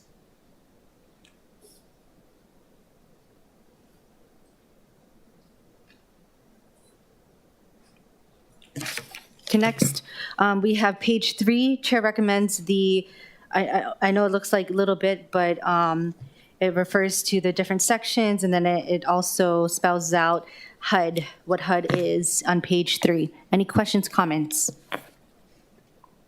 Okay, page 4.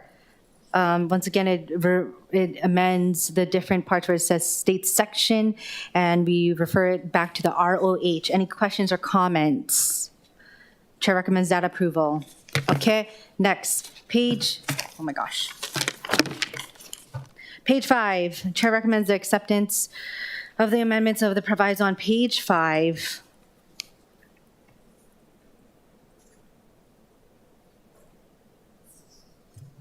Any comments or questions? Okay, next, page 6. Chair recommends approval. Yes. Could we? Okay, on page 6? No, page 5. Oh, page 5, excuse me. Yes. Yeah, could we go over M? Yeah, could we go over M? That's the amendments. Should monies from the state of Hawaii for collection of the county surcharge on general excise tax and use tax? Madam Chair, you want to read the amendment? No. No. Okay, so do you have a question? The question is, what are we doing? If there's any excess monies from the GET, that the council is informed of that within 14 days when it goes from general fund to the transit fund.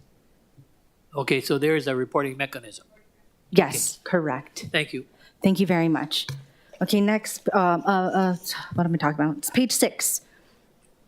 Chair recommends approval of the amendments of the proviso on page 6.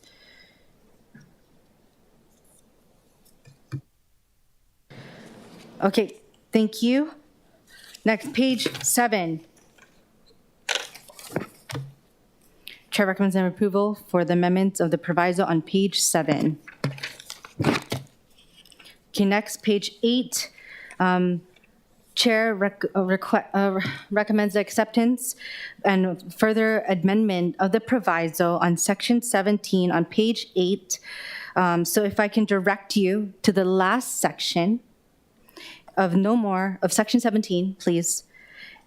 So, I'm sorry, what? Okay, so to amend the proviso and to strike out section 17 and then add, oh, just kidding. Okay, to delete that amendment because we just discussed that. Okay, thank you. Madam Chair? Yes. I think Deputy Director Los Banos has something to say, or I don't know. Oh, okay. Okay, one moment. And yes, that's the last page. Okay. Deputy Director Los Banos, do you have any comments on the provisos that was on page, I don't know. Page 8. Page 8, okay.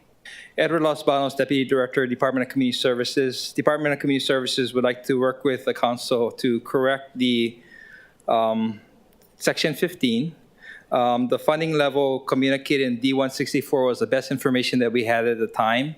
It reflects a funding level of about $10.8 million. The final number we got from Budget Fiscal Services reflecting the 0.5% to the GIA fund, as well as whatever's rolling over, came out the final number $10.6 million.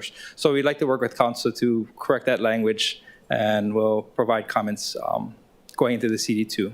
Thank you. We'll look forward to working with you, and we'll contact you first thing tomorrow, yeah? Mahalo. Thank you very much, and I appreciate you for catching that and informing us of the update about that as well. Thank you. All right, questions on page, oh, yes, Councilmember, I'm sorry, are we done with page 8? So are we POW with the proviso? Yes, oh, wait, yes. Okay, so I was just wondering, before we go into CIP, is it possible? We have to take testimony before we go to CIP. Oh, okay. After that, maybe we can take a break before we go into. Oh, yeah, okay, thank you. Small break. Small break, okay, all right. Thank you, that's a good suggestion. I appreciate that very much. Okay. Okay, with that, we will now proceed with remote testifiers. I don't know. What bill are we on? Okay, we're on Bill 11, excuse me. Next up, we have remote testifiers, registered testifier, and Ms. Iwasa. Hi, Natalie. Oh, hi. Thank you. Good evening, Natalie Iwasa for the record. I have several comments, so I ask that you be a little patient. I will try to go through them quickly. First of all, with respect to the Honolulu Fire Department, I think most of you are aware that they provide meals to the firefighters, lunch and dinner. And my understanding is that they pay for these with a debit card. And so, there are various member benefits if you're a member of Safeway, Foodland, that kind of thing. And what they do right now is if a firefighter is a member, he uses his card. And so what I'm suggesting, and this probably goes to the administration, is that they try to work out a discount program with Safeway, Foodland, Costco. Even a 2% savings would probably add up over the course of a year. So ask that they go ahead and try to do that. DPR, one of the items I think that you can reduce is their signs. I don't know which line item it is, but there's no reason for them to have like 10 signs in a parking lot and, within 2 feet of each other. They're just overly abundant. And so I ask you to reduce that line item. DTS, on the other hand, has a lot of signs that have faded. I don't know if they maybe bought a whole bunch of signs and they didn't have like a UV protection on them. But if you go down Lunalilo Home Road, for example, you'll see that the no parking signs are very hard to read because they've become faded. I also want to mention that we still need to have a discussion on the rail and the bus routes. I'm testifying in my individual capacity, but how the rail will impact bus routes. I think the director said that they would be having that at the neighborhood board level, but I just want to make sure that that happens. CORE has an employee sending out emails for rail news. I'm just wondering why that's happening. Why isn't it coming from the HART staff itself? With respect to the IT department, there's a decrease of about 5.3 million in current expenses and $1 million in equipment. I'm concerned about this because anybody who's paid attention over the last, 8 years or so, understands that our systems in place are like ancient history when you're talking about computer technology. And so I ask that you look at that very closely because, of course, we don't want to lose our ability to maintain our technology. With respect to DFM, I wanted to mention I'm so appreciative of the way they work with the community. They allow the volunteers to do stream cleaning, put medallions on the sidewalk to warn about the storm drains and that kind of thing. And I think that they should be used as like a model for volunteer use. With respect to the proviso for Hanauma Bay and the decrease in the settlement of 3.3 million, I'm so happy to hear that this is coming to an end. The Friends of Hanauma Bay went to the neighborhood board for years and expressed concerns that the fund, which is only for Hanauma Bay, was being used for other parks. And so I'm happy to see that that's going to potentially come to an end and hopefully that 3.3 can get resolved next fiscal year. And then one final comment, I oppose the removal of Haiku Stairs. It's $1.5 million. And I ask that instead the city work with the Friends of Haiku Stairs because they have worked out a plan, managed access, and I think that that is a much better route to go than dismantling this wonderful asset that I would actually love to be able to use one day very soon. So thank you for allowing me to go a little bit over my time and appreciate all the work that you've done on the budget. Thank you so much. Thank you, Ms. Iwasa, and I really appreciate relating to the signs. And of course, I think that the comment about the different use of UV and like plating and just longevity of signs, that's something I hope that we can maybe even discuss one-on-one with the different departments that deal with signs. And also, I don't know if Natalie can still hear me. Can you send us the email that, do you say core as in EMS core or Corporation core? Corporation Council Core. So I'm on a distribution list, and I get the news about the rail stuff. So it's like an aggregator. Somebody's doing the aggregation, and I noticed one time that it was Corporation Council staff, and so I will go ahead and try to find the email that I remember, and I'll forward that to you. Thank you. Okay. You're welcome. Any other questions? Okay. All right. Thank you, Natalie. We really appreciate all the comments. Okay. Next up on our registered testifiers for online remote registered testifiers, we have Raquel Achu. Hello, can you hear me? We hear you perfectly, loud and clear. Please proceed. Thank you so much, Chair. Aloha, members. Thank you so much for this opportunity. I am calling in support of Bill 10. Obviously, I've sent in written testimony, and I'll stand by that. However, considering sitting through Director Ireland's statements, I have to acknowledge this. This is a long time coming. This is law. This should have been implemented long ago.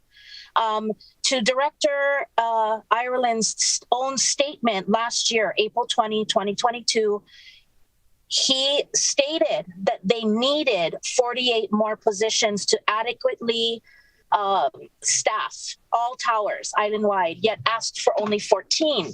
So we're here. We've made it this far. I'm so grateful, but I really am worried that this is going to get delayed or stalled out.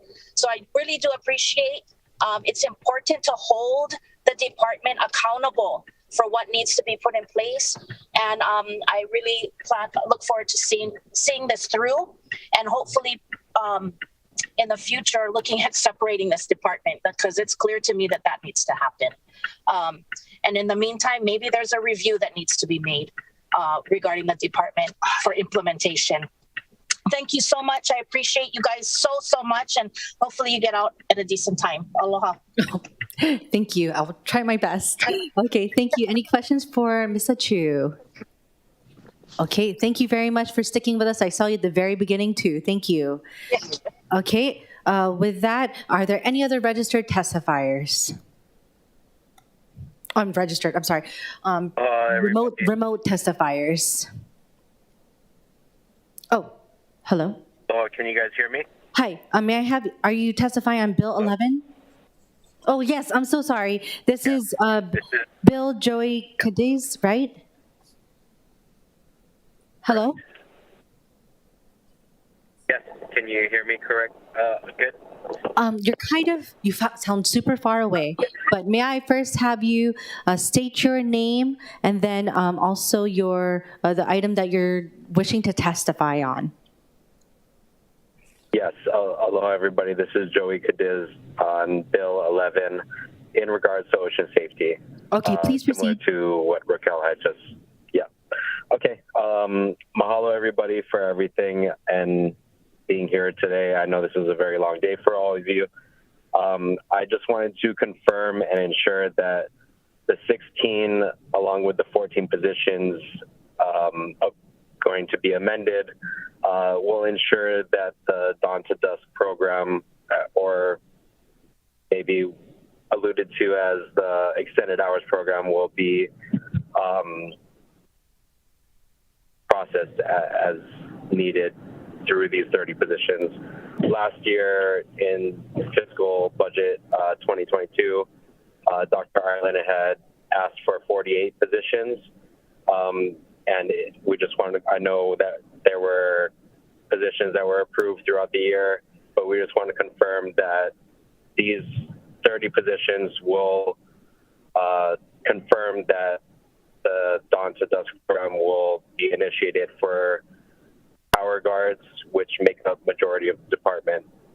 I also want to allude to, I was able to speak on behalf of ocean safety yesterday at a career day with Wailua High School, and that there are many applicants that are ready, willing, and available once they graduate high school that are very interested in ocean safety as their career path. So this is one of many career days that I've been a part of, and there is general interest among our youth to enter into this career path, along with the support that we have from the council. We are very thankful for everybody.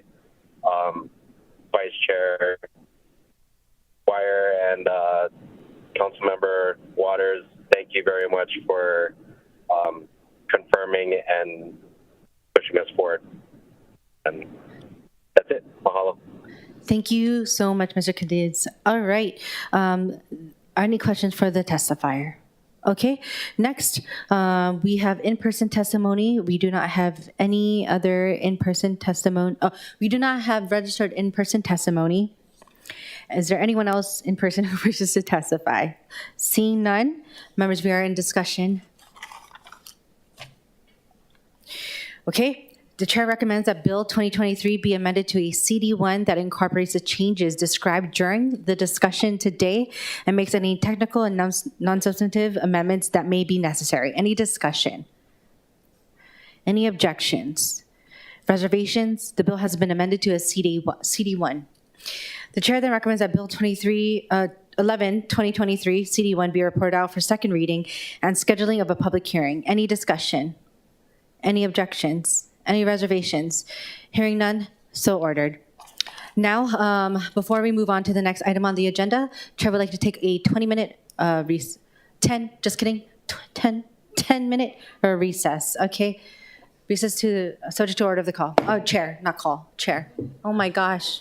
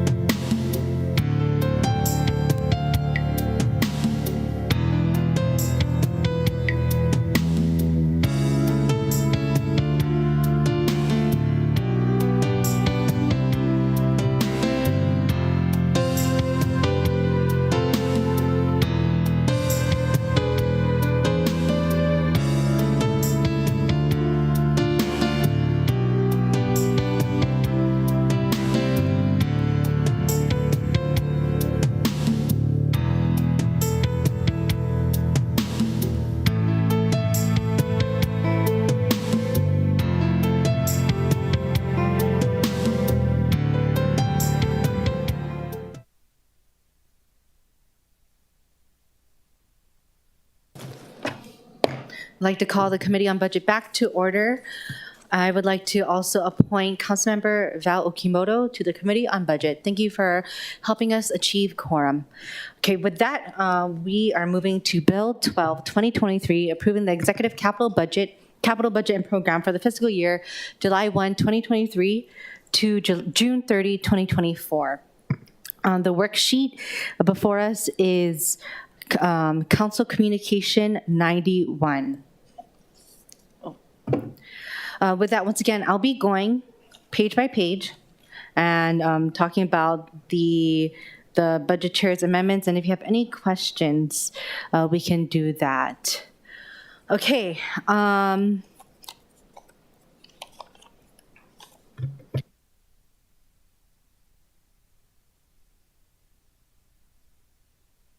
Okay, never mind. All right, first up, we're going to go with page 1 for Chair recommends accepting the recommendations on the right side with the following amounts, as well as the funding amounts as well and codes for procurement of major equipment and the Civic Center parking structure reconstruction.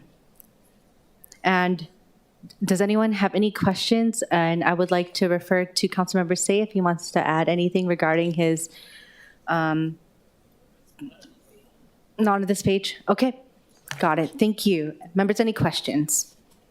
Okay. All right, page 2. Madam Chair, I just wanted to see that the, okay. No, not this page. Not this page. Okay, all right. Well, I'll do my best to go to each member who has additions or reductions from the CIP, okay? All right, is there, Director Kawano, do you have any comments on the additions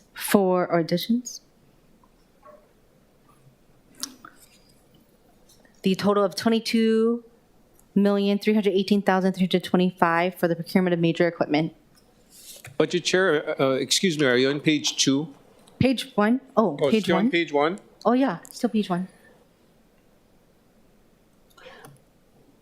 What I wanted to say is that, we appreciate the opportunity to support the mayor's budget.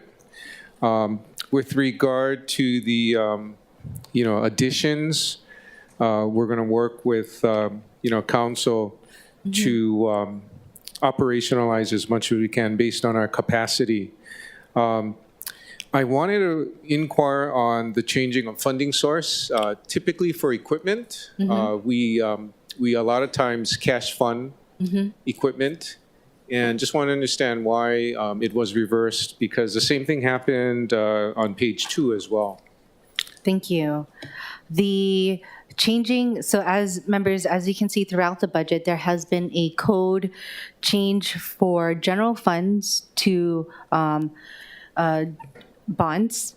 And so this allows us in the further amendments to help us find general funds, to find funding for, as we've been mentioning, more general funds for the council to find support for both community ads as well as, community ads.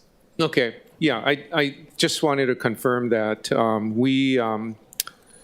we did the cash funding because we thought that, especially this year, it makes sense with the bond interest rates increasing, right, over time, largely driven by the Fed fund rate increasing and the market, some turmoil in the market. So we thought that to the extent we can, cash fund, avoid bond interest costs.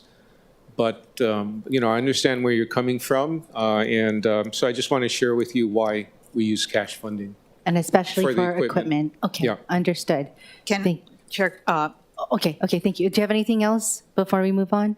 As you go through the pages, I do have other comments. Okay, all right. Okay, I'll for page pop up. 1 then, Councilmember Kia Aina. Chair, I just Vice wanted to say it's a follow-up to the dialogue that you just had with the budget director, is that there's going to be certain times, including when we move forward in the Ho'omalohia, where the funds actually coming from TAT So I guess I would have concerns. So, and when I'm just, I guess I'm saying that he should, when he goes, when we get to those types of projects, my preference would to keep it with the cash as opposed to bonds because it's coming from the TAT. I don't believe that it may be clearly delineated when the administration proposed it where the funding source was. Yeah, so that's all. And so that when you go, if you could help in the delineation of that so that we are clear what source of the funding you are getting the cash from. That's all. No, perfect. We want to be very transparent. So as we get to those pages, Okay. I will explain. Thank you. Thank you. Thank you. Thank you for the explanation, allowing us that information. Any other questions for page 1? We also have our DDC director here. Any questions for the DDC director? He'll be coming up very often, I'm sure, soon. So, okay, we'll hold off for him. Okay, page 2. Oopsie. Okay, first up, we have, okay, page 2, Chair recommends acceptance of the, not amendments, the amendments or additions on page 2. Any questions? We have both HPD, DDC, Fire, and Transportation Services with us. Any questions? Okay.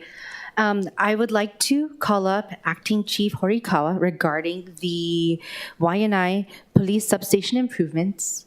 Of course, that has been a topic of discussion, and you saw that it was once in the operating and now is in the CIP to plan, design, construct, inspect, and provide equipment to furnish and complete the YNI police substation. Do you have any comments on that?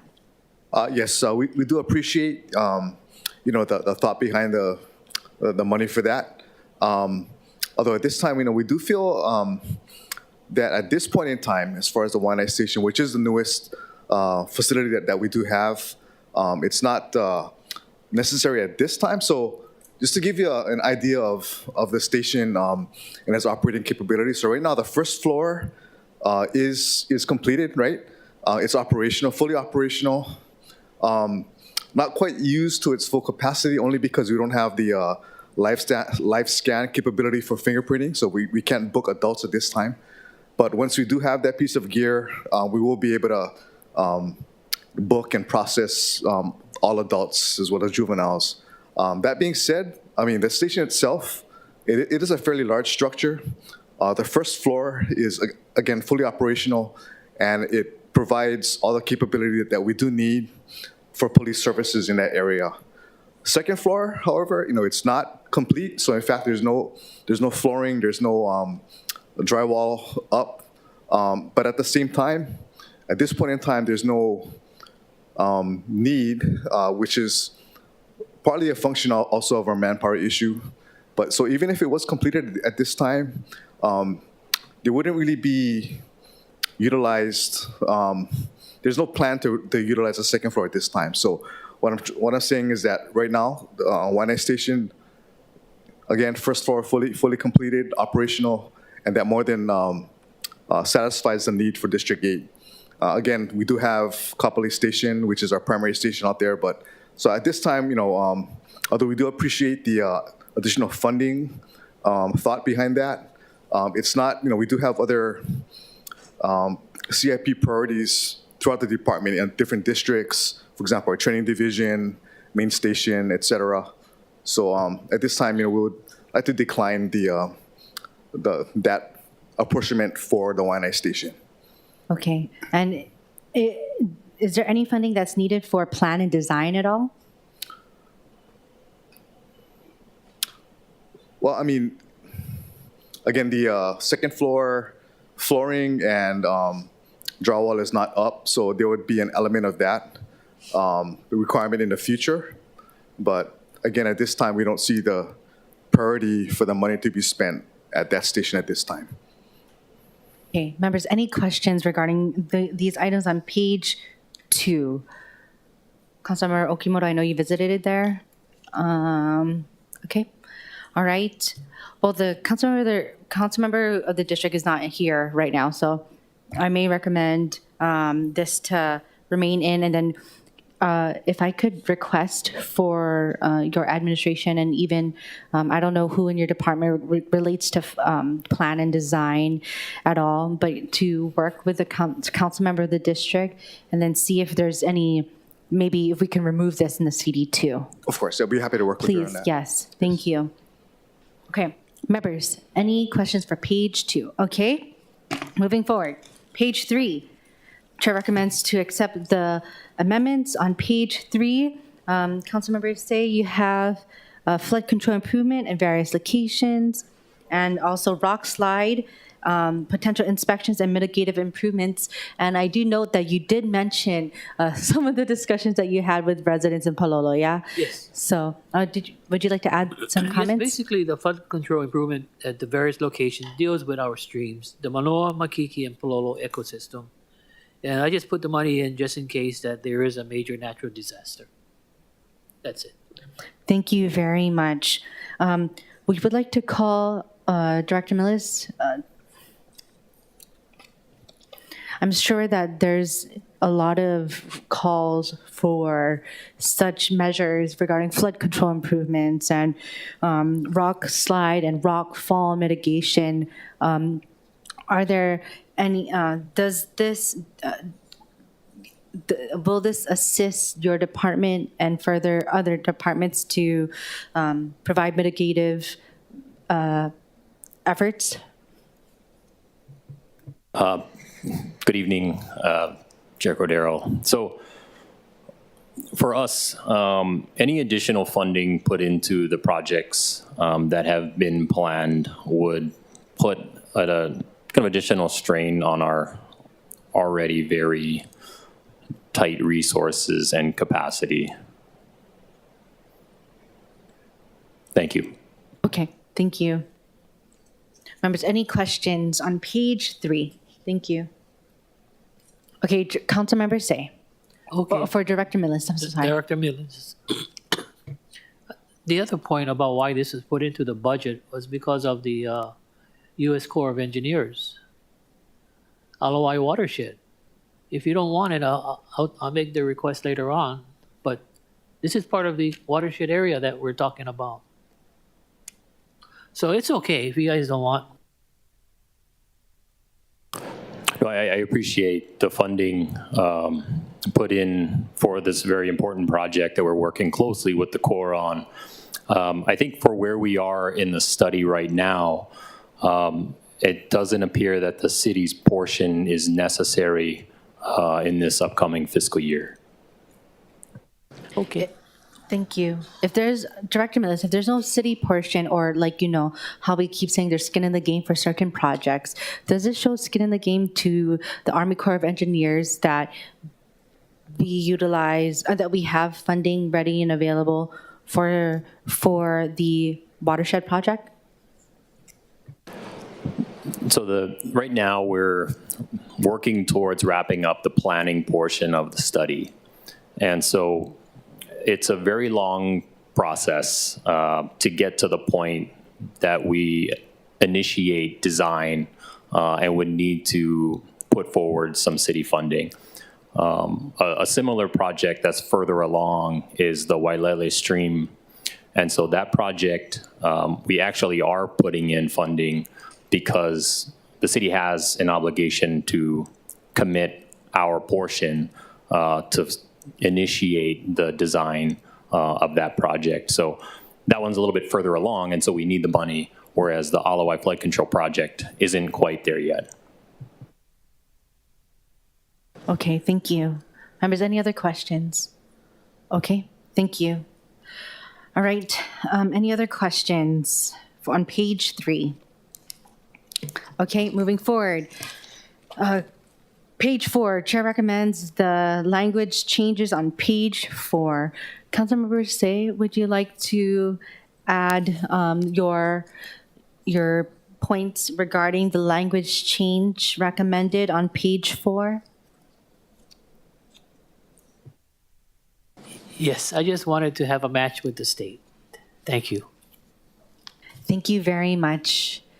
It's interesting because whenever we're at neighborhood boards, I know some state reps are always like, we need a match from the city. So I love that we're asking. Sorry, I didn't mean to. I'm not mocking anybody, but that's what we normally hear.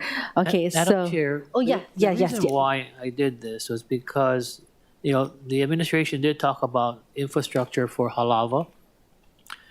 They did talk about Ivalay, and I believe, I didn't realize there's West Oahu, but the point is that the Halava infrastructure regional plan is great along with the Ivalay because it is going to be tied to the rail.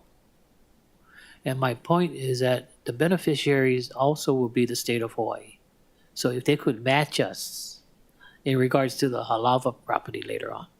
Halava, you'll have the stadium, and you probably have more developments as far as what they're forecasting or planning for, right?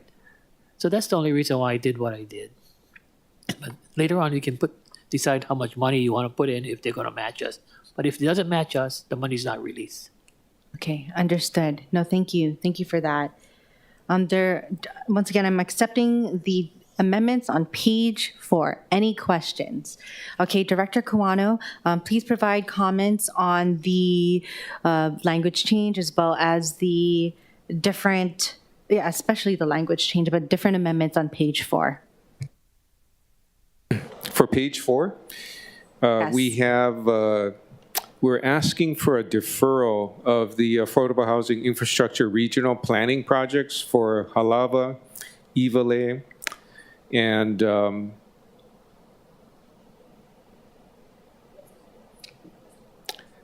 And the West Oahu? West Oahu, yes. Yes. The administration would like to work with the state and other stakeholders during the next 2 years on regional planning work, planning and design work for affordable housing projects along the TOD line. And our focus will mainly be participating in providing infrastructure for affordable housing. So essentially focus on water and sewer. Okay, Yeah. thank you. Thank you.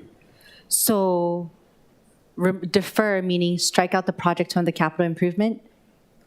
I think to defer the amendment. To defer the amendment. Oh, To defer the amendment, to defer the reduction of the proposal by the mayor in his budget. I'm sorry, can you repeat that again? We're requesting a deferral of the reduction of the mayor's proposed budget line items of $2 million Okay, for the got 3 it. regional CIP appropriation requests. Okay, thank you. I understand that now. I apologize. Okay. Yes, Councilmember Say. Would they be open to our, proviso stating for the record that the state matches us? That's all. Okay. And do you have comments on the proviso?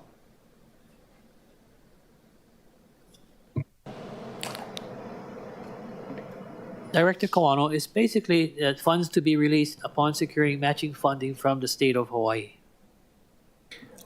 We're working on it in concert with the state, so I think that's reasonable. We can work with the state such that, what we put in, they put in as well. Yeah. Okay. Yeah. With that, Chair will reiterate the first 3 motions. I will change the motion, accept the language. I will accept the language change. As for the budget chair's amount, I will revert back to the $2 million for both the Affordable Housing Infrastructure Regional Planning for Halava and Ivalay and West Oahu, with the added language proviso that the funds be released securing the matching funding from the state of Hawaii. Okay. All right.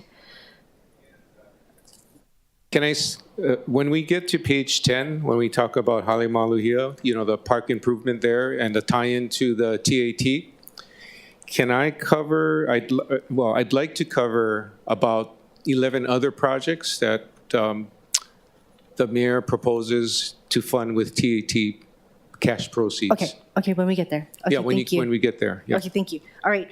First off, okay, so once again, let me know, members, if you need me to repeat myself, okay? My main question is how much discussion is the city having when the state is having their TOD task force? Because I know that along the line from East Kapolei to, I mean, even up to UH Manoa, they've been having these discussions from 2015, I think, about the TOD task force, and they move along a lot. I know a lot of it is state land, and the beneficiary will be the state, but I don't know how much dialogue there is with from the city at that task force. We are actually participating as partners with the state and stakeholders in the task force. It started with DPP, and in about the time frame you mentioned, about 2015, 2016, and it has continued. And the discussions are starting to move into more of a planning process at this time.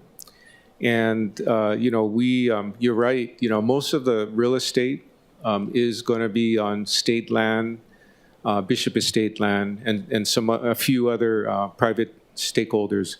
But, the role we want to play is to support affordable housing development. And what we're going to tie in is water and sewer service.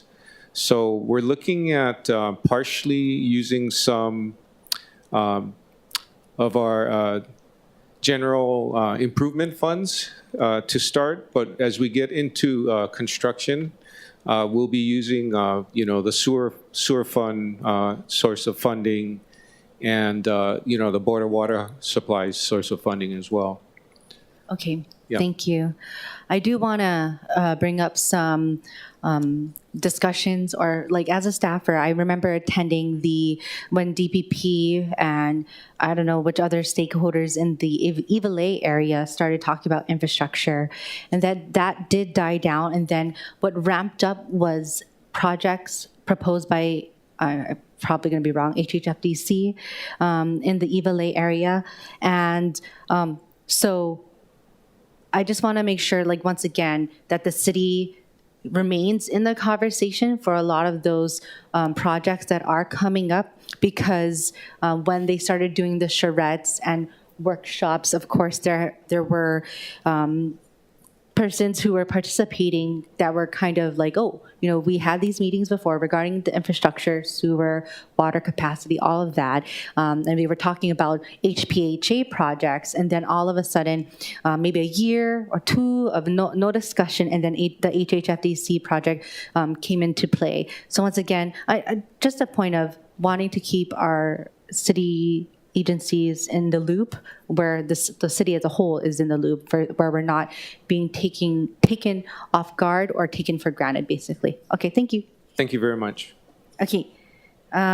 Next up is Waikiki improvements. Chair would like to accept that amendment. Any questions for that? On page 4. Okay. Next, page 5. Chair would like to accept the amendments on page 5, which includes drainage improvements at various locations. It adds Manoa, Palolo. Then we have erosion control improvements. Then we have, anyway. Members, does anyone have any questions for any of the departments listed on page 5? Councilmember Say, I know you have 2. Sorry, and then I'll go to Councilmember Yes. Aina, then Council Chair Waters. Okay, Councilmember Say. Okay, let me start off by saying that these particular manhole drains and box culverts and extension drains are part of the city's responsibility. These particular projects are very much as far as aging, as far as the stormwater drainage system that flows into the streams. And the residents are losing their property based on the easement that is underground their property. So this particular issue was to address 2 homes in the Manoa and Palolo district. That's all. Thank you very much. Okay, do you have any comments on that? No, okay. Okay, next Councilmember Kia Aina regarding Kaelepulu. Chair, first of all, thank you so much for supporting this request. As many of you know, when I first came in 2021, I had put in about 1.6 million. And while DFM is in the planning stages, the funding is going to expire. So this is simply putting sufficient funding in so that they will have funding for the implementation. I feel very blessed that for the issues of priority in Kailua pertaining to CIP, namely Kailua Boat Ramp, which DDC is and DPR are helping with, as well as best management practices for Ke'elepulu Pond, which DFM has been working with me. I'm just so pleased that they're being addressed because Kailua is an ocean community, very active. And so when I have DFM and DDC and DPR working along that corridor, I just am happy because it impacts all of Kailua. So I just want to thank the agencies as well as yourself for putting this in. Thank you. Okay, Council Chair Waters on the erosion control improvements. Thank you. This actually was a administration ad. However, my suggestion is simply changing it from cash to bonds, thereby freeing up the cash for community ads. Thank you. Thank you very much. Okay, next up we have page 6. Chair recommends the acceptance of the amendments on page 6, project management for wastewater projects. Any comments? Okay, next page 7.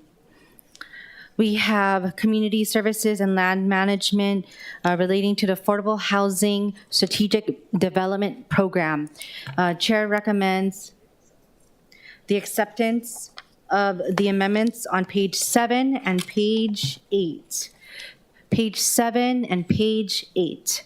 I would like to defer to Councilmember Kia Aina regarding the amendments on page 7 and 8, which Chair recommends approval.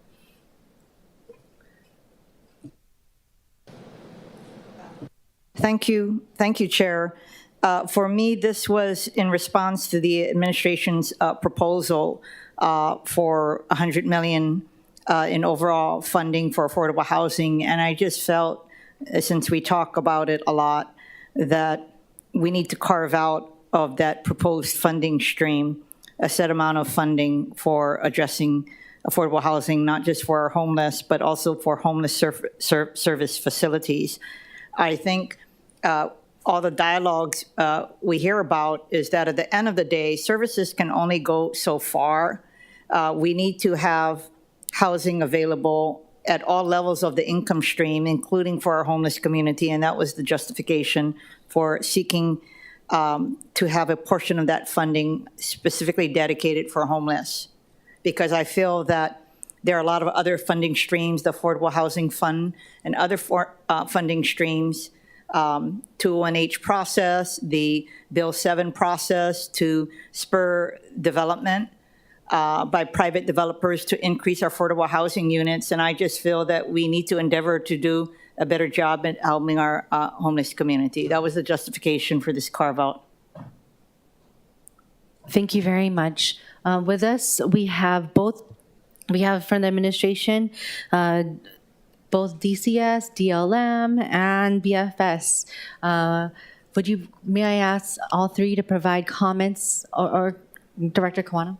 Yes, I'll start off with some comments on this appropriation. I know that Mayor and Managing Director would strongly request that we retain the $100 million because the administration drafted the terms of the appropriation with flexibility for affordable housing, mixed income, mixed use affordable housing. with peripheral activities.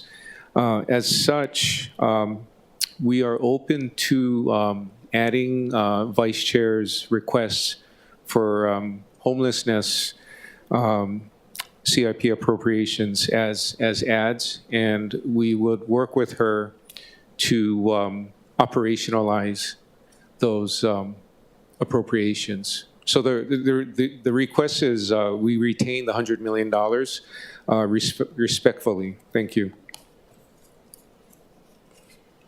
Thank you.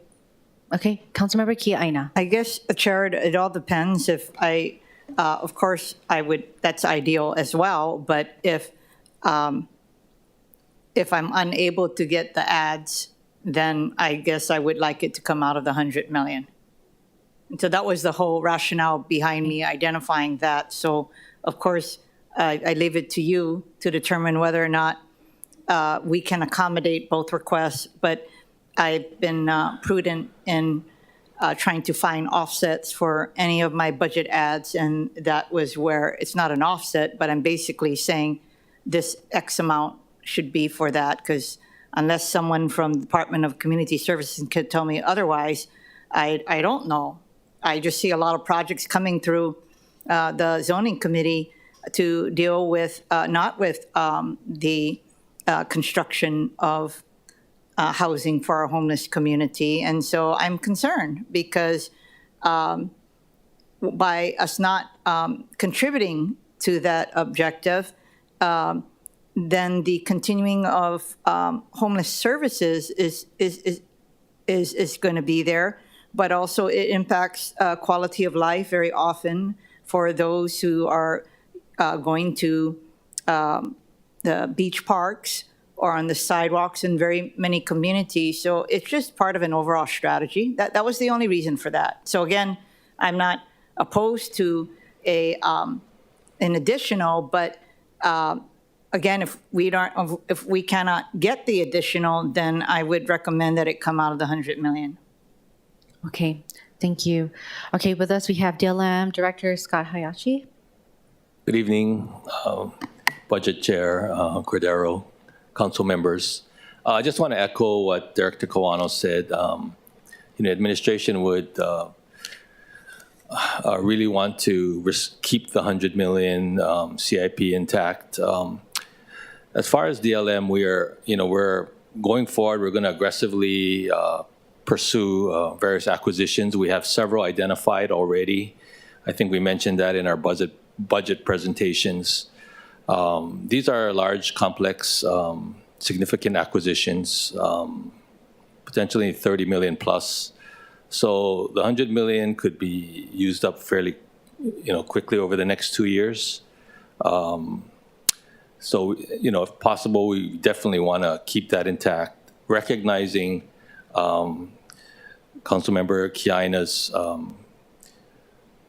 desire to work with homeless, deal with the homeless housing issue. So we'll work with you in addition to that, to have funding in addition to the 100 million to specifically work on that issue.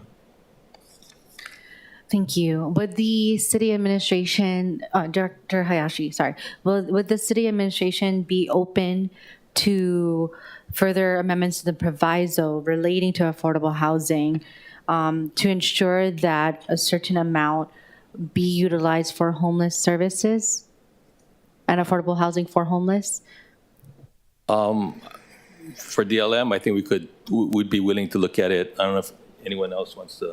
Director Hayashi, I think because affordable housing, let's say we have a particular amount that serves, let's say 80% or 60 to 80% AMI, and let's say there's only 2 projects out of the, 2% out of the 98% of projects that will come out for affordable housing for homeless and homeless services as well. So how can we ensure there's an equitable amount, or what is the data so that we can meet the need for affordable housing for homeless persons? Well, I think the way it's written, how it's written here is it's a broad spectrum of different levels. But But with Councilmember Kiainas, she specifically mentions homelessness. So in the separate in Councilmember Kiainas, that's specifically targeting the homelessness. But the 100 million could be involved that as well. But it's for a broad spectrum of different levels of income as well as different levels of mixed-use projects as well. So it's specific, it's broad in the sense that we want to encompass a large amount of variety of projects. Okay, thank you. I guess what I mean is the variety of projects may be skewed to a higher AMI than those who are experiencing homelessness is all. Okay. Yeah. Okay, Councilmember Say, then Council Chair Waters. For the 60% AMI and below, I thought to some degree it was the responsibility of the state through the Hawaii Public Housing Authority. Palolo has Palolo Housing. Yep, that's the 60% AMI and below. Chair Cordero's district has the most, KPT, that I think Hakeem came before us on the 21H. You've got Mayor Wright's, Kali Housing. That's the type of public housing I'm thinking for the homeless. Or is it going to be prefabricated homes? That I read an article of what, is it Big Island that's doing it? And my point... That's correct. Yes, correct. But my point is that one of the biggest issues talking to developers and contractors is the fact of the matter that if we could say we're going to do these type of affordable housing or homeless shelters that do not meet the prevailing wages of our labor contractors. That's the only way you're going to cut the cost. It'll probably come down from maybe $450 a square foot to maybe $300. But that's why the discussion is so important. We are looking at ways to lowering the cost of housing. Prefab is one, then we have to get the approval from some of our union friends, but it's for affordable. And if it is affordable, 60% AMI and below. The other big issue, Madam Chair, would be who would be in charge of the O&M for public housing. Would we get the state of Hawaii as far as Hawaii Public Housing Authority, which already has a model in place? Or are you guys going to look for private contractors to maintain and operate? Because I brought this up 2 years ago with you, Mr. Hayashi. You look at our Chinatown properties that we own today. It's not up to standard to me. And I just feel bad that government should not get involved in the operation and maintenance. But it's happening throughout the community. It is happening. Because I just saw that other article that, what's the one by across Straub Hospital, where the tenants or the owners are now having a hard time paying for a major renovation that they did not abide by the state law in regards of dedicating a certain amount or earmarking a certain amount of monies from the common area maintenance fee to a reserve account for major renovations. That's another big issue in the future that we'll have to address, and it is scary. That's the one, I forget, right by the graveyard. That was a Jack Myers project after 40 years. So the tenants there are stuck. Are we going to come up with the $50,000 to pay for the major renovation? And then for the District 5, I've got other big problems that I inherited, which is the sprinkler system in our present condominiums and apartments that don't have sprinkler systems. And the council did enact an ordinance to say we have to do something. But what can we do, right? I'm happy that the legislature is trying to address that with Senator Fukunaga, but the council before just passed the bill just to say, yeah. So all you have now is HFD approving their fire control retardant plan or whatever it is. This $100 million, is it comparable to what the state legislature will be appropriating?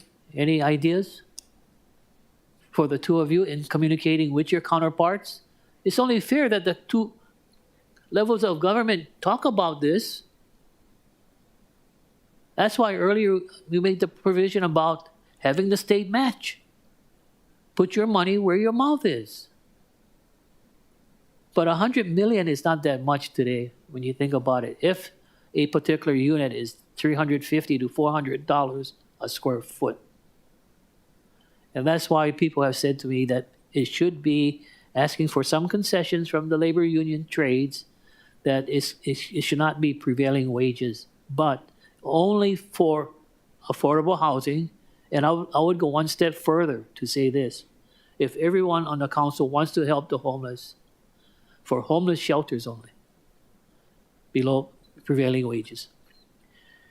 So, Madam Chair, I do support it, but this 100 million, but I want it to be matched also with the state. So they have some skin in the game too. Mr. Director Kawano can say a few words. Okay, Director Kawano, do you have any response to Councilmember Say? No, Councilmember Say is bringing up good points that I think we need to have more discussion on.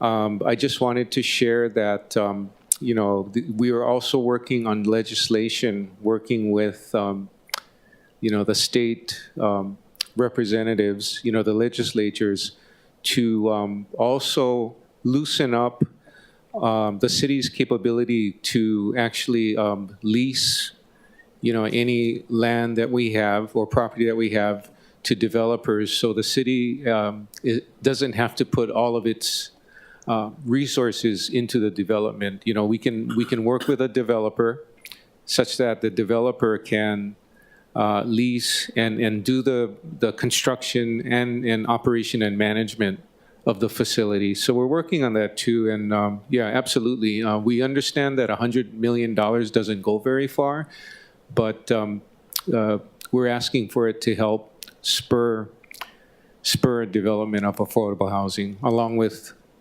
more legislation so that we can work with other partners using bond funds. Thank you. I just wanted to share that. Thank you. Thank you. The chair will still recommend to accept the amendments, but I do ask Council Vice Chair Kia Aina to work with the different intricacies of, utilizing the 100 million for the things that you have indicated in your new project and proviso, if there's any difference. Okay, so I just want to make clear. So what will be included? 100 million plus my provisions, or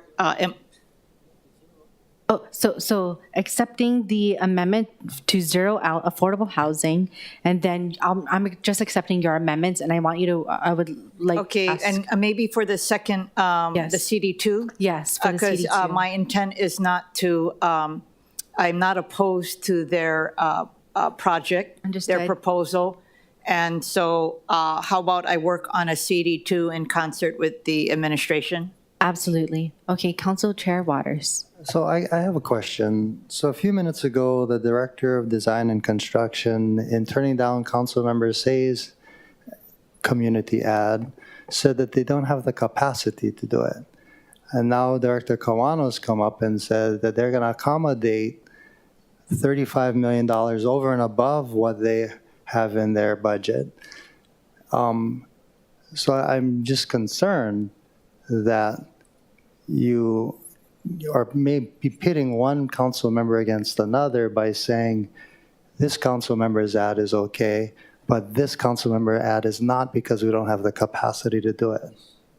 You understand what I'm saying? And part of the bigger picture here, folks, is traditionally, it seems, and I hate to use the word tradition, but council ads have not been acted on.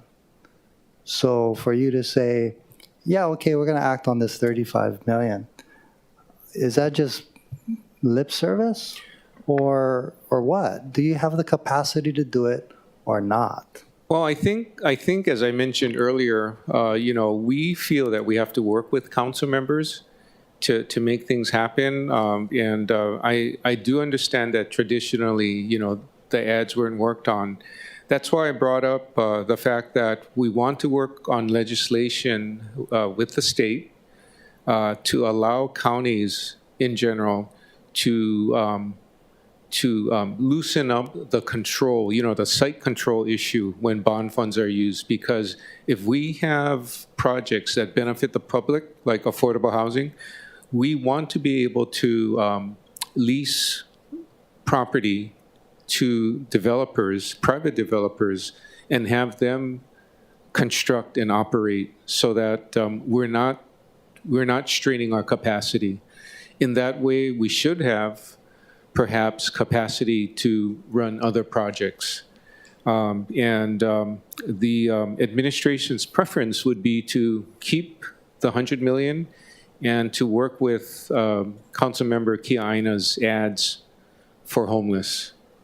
But if it comes down to capacity, right, and if you're saying that it's dependent upon state action, I don't think we should hold our breath, right?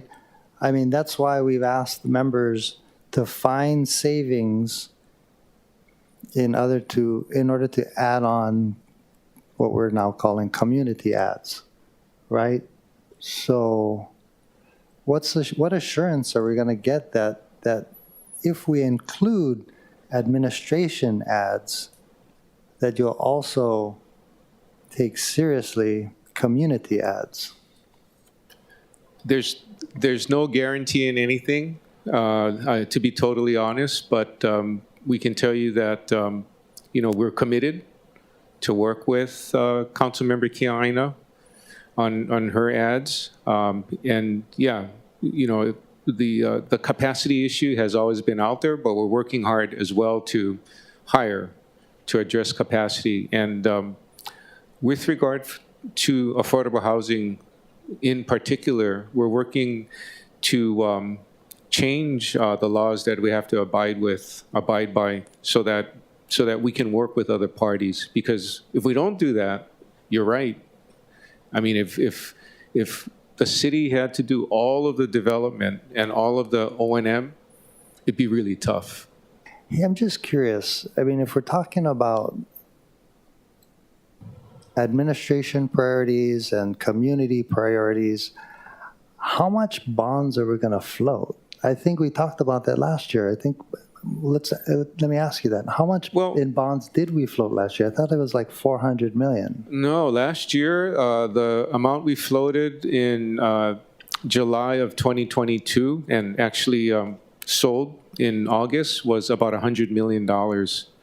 It was a lot less than our GI source monies that was in last year's budget, because when we came in, there was a rollover. So in the bank, there were GI funds of about $200 million unspent from prior administration. So we have that rollover that we're able to use. So we treat our cash, our general improvement cash, like our cash in a checkbook. We only borrow what we have to borrow. And I think Managing Director mentioned that during the briefing. We borrow what we have to borrow. We don't borrow. We rarely borrow the full amount required per the CIP budget bill. So if we only borrowed 100 million last year, and we already had 200 million, that was a total budget of 300 million. When I think last year's CIP budget that we passed was $1 billion, right? Wasn't it? I mean, Councilmember Say. Yeah, we passed last year. I thought it was $1 billion. So we're only doing a fraction.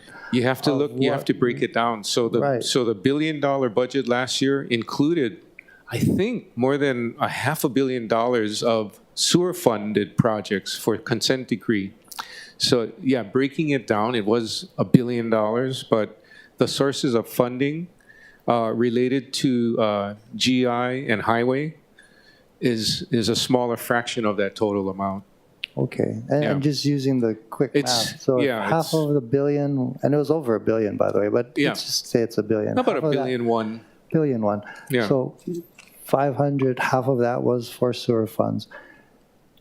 We only had 300 million to spend on both administration priorities and council priorities. So 200 million we didn't act on it last year, right? So again, that makes my argument, or just trying to reiterate that if we're gonna keep this 100 million and add the 35 million for Councilmember Kiaina, that it's actually gonna get done, right? It's not gonna get caught in that 200 million that never got acted on. We're gonna do our best to get it done. Also, in last year's CIP was very unusual because we put in nearly 200 million of FRF monies in, so that 1.1 billion also included FRF, with an Appendix A schedule. So it was, last year's CIP was different. We don't have the same situation this year.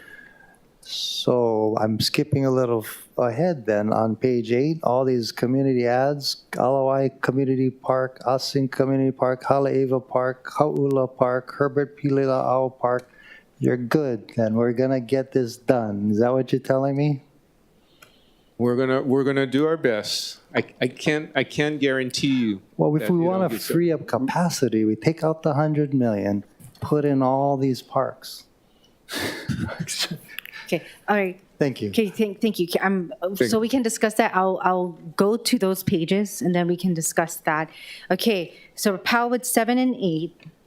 Okay. Chair recommends to accept the amendments on page 9 and 10 with the exception of the rejection. Councilmember Kiaina, I just want to direct your attention to the Kalama Beach Park. I'm sorry, what page are we on? Okay, I did accepting on 9, and then for page 10, accepting all except the Kalama Beach Park. That is correct, Okay. Madam Chair. And again, with regard to the operating budget, I will be increasing the amount by, I believe, 50,000 to accommodate both the necessary personnel as well as the lifeguard. So I will be crafting a CD2 amendment. Okay, thank you. But for now, deleting this is Okay. appropriate. Thank you. So that we can have a discussion on numerous items, I will once again be accepting the amendments on page 9, accepting all the amendments on page 10 with the rejection, except with the rejection of the new project of Kalama Beach Park, accepting all the amendments on page 11, accepting all the amendments on page 12. And with that, we will be able to have further discussion on numerous items that we have on 9 to 12. Does that cover a lot of it? Director Kawano? I just wanted to cover what Vice Chair alluded to with regard to Halumalihia Park, Botanical Garden. Okay. And the approximate $4 million on page 10 for that project.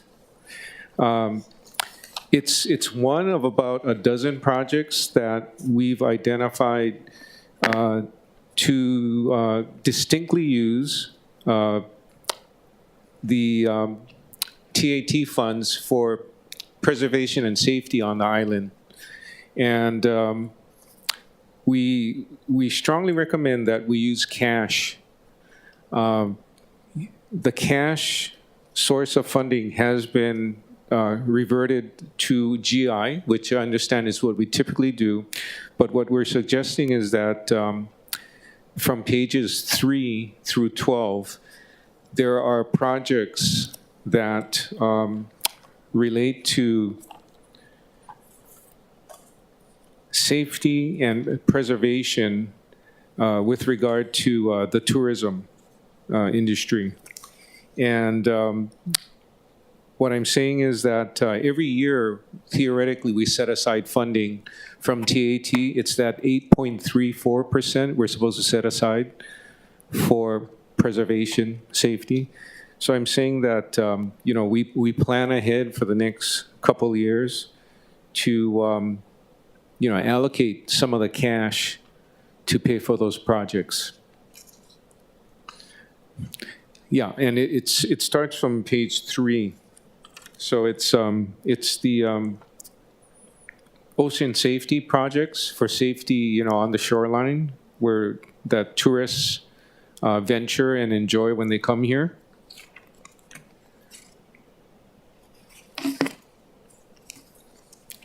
And then on page 4, Waikiki improvements for design and construction of walkways, driveways. And we would do that in conjunction with Waikiki bid. That's on page 4. On page 5, there's NPDES improvements to curtail erosion along Kuhio Beach.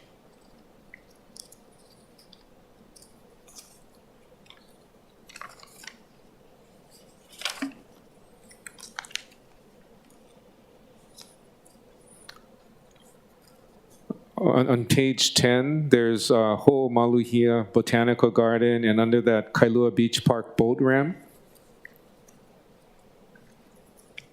Okay. And then on page 12, the Sandy Beach Park improvement, and the Waikiki War Memorial Complex design work for sustainability and facility improvements. Okay, understood. And then we're not on page 13, but on page 13, we also have funding source changes for enterprise facility improvements for the Waikiki Shell Blaisdell Center, improvements at the Honolulu Zoo. There's 3 appropriations following that one, so there's 4 on page 13. Okay. But all in all, I just call those out as proposals by the administration for discussion. Yeah. Thank you. Chair. Okay, thank you. Thank you for sharing that with us and allowing that for this our consideration. Vice Chair Kiaina. Thank you, Chair. In putting forth the budget, there's a lot of dynamics in play, including BFS working with their team on projects to utilize the TAT funds. Because of the fact that we have such a huge, we have the huge budget to worry about, I am okay for the proposed projects this year, but next year I would like a emphasis on most of that funding going to impacts to local communities, not for tourism improvements. And by that I mean, I feel that the Department of Parks and Recreation should actually be getting the bulk of those funds because it's helping our communities improve the quality of their own lives at the recreational areas. So that's all. A lot of the other projects this year happen to be improvements, of course, in my colleague's district, but I feel that there are a lot of other sources of funding for that, and we're making improvement for tourists. That was not why I had fought for that amendment. I fought for that amendment to address the concerns of the impact of tourists on our local community, and there's no greater impact than our parks. So I just wanted to make that clear. Although I'm okay with the manner of how this is done this year, I would like to see a shift next year with the majority of the funding going to parks. Okay, thank you. Council Chair Waters. I have a simple solution.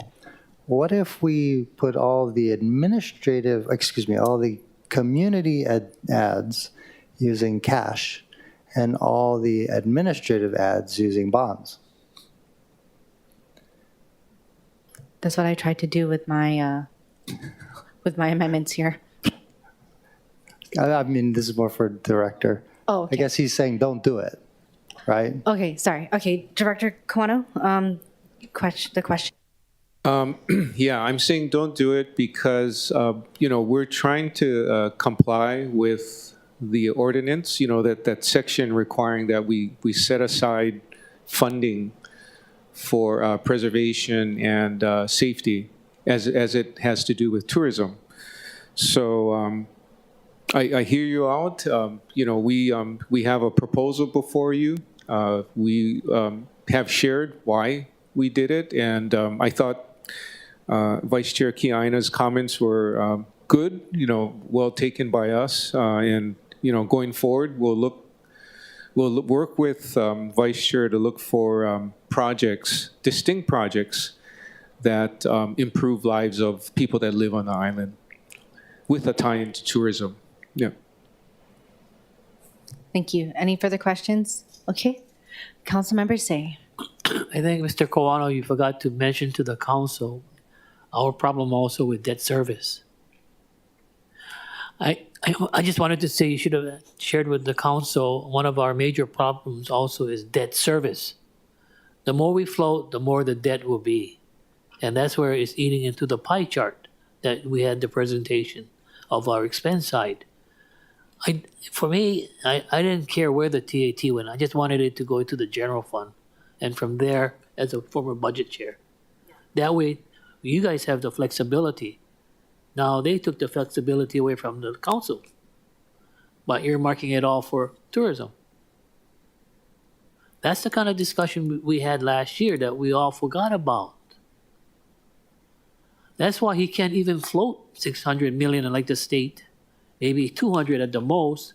But that 200, if we do increase it for the general obligation bonds of the county, you also have to increase the dollar amount in the debt service going out. And that's the other point that a lot of us are missing. Your revenue side and your expense side, how we have committed ourselves to using the TAT for tourism destination, so forth, like what this legislature was trying to do. But in that case, it tied our hands that we couldn't use it now for other programs. So that's what I say, Chair, but we're all learning. But thank you very much. Thank you. Thank you very much. Once again, we do have our next round, and actually you listing out the different considerations will help with the discussion. Director Kawano. Okay, does anyone have questions for the director of DPR? No, okay, all right. Moving forward, we have page 13. I know that was already touched upon. Chair recommends the amendments, the approval of the amendments on page 13, with the exception we will take up the section 10 to 16 in the subsequent pages. Any discussion on page 13 relating to these funds that TAT discussion? Sorry, I'm not even looking up. Okay, all right. Vice Chair I'm sorry, Keating. I missed the, so what are we doing again? Oh, I accepted the amendments on page 13, except we will then go through the different provisos of section 10 to 16. Okay, actually, I don't have to go through it one by one. I can also accept the provisos on from section 10 to 16, all in one go with this page. Okay, I can do that. Does anyone have any questions regarding design construction, mass transit, and the provisos in section 10 to 16?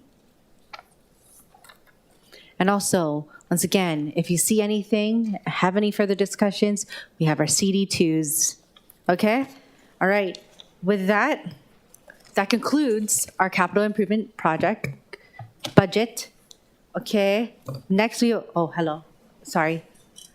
Move to testimony for capital improvement.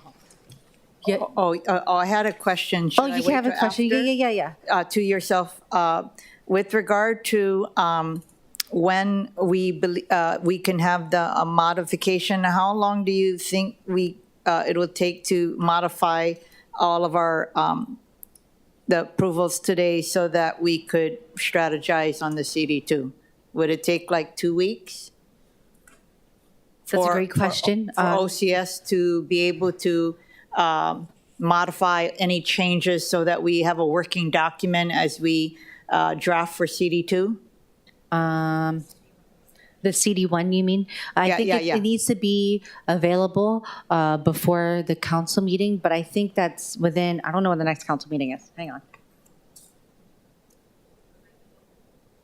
April 19th? Oh, Okay, I got it. So it Okay. have to be ready It has to before be the ready. next council, and then any proposals we make for the CD2 would occur after April 19th. Yes. Yeah, but Yeah. it would be ready before April 19th. It will be 'cause we need ready by April 13. Okay, thank you so much. Okay. Thank you very much. Okay, with that, we will take up remote testifiers. Okay, with us we have for Bill 12, Elizabeth Riley. I apologize if I mispronounced your name. Please correct me if I'm wrong. Miss Elizabeth? Hi, can you hear me okay? We can hear you perfectly fine. Thank you Thank for you so sticking much. with us. Oh, it's been very educational, and I have to say thank you all for the good hard work that you do. Thank you. Yeah, so I'm here just representing on Bill 12, there's an improvement line item measure for Cocoa Crater Stables listed underneath Cocoa Crater Botanical Gardens. It's $300,000. And, you know, it speaks really well to what Esther Kiaino was talking about in having allocation and funds go towards improvement of parks that benefit and improve for the local residents. So the Cocoa Crater Stables is not only part of the history of the area, but by making these improvements, it also upholds the integrity of the gift from Puahi. So with that, thank you so very much. And I hope indeed that $300,000 line item is able to pass through. Thank you so much. Thank you so much, Elizabeth. Members, any questions for Elizabeth, our testifier? Thank you again so much for sticking with us. My pleasure. Thank you. Next up, we have Natalie Iwasa on Bill 12. Thank you, Chair, Council members. Natalie Wassa for the record. Just several items. First of all, the same thing Elizabeth supported, the $300,000 for Cocoa Crater Stables. That place was left in shambles after the prior concessionaire left. And so I wholeheartedly support that. And I asked the city to find a way to hold the prior concessionaire accountable, because I have a copy of the contract and it was clear that there was some equipment that they were not allowed to take, which they actually did take with them or destroy. I also support the $2.3 million for Cocoa Head Shooting Complex. That's on page 10 of the worksheets. And the Waikiki improvements for sidewalks, which is very much needed in several areas, actually, of Oahu. And then the last one I wanted to comment on is the Sandy Beach parking lot improvement of $303,000. This is mainly for planning. This is for pavement adding to the parking lot that is closest to the blowhole. So it's currently gravel and sand. And I just feel I don't support it. I feel that our money would be better used having more ADA ramps and more sidewalks. A few years ago, I saw a gentleman in a wheelchair riding in the road on Pensacola, and I thought, why is he doing that?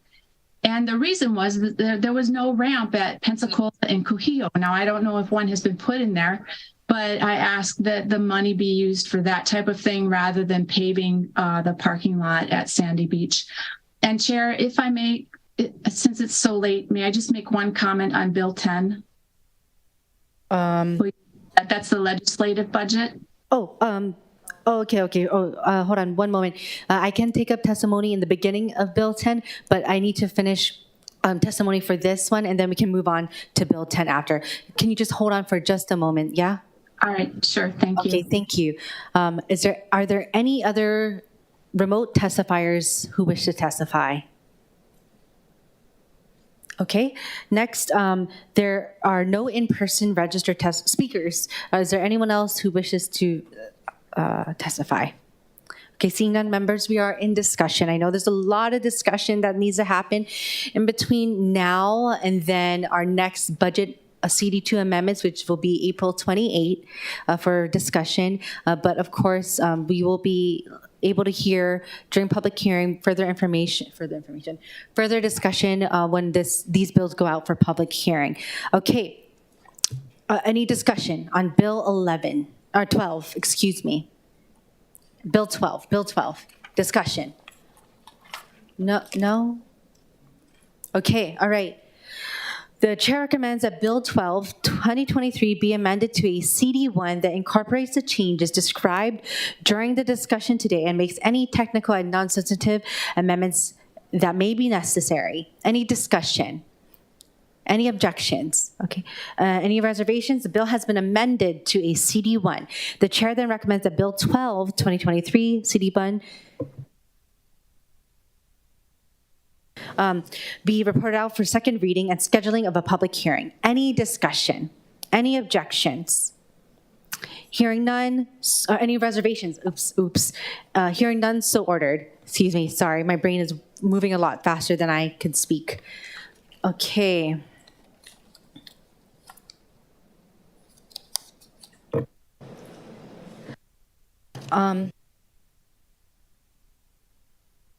One moment. I do want to see if I can take testimony. Hold on.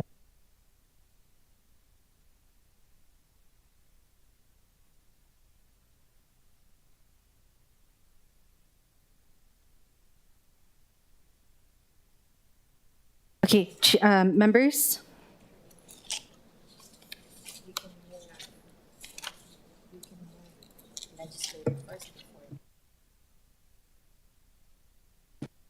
Members, would you be willing to take up Bill 10, the legislative budget, first up before Bill 13, which is the authorizing the issuance of general obligation bonds? Okay, all right, sorry, let us move forward. Chair Waters, your flashlight's on. Okay, sorry. I'm sorry. Okay, where am I now? Okay, members, thank you for your indulgence.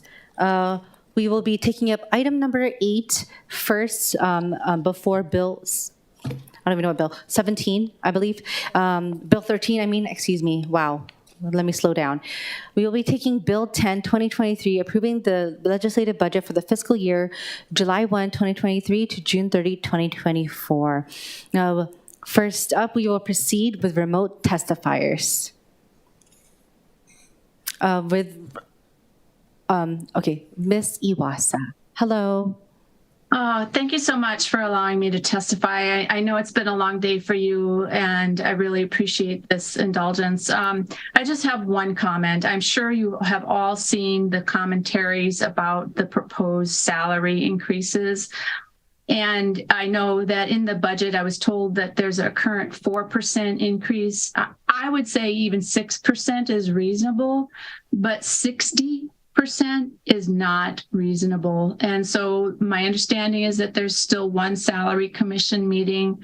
And I would ask that each of you take a look at your situation and what has been commented in the public and provide testimony to the salary commission to have those increases reduced, because it's really, to me, it's not reasonable. So thank you for allowing me to testify out of order.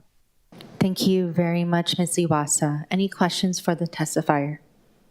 Thank you for sticking with us, Ms. Iwasa. Okay, with that, we are on Bill 10 of the agenda, on the agenda, excuse me. And we will now proceed with the legislative budget. With us today, we have both the City Council, we have the oh my gosh, I can't even think. The City Auditor, Office of Council Services, and Office of City Clerk. Excuse me. Sorry, everyone. Good evening, members. Tommy Waters, Chair of the Council. Also present is Kenny Amazaki from the Legislative Branch. We also have a representative from the Office of Council Services, as well as our auditor to answer any further questions. My understanding is that other than the chair's recommendations, there are no other recommendations from the council. I just want to point out that the current bill does include a 4% salary increase for employees, not the members. Small increase in telecasting so that we can broadcast our meetings, and a small increase for postage and printing. Other than that, we're available for questions. Mr. Amazaki or our auditor or OCS, anything to add? Thank you. The proposed amendments there are none, and I would like to, once again, members have any questions for our clerk, our auditor, our council chair? Councilmember Say. I truly believe that they deserve a pay raise, okay, for those particular agencies. Thank you. Okay, thank you. Okay, thank you. I don't know what to say. It's not included in our budget, and I look forward to the Salary Commission's discussions on April 25. I don't know, I just made up that date. Okay, so any other discussion? Okay, with that, thank you. Also, we do have the next round of CD2s. So Office of City Clerk, City Auditor, Council Services. If there's any other amendments, we do have our CD2. So work with our council members. Okay. Also, I need to go back. Are there any other registered, any other persons that wishes to testify on Bill 10 that has not testified yet? Okay, seeing none, members, we are in discussion. Okay, thank you very much. Okay. Chair recommends that Bill 10, 2023 be reported out for second reading and scheduling of a public hearing. Any discussion? Any objections? Okay, thank you very much. Okay, moving back to Bill, I don't know what it is. Bill 13, thank you. Excuse me.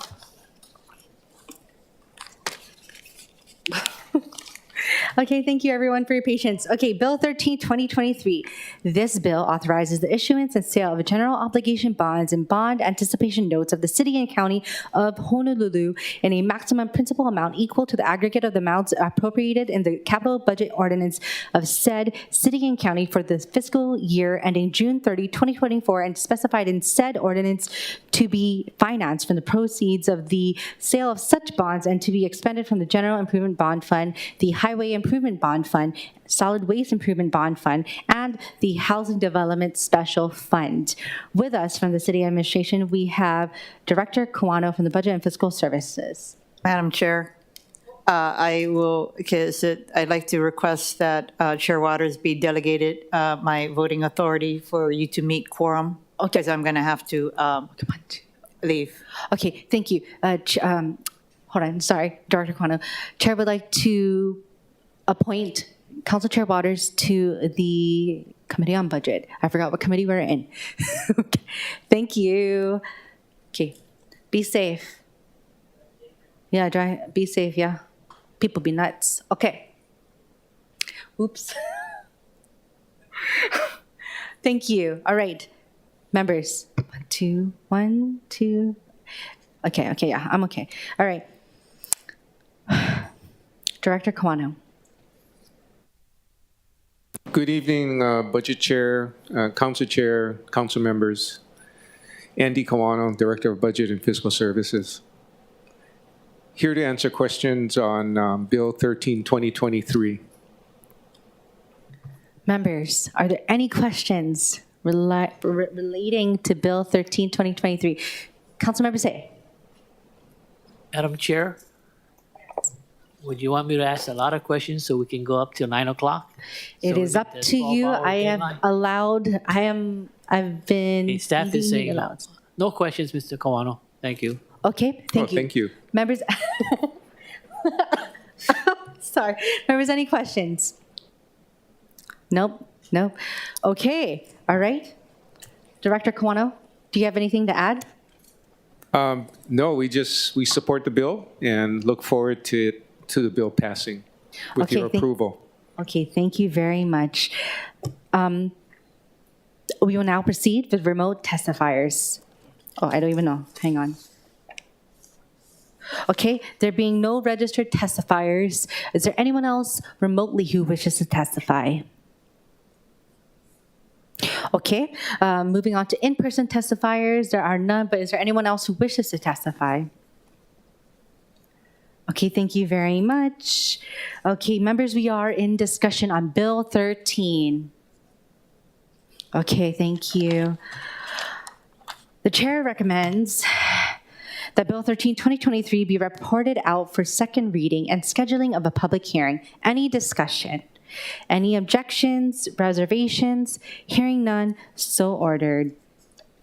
Okay, with that, there being no further business, I would like to also invite people. I'm having a community meeting relating to Dillingham Utilities right now at Kalihi Kai, if you want to go with me. Okay, or not. Okay. Anyway, this meeting is adjourned.